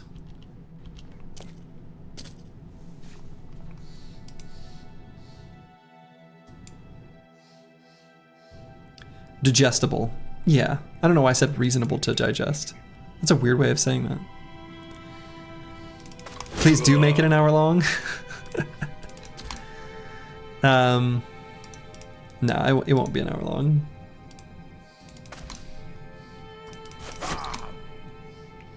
Maybe in total between the 3. Maybe it would end up an hour long. I'm not sure.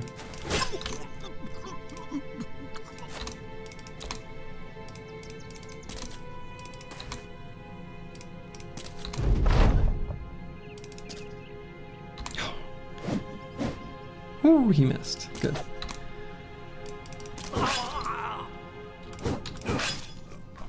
Alright, take that, peasants. Give me your lunch money. And we got no tools or medical supplies, so we don't actually have to worry about unequipping things. So I guess I'll leave things as they are for the moment. And let's head up this way. Max gold, yeah. Which is good, because we kind of need it.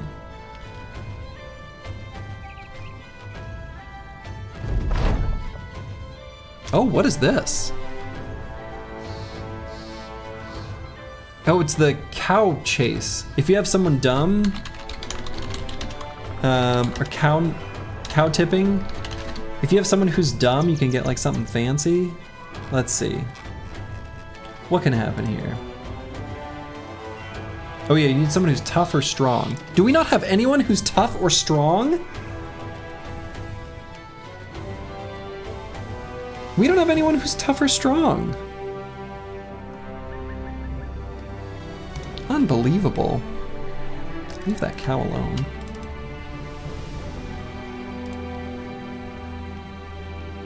I feel like those are so common for peasant militia. How sad. Speaking of sad, we've got footprints go in both directions.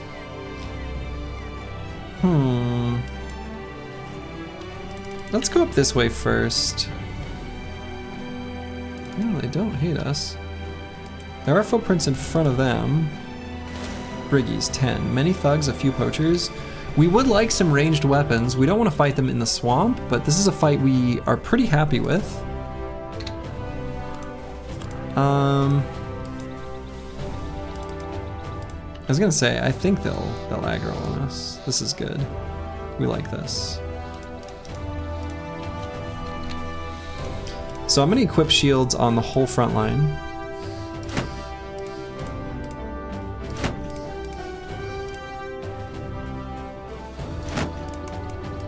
In the center, we shall put the ones with the highest range defense. And honestly, I can probably just leave these weapons as is. These are the weapons we're gonna want to use.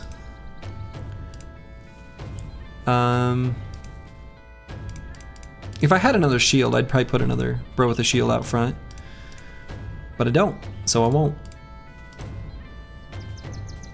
And how do we feel about armors? Good enough. Let's see, anything else I need to consider? Not that I can think of. What is our medical supplies situation? We'll need between 3 and 9. We hope this one just magically goes away. That would be great. Because boy, the injured kneecap, that is an injury that just sucks.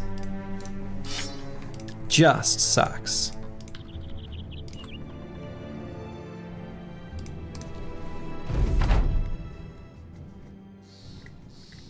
Okay.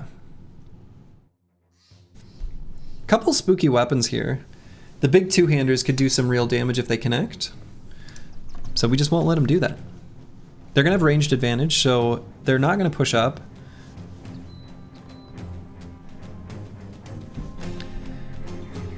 I'll probably bring these bros forward 2 hexes and shield wall, these 2 up to here. So I suppose I should shield wall now.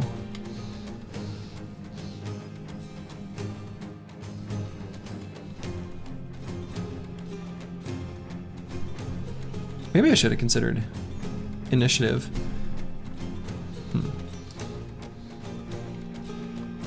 Maybe should have waited for night. Yeah, maybe, but it's not gonna be that bad. And I think waiting for night is like kind of a lot of time. Took an arrow to the kneecap, that Skyrim meme. Yep. So we'll go ahead and do this now, even though they're not gonna shoot there.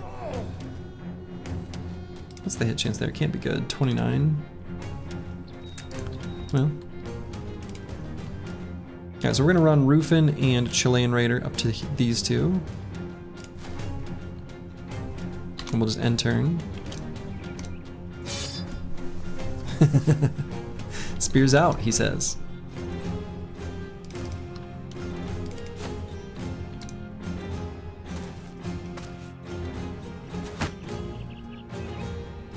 Yeah, we'll be able to upgrade the slinger for a bow. Exactly. That will be nice.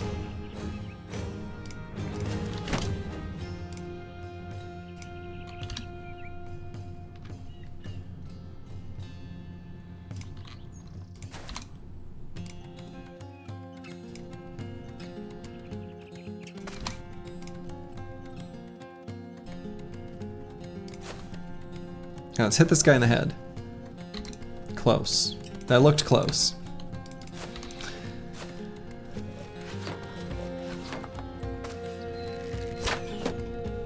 Okay, what's our... Yeah, now their hit chances are just 5. Since we've got the adjacency bonus with the shield wall kind of action. You really hate ranged unit or low early game, you feel like you never did anything? Honestly, until you get throwing weapons, that just always remains true. Pretty much. Really tempted to put Don't Diag Me here, so I can move forward and attack next turn. Still sit behind shield walls.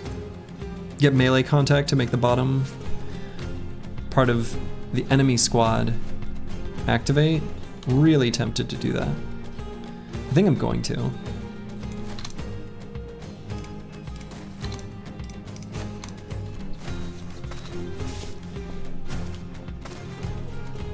Never mind.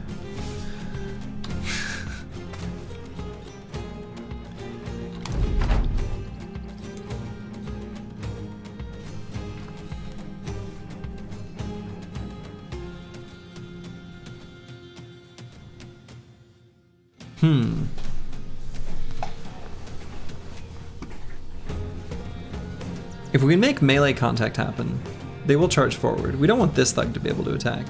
That weapon is...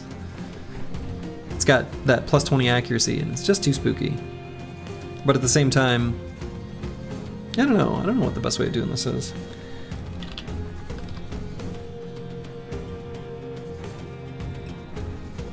I guess I could put the Chaucer like here. It's a really bad hex though. So if I did do it that way, would I put roof in here?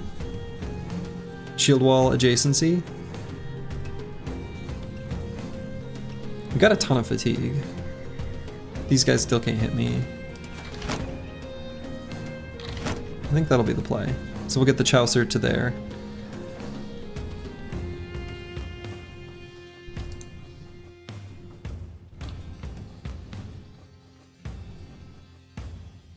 Let's attack this guy maybe. Or should I wait for the second half of the round? Let's wait for the second half.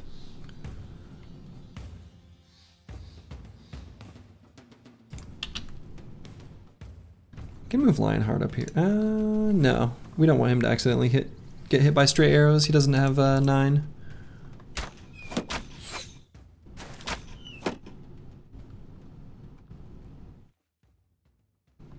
Those axes look scary? Yeah, they do. They're just woodcutter's axes, so they're not so bad, but you don't want to get hit by one.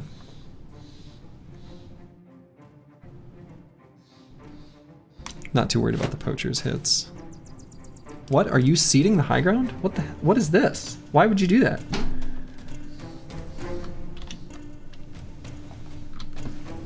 Why would he do that? Why would you do that?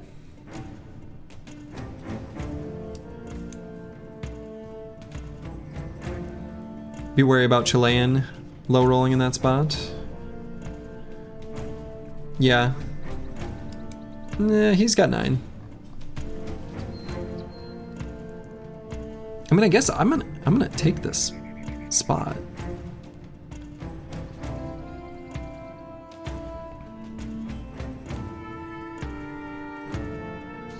Maybe I take it on the Chaucer though.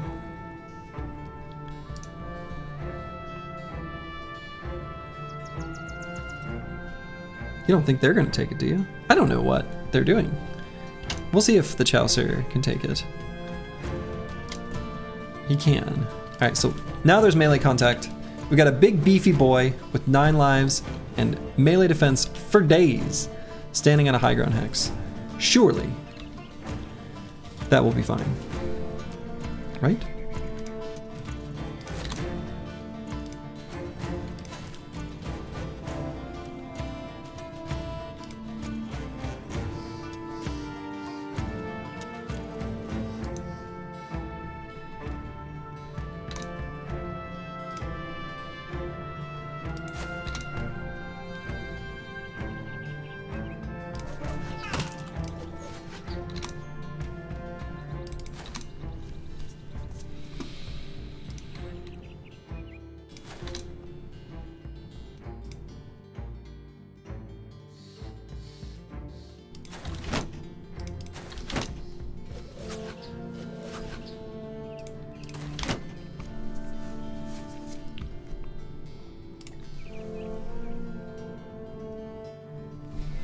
We do have 9, yeah. Should be fine then. Okay, come at me, boys. Come at me. There we go.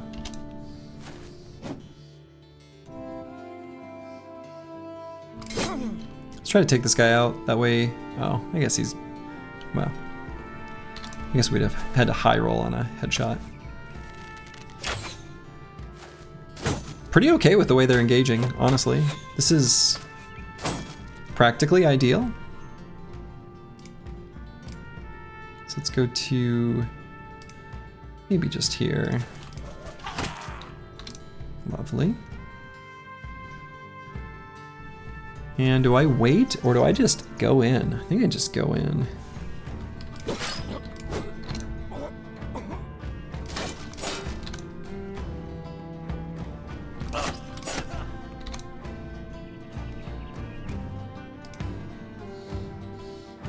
Let's get Blastardissimo on at least this poacher. I don't want to put him here.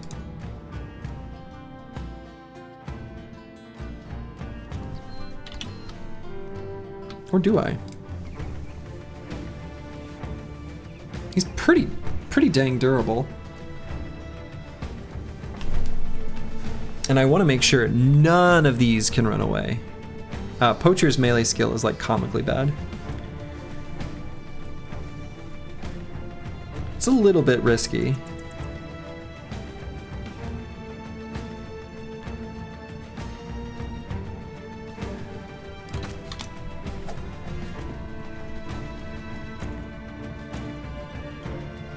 Now let's wait there for a moment to see what these two can do. Take just one bad axe swing? Oh no, it's gonna take way more than that.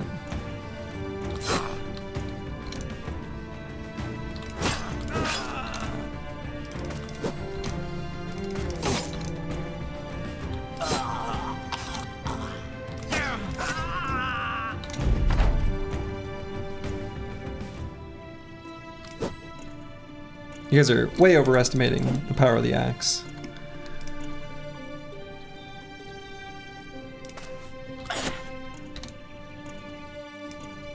It's a woodcutter's axe. It's not as spooky as it looks. It really, really isn't.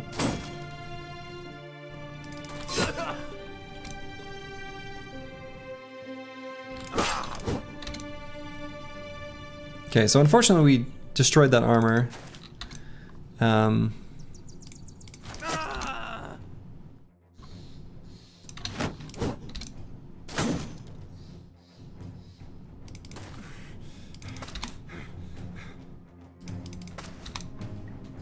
So destroying the armor was bad, but yeah, I don't know. The axe is not, it's not as spooky as,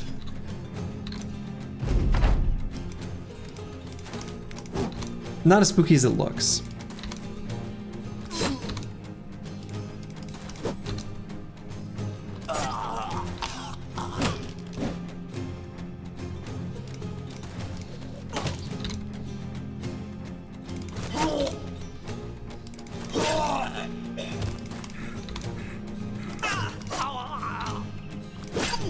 Okay.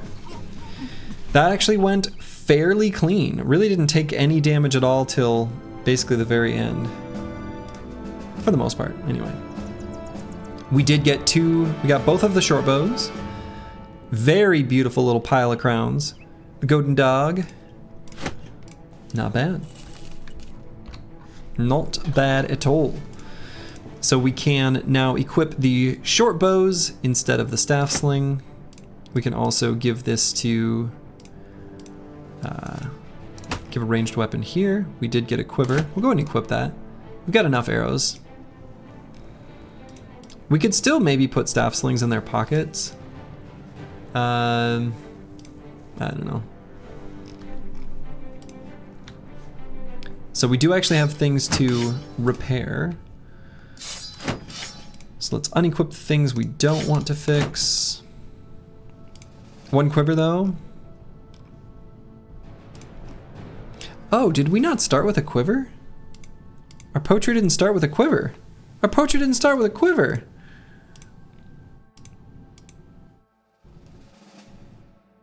Poacher didn't start with a quiver.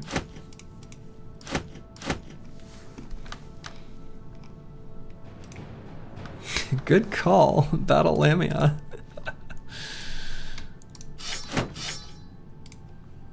Yeah, tools are the issue now. And they will be the issue for a very long time.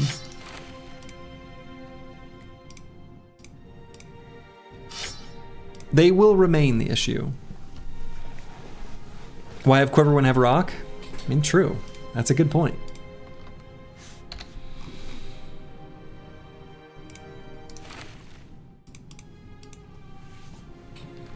Yeah, would have been awkward next fight to have no arrows, for sure. And I'd be lying if I said I've never been in exactly that situation. That would make me a terrible liar because I have, in fact, equipped ranged weapons and not had, or even worse, when I like equip a crossbow but I've got a quiver on, or a bow and I've got a quiver of crossbow bolts on. That's embarrassing. Okay, so now let's follow these footprints going yonder way. We'll see what we can get here.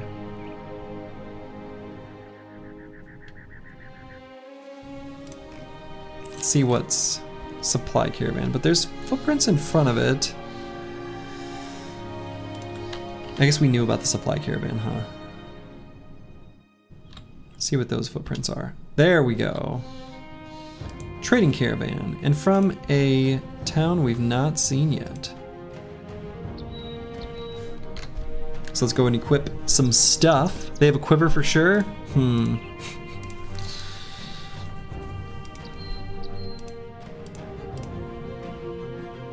let's give the Warfork here.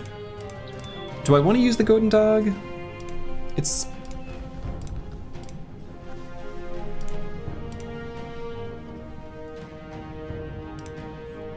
probably. Let's give it to...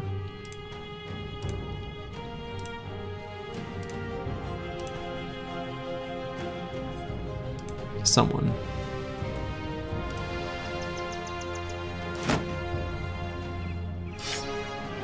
Big Stick help get armor?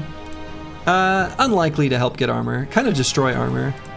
But does kill enemy, and kill enemy is good. So...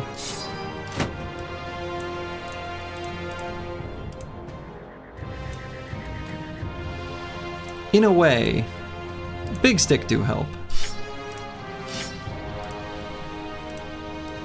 So let's use Big Stick.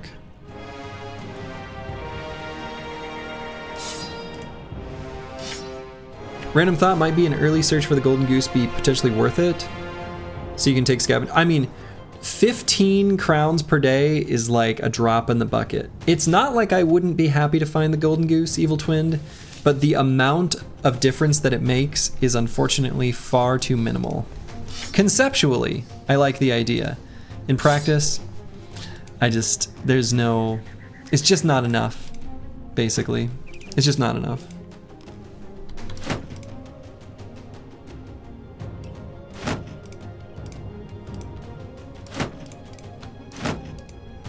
It counts as a legendary location though, right? Yeah, it counts as a legendary location. So from the perspective of unlocking the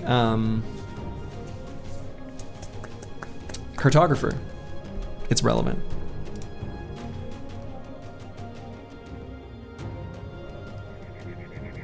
Yeah, it's very nice. I mean, here's the deal. It can be anywhere, right? Like, we have the whole map that we have to look at to try to find it. I don't know exactly what its like spawn restrictions are, but it's not like we aren't going to go off the roads some to look for briggies to fight and things like that. But most of the good fights that we want to take are all going to be near roads, and we can't justify leaving that for any long duration. So the Golden Goose is not the golden ticket. It just isn't, unfortunately.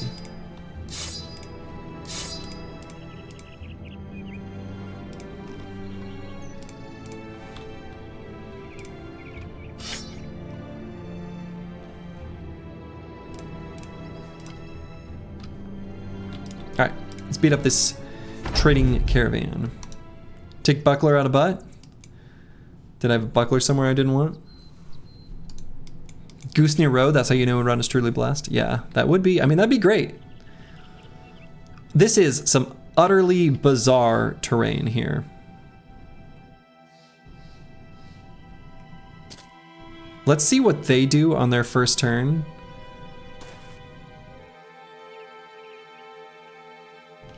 You will likely end up getting it though if the run is successful. Oh, for sure, for sure.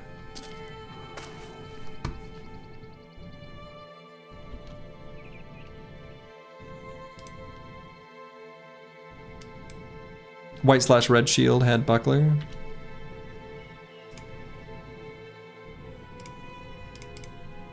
I think I unequipped that, but oh yeah, right here. Oh, that's fine. That one can still be there.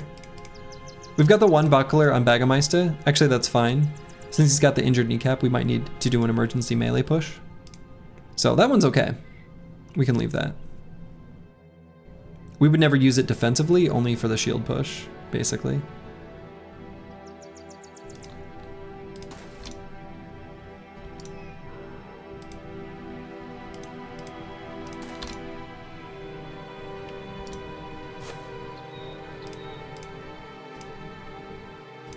Alright, so we're gonna occupy this high ground up here. We have ranged units, so we can do whatever we're gonna call this. We can do this. Operation Take the Hill. Oh, no worries, Battlemia. I mean, it's something that it's too late to do anything about it now. Even if it were like a problem, so. Hill Stronghold, yeah, I mean, this is a serious, this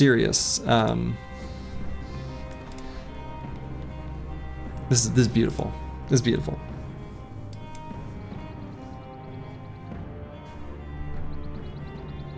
King of the Hill game mode unlocked. King of the Hill game mode unlocked. Let's see what's going on here. Okay, so it's just two, all right. Still technically, yeah. So I'm gonna wait on the ranged units though.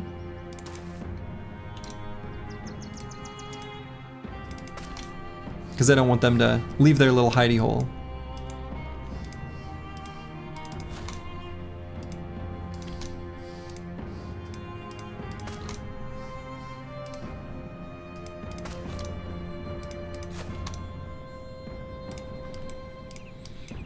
So we'll put the Chaucer, I think here, or maybe here. Either one. We're gonna do the Chaucer and Medieval Man here and here. Or maybe I should do, I don't know where they'll go. I guess here and here.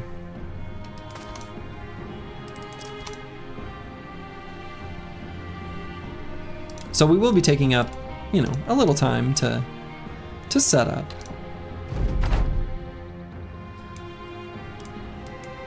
So actually what's crazy is I could put the throwers or the ranged units here and here, and because this is 2 tiles of elevation, nothing can hit them there. God, that's gross. But I suppose I may as well just take these 2. There's no reason to do it that way, other than the cool factor.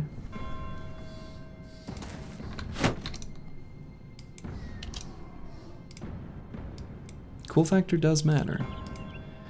And like this one is, oh man, this is like unethical. This is so good.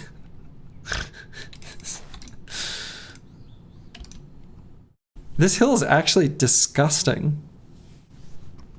I snorted. That's how good it is.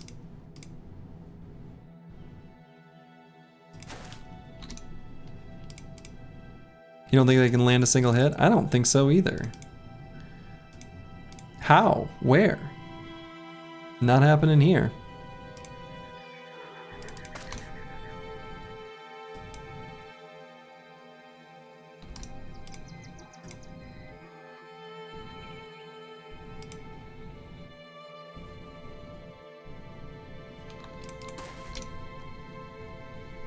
Watch the AI not move, so you have to go to them. Oh no, I mean, we'll just sit and beat the crap out of them then from our disgustingly good hill.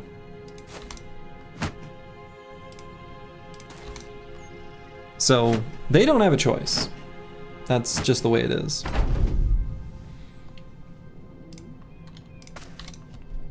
Another stream luck hill. Yep. Alright, so they are mobilizing. I mean, they have to.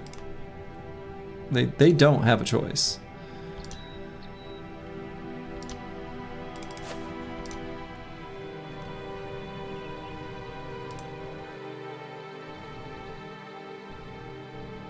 My bros chose the perfect ambush location like proper briggies. Hey now, who you calling the briggie? Not me. So we're gonna go to this little spot. And this little spot.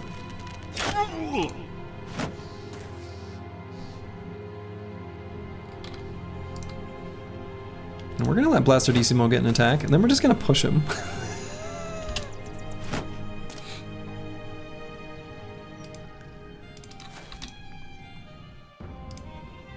I could step here, but I think that might be a mistake. Because then this guy can get up and get into melee range. So I don't think I'd do that.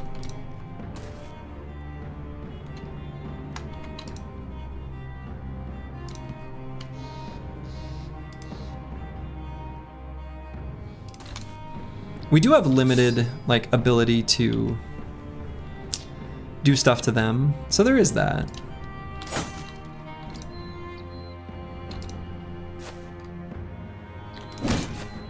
Get out of here. And we should be ready to deal with the ones that run around to the back as well.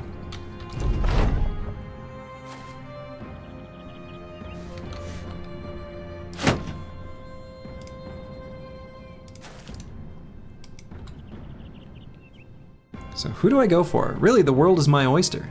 I could attack anyone.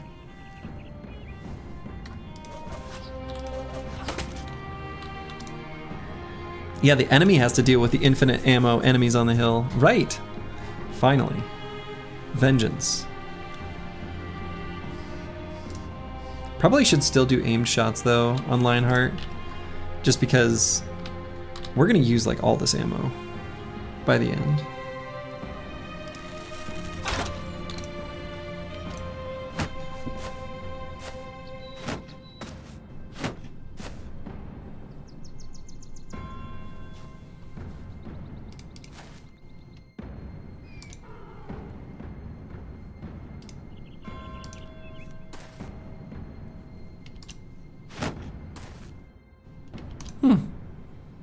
Unclear what they're doing exactly.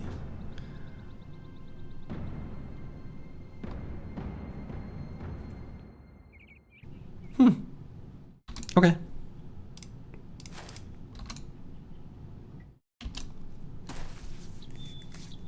Okay, so one of them has attempted to occupy our space. And to that we say, not today, Satan.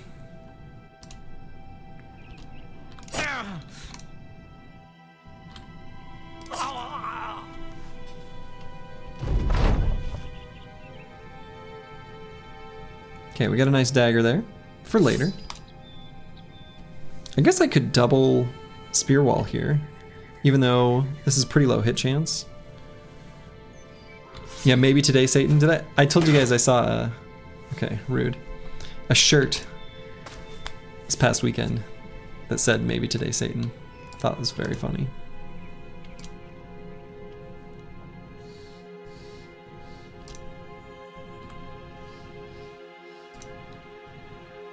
So they're all shield walling. Hit chance is actually still garbage. It's probably good against this guy though, right? Well, that's considered... Sure. Not this guy. We can wait there though. Is there a mod for getting bros? Oh, Ryonock. You're missing the whole point. We are intentionally putting ourselves through this torture.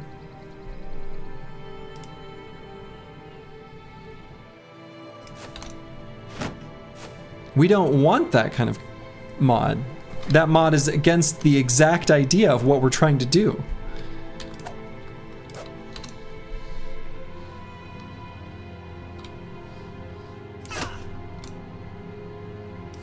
You're just trying to understand how I got 12 guys. Oh, peasant militia.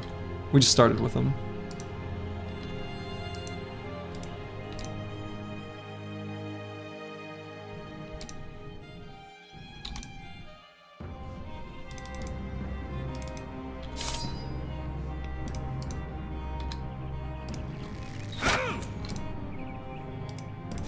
Okay, we are gonna struggle to like hit this guy who got there, which is kind of annoying.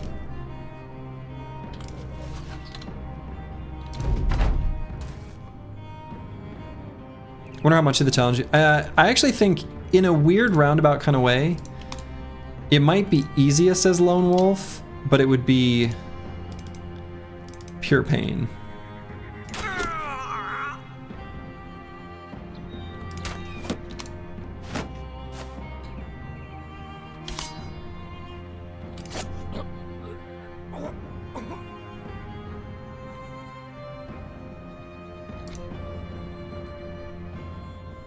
Guten Tag with the Golden Dog. You love to see it. You love to see it. Oh, and this guy went to fleeing. They both are.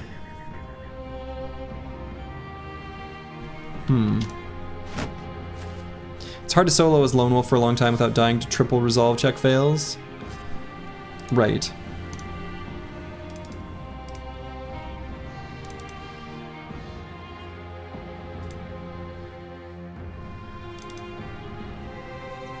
No time pressure though for wages, so that's something.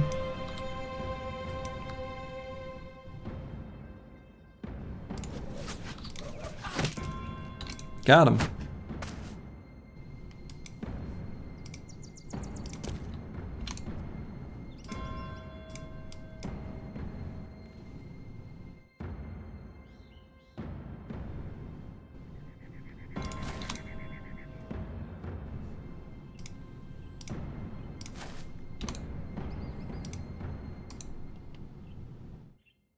Just AFK with Goose. Yeah, that's the thing is, like, when I looked at the options for ways I could do it with Lone Wolf, they seemed... I'm not even sure the right word. Like, kind of degenerate? Is that the word I want? They weren't a way that I want to play the game.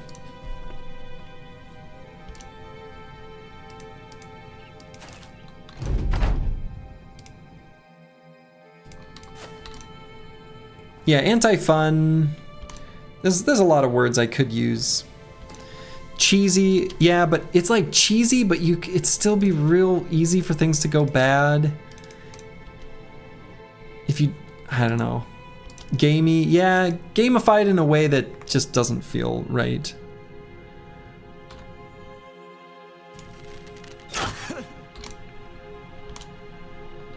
So, I did opt to not do that. What if this guy will use the blue skip turn button? Sometimes caravan guards will do that. Not this time though. We're hoping we can get this caravan guard's armor. I'm sure you could optimize this challenge, but the narrative of taking relative garbage through the ultimate challenge is just more satisfying. Yeah, definitely.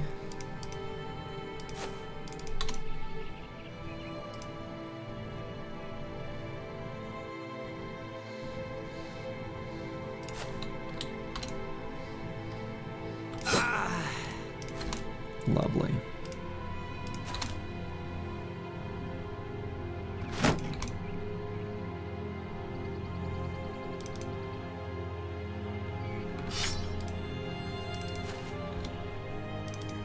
Do you think all origins are possible without recruiting?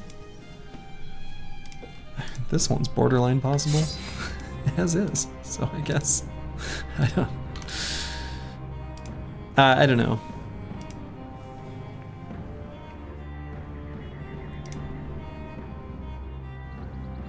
Glads might be impossible for no towns. Yeah, that could be. Glads would be...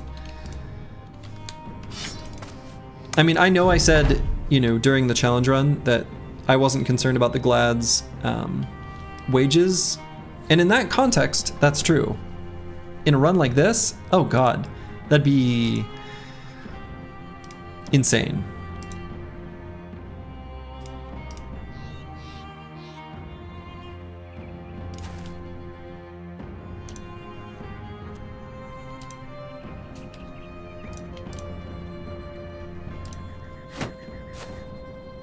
Okay.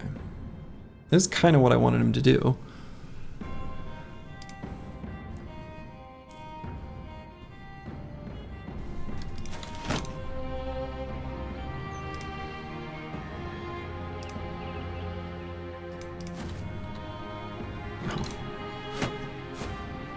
Okay. So I want this guy's armor.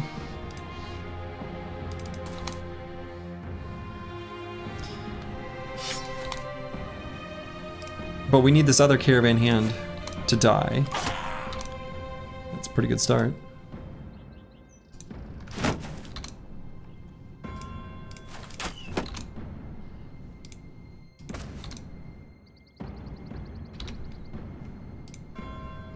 Can Glads be loyal? Find a seed with 3 and no problem with wages? Well, I think loyal they can still.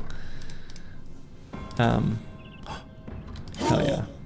They can still leave. They're just less likely to. And yeah, it is also against the rules to seed farm. I've got a lot of rules. There's a lot of rules to this. Both to make the challenge part extreme, which again, that's a feature, not a bug.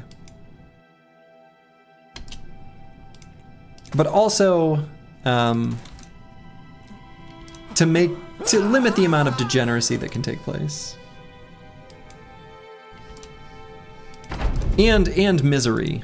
Like this, I'm definitely like, you know, banging my head against the wall in a way. But I know it's feasible. I know this can be done. And I know it will take a while. And I know I could be doing things better, and I'm learning from the experience too, and improving with each iteration. And yeah, I don't know. To me, that's kind of the joy of this game, kind of what it's all about. That's what I like about it. So that's why we're doing it. Oh, why did I click there?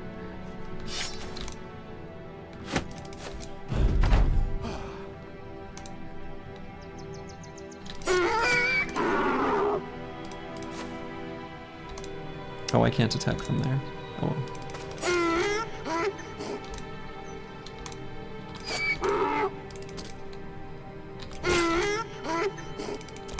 Poor donkey.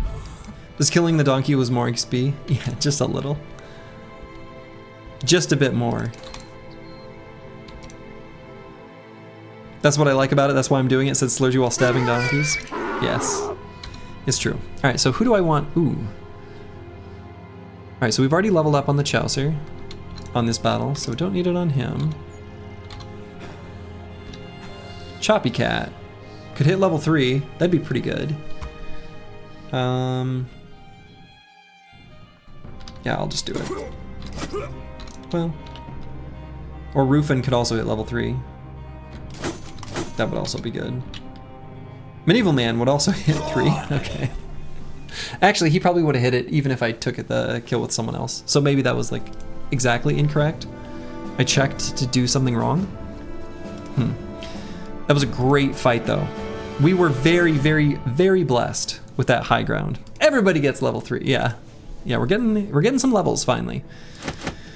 So we got this leather lamellar with no damage. You love to see it. We got an arming sword and we got a whole bunch of daggers. These daggers are awesome. We will be making good use of those. We're not gonna need this many sticks. We'll leave a few things behind. Yeah, new shanks, exactly. And we didn't even get any tools, so we don't need to think about what we want to unequip or anything like that, because, well, this is our life.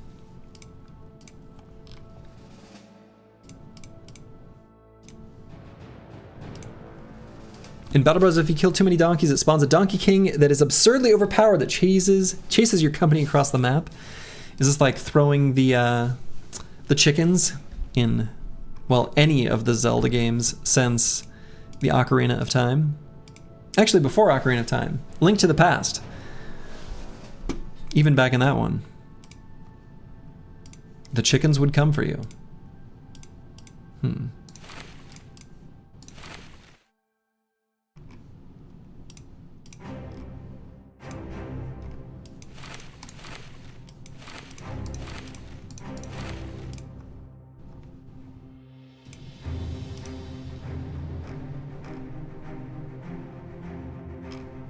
could probably give Choppy Cat like a proper setup here. Ish.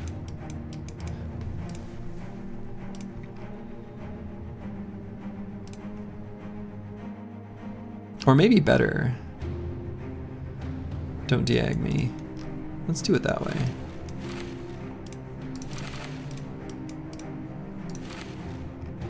Do you need a wooden leg appendage to bring forth this Donkey King? Yeah, what are the ingredients, Grib?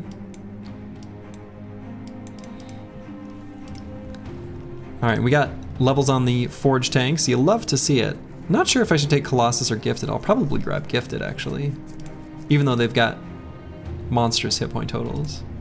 What does frontline stand? Just FL is just frontline. It's kind of just a generic way of saying, so these bros, I mean, I probably know what they're going to be, but there's going to be some combination of fatigue neutral and nimble damage dealer that I'm going to be building, and there will be a balancing act. I want more fatigue neutrals for the long-term strength of the team, but if we don't have the forged armors available, I'm going to level them more as nimble damage dealers. You know, I need more of those. It's kind of tough to strike that right balance. Now, I can still take nimble as a flex perk on my fatigue neutral that just turns into 0 value. And that would be bad, but okay. Fun Diablo 2 fact, you can craft Wart's leg. That's true.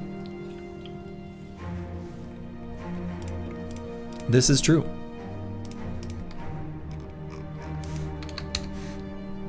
Adrenaline Newt? Well,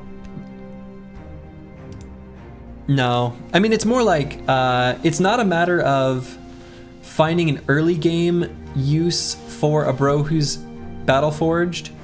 It's more if by farming caravans I hit level 7 before I even have a medium armor to give them, do I take nimble for survivability at that time? Use adrenaline / 9 lives as a bridge instead of nimble? I don't know, I don't feel very comfortable with that. Adrenaline as a survivability perk feels a little bit sketch. I feel like by the time I hit that point in the run, I just feel so much safer with nimble. Yeah, it's fine if you play them in damage positioning, but the problem with that is, by the time I start leveling the bros up to that level, and I'm sort of stratifying them into their roles, they're going to be played the exact opposite of their stat lines in a pretty awkward way, where the nimble brothers, who have high melee skill and low melee defense, are being in a position to be attacked, while the like future fatigue neutral with high melee defense and low melee skill, I'm like using in a damage position. Just kind of awkward. I don't hate the idea, like conceptually, if their stat lines were, you know, closer to parity with each other, but might be a noob opinion, but adrenaline feels a bit like a perk for the AI rather than players. Still useful though, just better options. I feel like actually adrenaline is probably a perk that I recognize I use less than I should. And there's definitely a handful of builds where I've taken it and been really happy with it. But it's a perk that you need to use with care and have a plan for it. If you don't have a plan for it, you shouldn't take it. It doesn't synergize well with a spearman. Yeah, it doesn't synergize well with spears, which is why I don't tend to take it. But I may not go any spears in this run. We'll see. We'll see. Okay, so where should I go? What should I do? What's my plan? Do I have one? I think we just need to keep finding more caravans to beat up on. What's an example for when adrenaline is good? So in the win streak series, let's see. There was a run where I had a, well, I've had run, well, okay. I've had a few different runs where this was the case. To pair with a Catal brother, if you have adrenaline on your two-handed mace bro, then when you miss your attack that you want to set up a Catal death blow for, you can be like, all right, that's okay. Catal, move into position, do your stabby stabs. The mace bro adrenalines to go before what would otherwise be an initiative build on the Catal bro to get the death blows, to finish off an enemy. That's an example of how I've used it in the past and been really happy with it.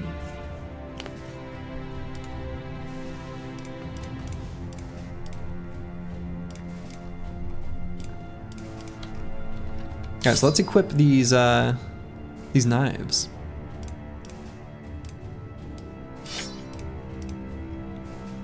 The good knives.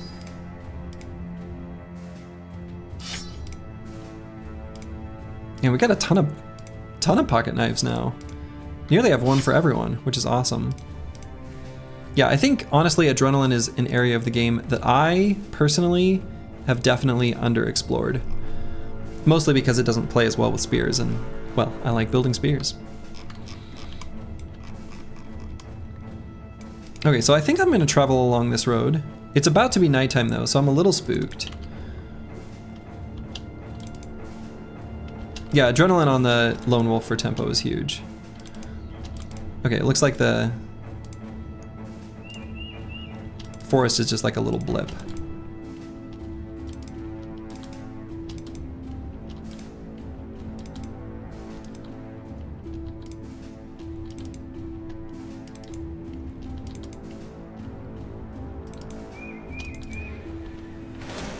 There we go.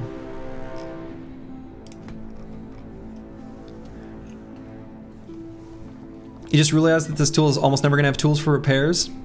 That's among our many pain points. Ryanak. Among our many. Okay.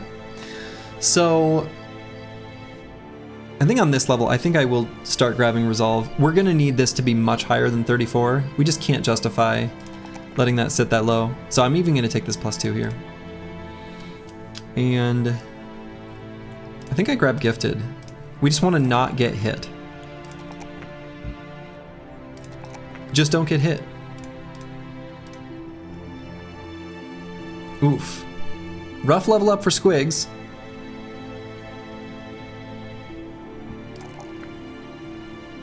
But that's okay, we have a plan for this bro. Yeah, we have a lot of strange meat. Grind it up into a pate, put it on a slice of bread. Nothing wrong with that. So we're gonna grab fast on this bro. This is gonna be the classic Slurgy trash adapter. Blastardissimo.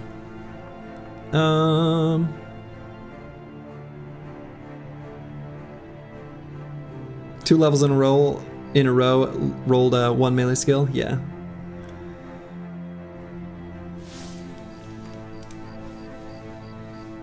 And let's get more hit points. And again, let's go Gifted. I'm a big Gifted stan. It's simple. So like this bro, you know, 100 fatigue is like totally fine. No need for that to really be meaningfully higher. We could go up to like 104, but this is gonna be a fatigue neutral. Like, it's already known. In fact, I'm just gonna say, like, there's just, that's what this bro will be.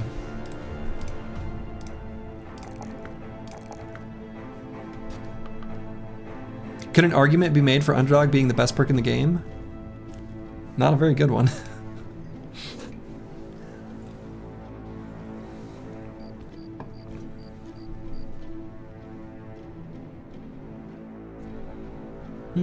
I'll take another +4 in hit points for now. Officially dubbed the obese lizard. Officially dubbed.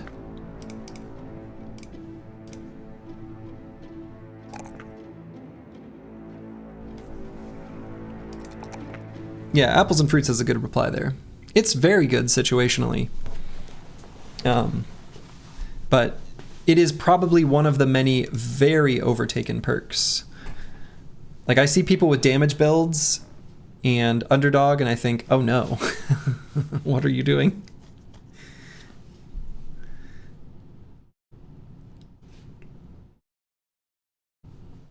Overwhelm or Berserk? Oh no. My friends, the best perks in the game, it's either 9 lives or gifted, and there's really not any. It's either 9 lives, gifted, or Colossus, I guess. Or Nimble. Or Pathfinder. One of those. But there's not a ranking system. It doesn't really make sense to think of it that way. Alright, and this brother will probably be like a nimble damage dealer. Quick hands? Yeah, quick hands is good. Quick hands is good. Dodge is pretty good too. Dodge is pretty good. I might still just grab more hit points on this brother. Battleforged? Battleforged is actually not that good. Heavy armor is good, but Battleforged doesn't actually do that much for the survivability. Bullseye. Student. I mean, student's useful, but it's like an invisible perk.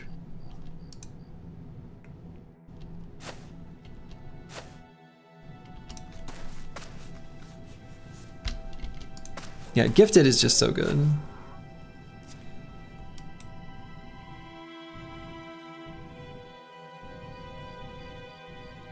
All right, so we got 4 and 4. We're gonna do the old scoot and shoot. We've got fast adaptation after all. They have to come to us. Oh yeah, fast adaptation is great. And I do agree that student is usually a noob trap. The thing about student is that people will pick it, and it's the same people who are like, oh, I really struggle, I just feel like I'm in contract hell, like contract scale so high, and it's like, well, they're scaling with your level, which is scaling with student. And you're not getting a commensurate like increase in strength to go along with it. So, especially for new players, you should just never take student. You will see me take student frequently enough. But to any newer players out there, just never take it. Just never. Just don't.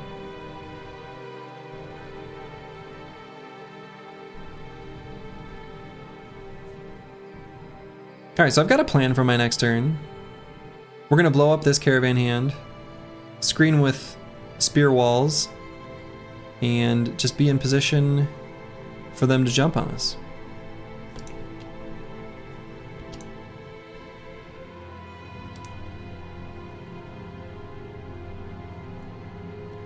Yeah, taking student on mid-late game on a new recruit to level them is exactly the right way to use it, Molly my goat. So, you're doing it right. If that's how you're doing it right.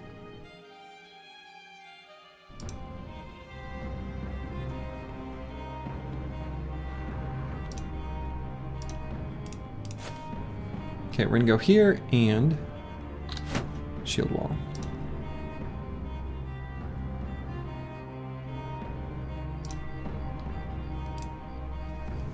So then on Roofin, we're going to spear wall here, which is a little bit spook, but we're gonna have Chilean Raider do it right next to him. When is it the proper time to take taunt? That is a great question. One I don't have a great answer to.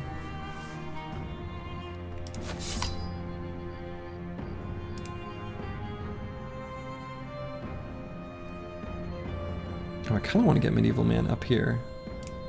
Do I pass through zone of control just to do it? That seems so sketch.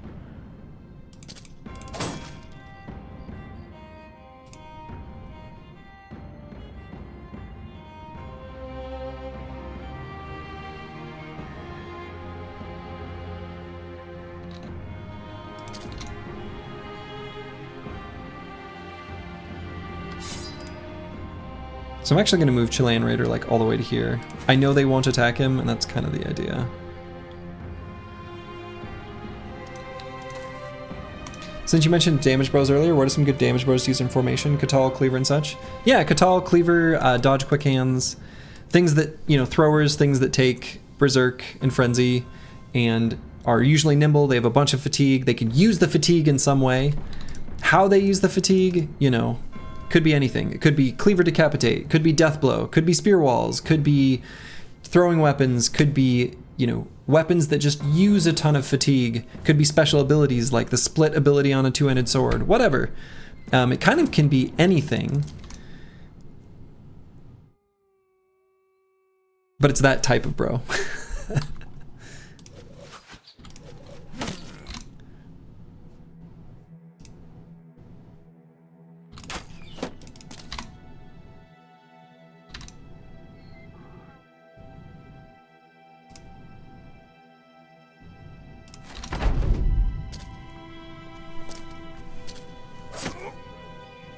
Oh, we got the stab.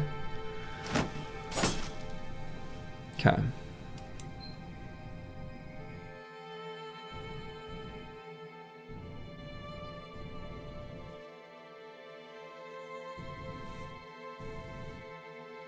So what I'm thinking is, this Caravan Guard is going to have to probably die. These two, since they just have regular... So this guy's got an arming sword, these two have short swords. We're going to try to dagger down these two, whereas like the other Caravan Guards are most likely going to have to die.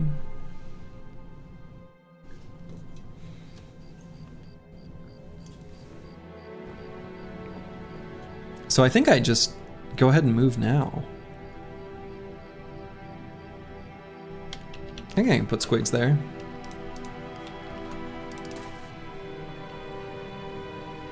I don't think this Caravan Guard will go all the way up to meet him. Oh, he went to there.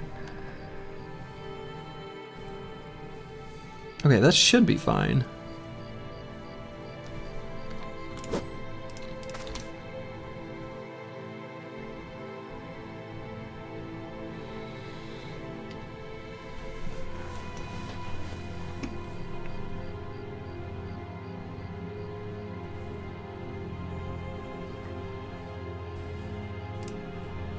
Let's go here with Blaster Decimo. We'll see what we do if we end up switching our weaponry or just leaving it as is.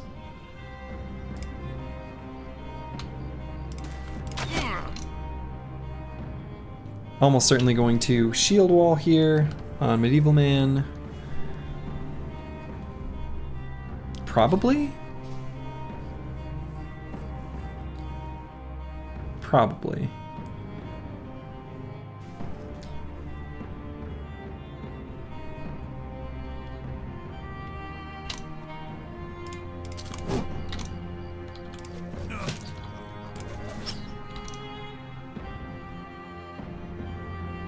Rufin's definitely going to pull out a shield.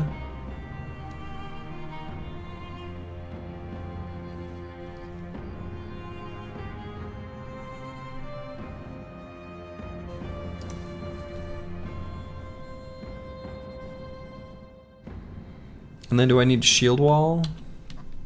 If I do shield wall, I get the bonus of adjacency. Let's do it.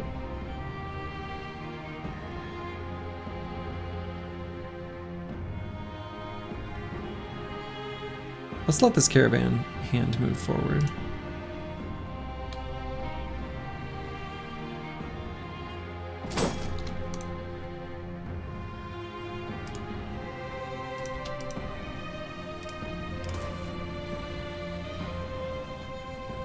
And we'll go here.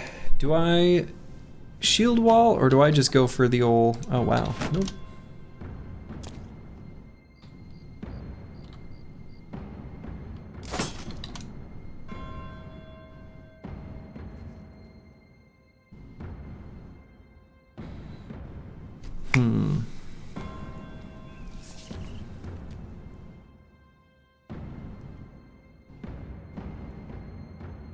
I think I leave Blaster Decimo exactly as is. I think we leave the Golden Dog out for now.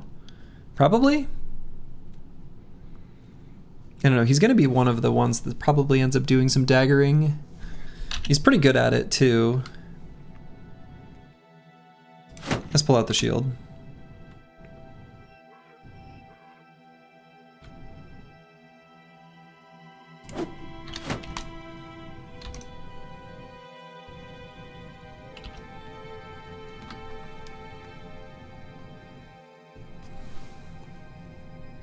And let's just protect these two hexes here with Chilean Raider.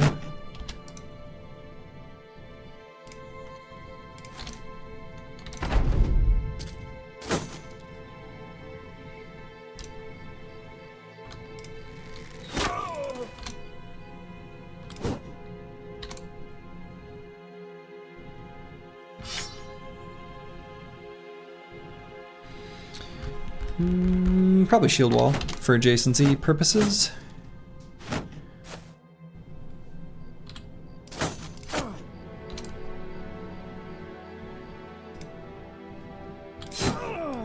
Lovely.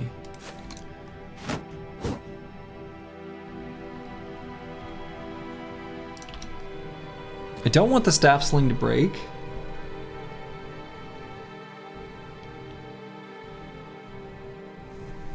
We need more ranged weapons to exist sometimes. So I'm actually gonna swap to this sword.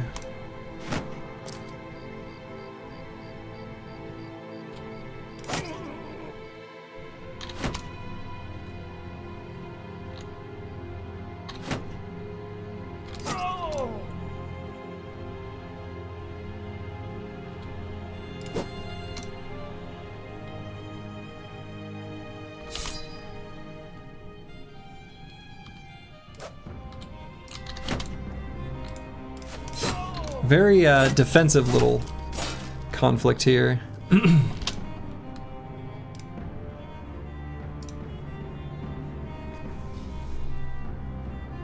I guess yeah, we'll move this guy kind of out of the way a little.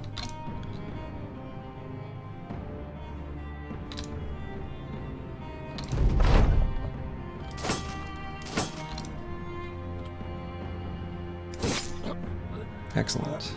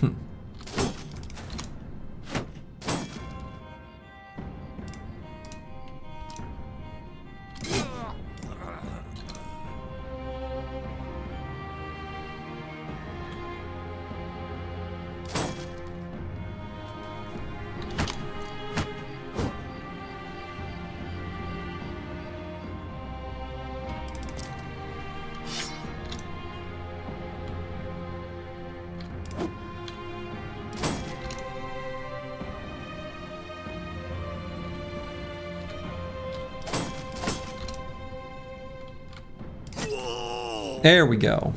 That's what I want to see.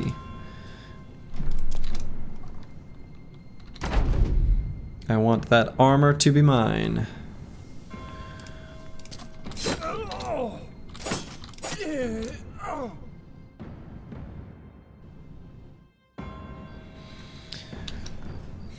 So the tricky thing is, I need to get in a position where I get more surrounds. I don't want this armor to run away. These two are wavering.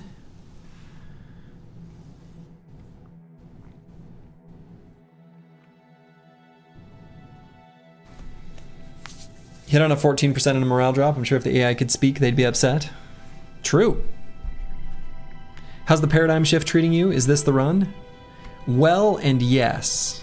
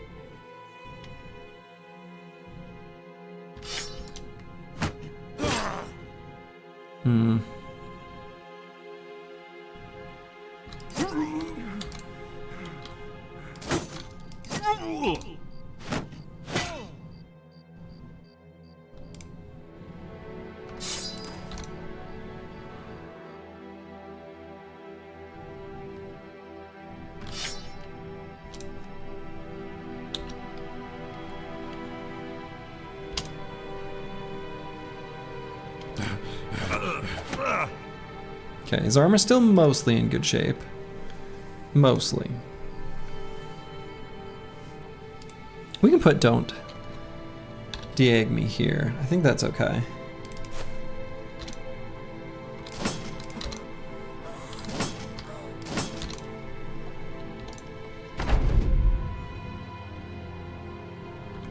Can give this guy a push just to get rid of his shield wall.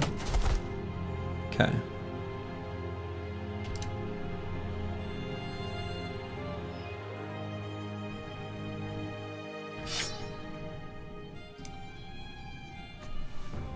No, let's go here. Perfect.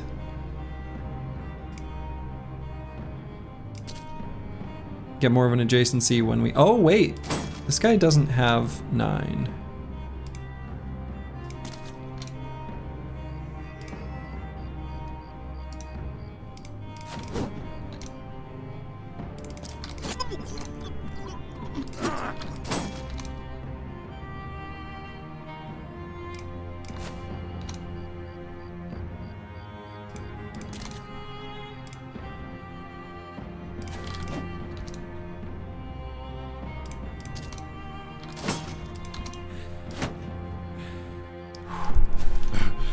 Had me really spooked, actually. Still does.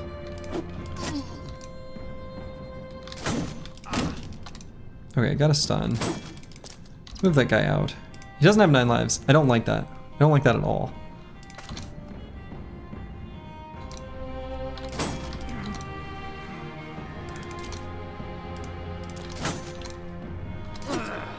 There we go. Hell yeah. Hell yeah! And hey, this is a caravan. They got donkeys.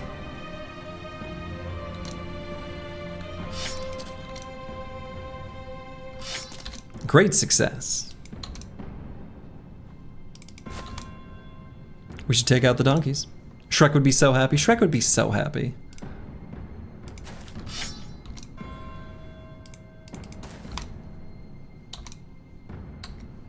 Would it be possible to only use daggers and go for HP damage and ignore armors? In some fights, yes.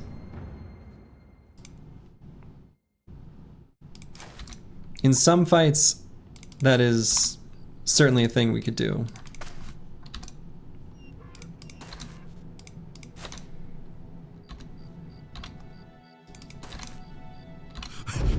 How much XP does a donkey actually give? That's a good question. Does anyone know? It's not a lot. We will at some point just kind of stop. Just because we don't really need to.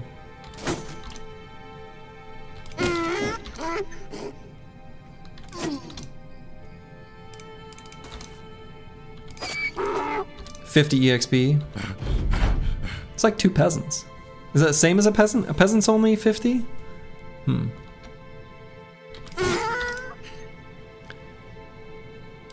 Taking student on 1 bro early and having him kill every donkey is pro? Oh man, I'll never be pro.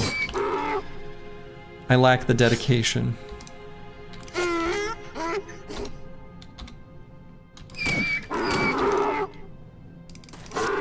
Got him. Yeah, no, probably not the chest. So let's see.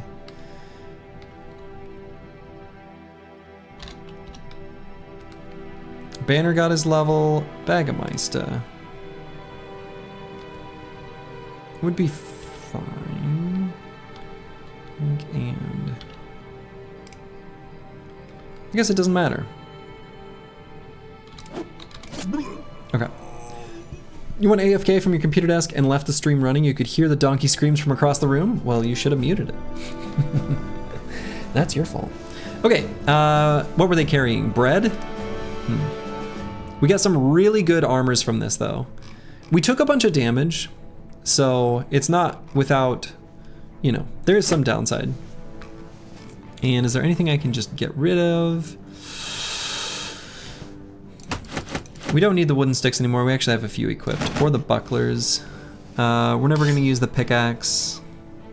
We're not going to use the damaged Scramus axes. We're never going to use the hatchets.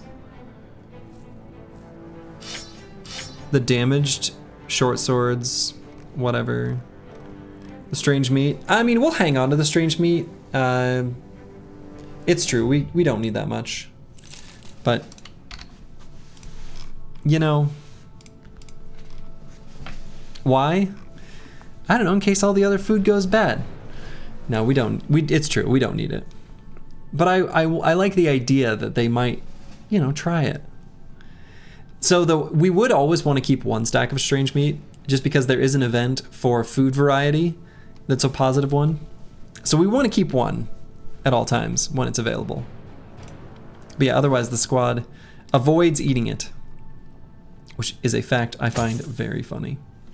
Let's see, do we have any tools? We have one tool. We're not going to re-equip things. Let's see, any other armors get kind of destroyed?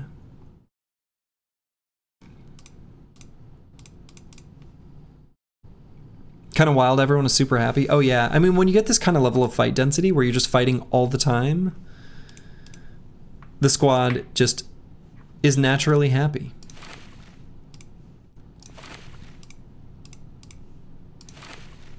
Despite the injuries, despite everything, they are happy. Okay, so is there any use you don't use the one mod that consumes the various supply items in the loot screen? I mean, technically, that's kind of like extra slots in our inventory or our capacity. So it's like kind of a cheat. It really isn't going to make much difference or matter at all.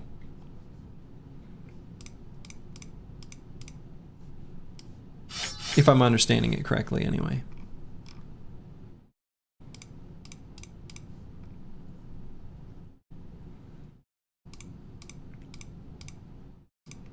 Okay, so we can move a few. We got a few arming swords. Arming swords are like legit. It's like serious damage from an arming sword. And this one's at 69 durability. Nice.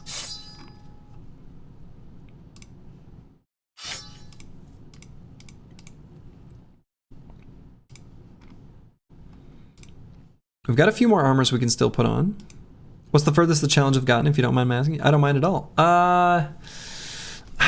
Some people have been asking. I should just know the answer to this. That way I can give an answer. I can't remember. Compared to like 10 runs before, there's like no injuries on the bros. Yeah, but their time may still come. Their time may still come.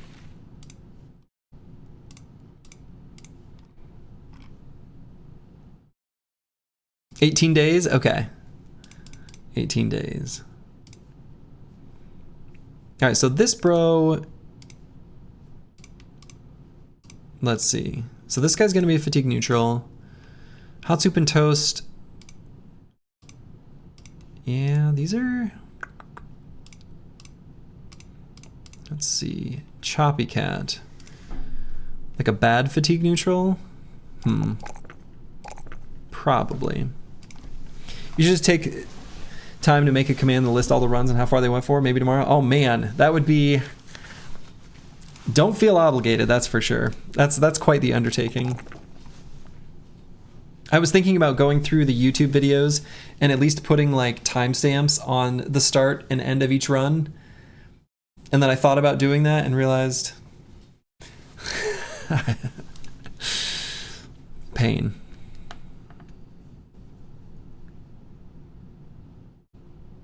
Okay, I think I will grab resolve on the gifted one. It wouldn't take you long. Go for it then. Yeah, that'd be awesome. Say this is probably be a fatigue neutral. So let's see. Metaforge tank. Trash adapter. This will probably be a nimble damage dealer of some kind.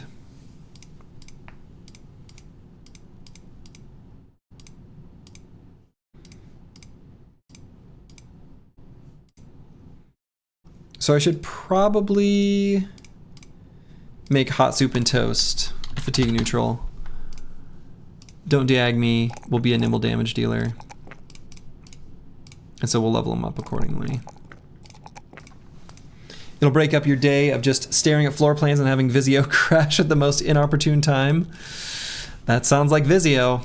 That's the Vizio we know and love.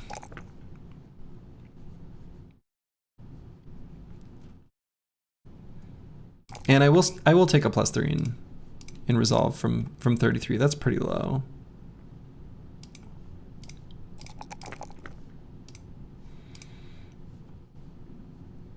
But I am gonna grab hit points. We're okay with lower resolve, I've decided.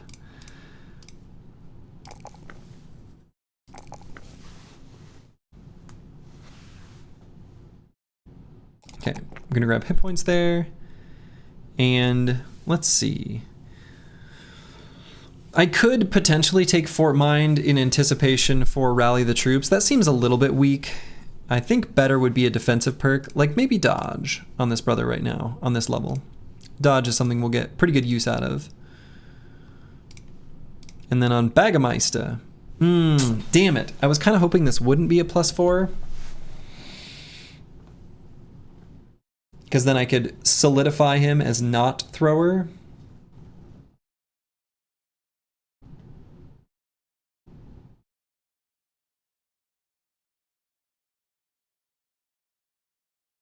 Don't get rally this early.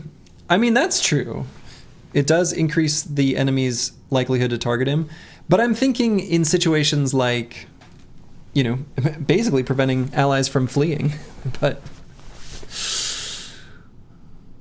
yeah, there is a risk. We'll have to be very careful about that on our banner.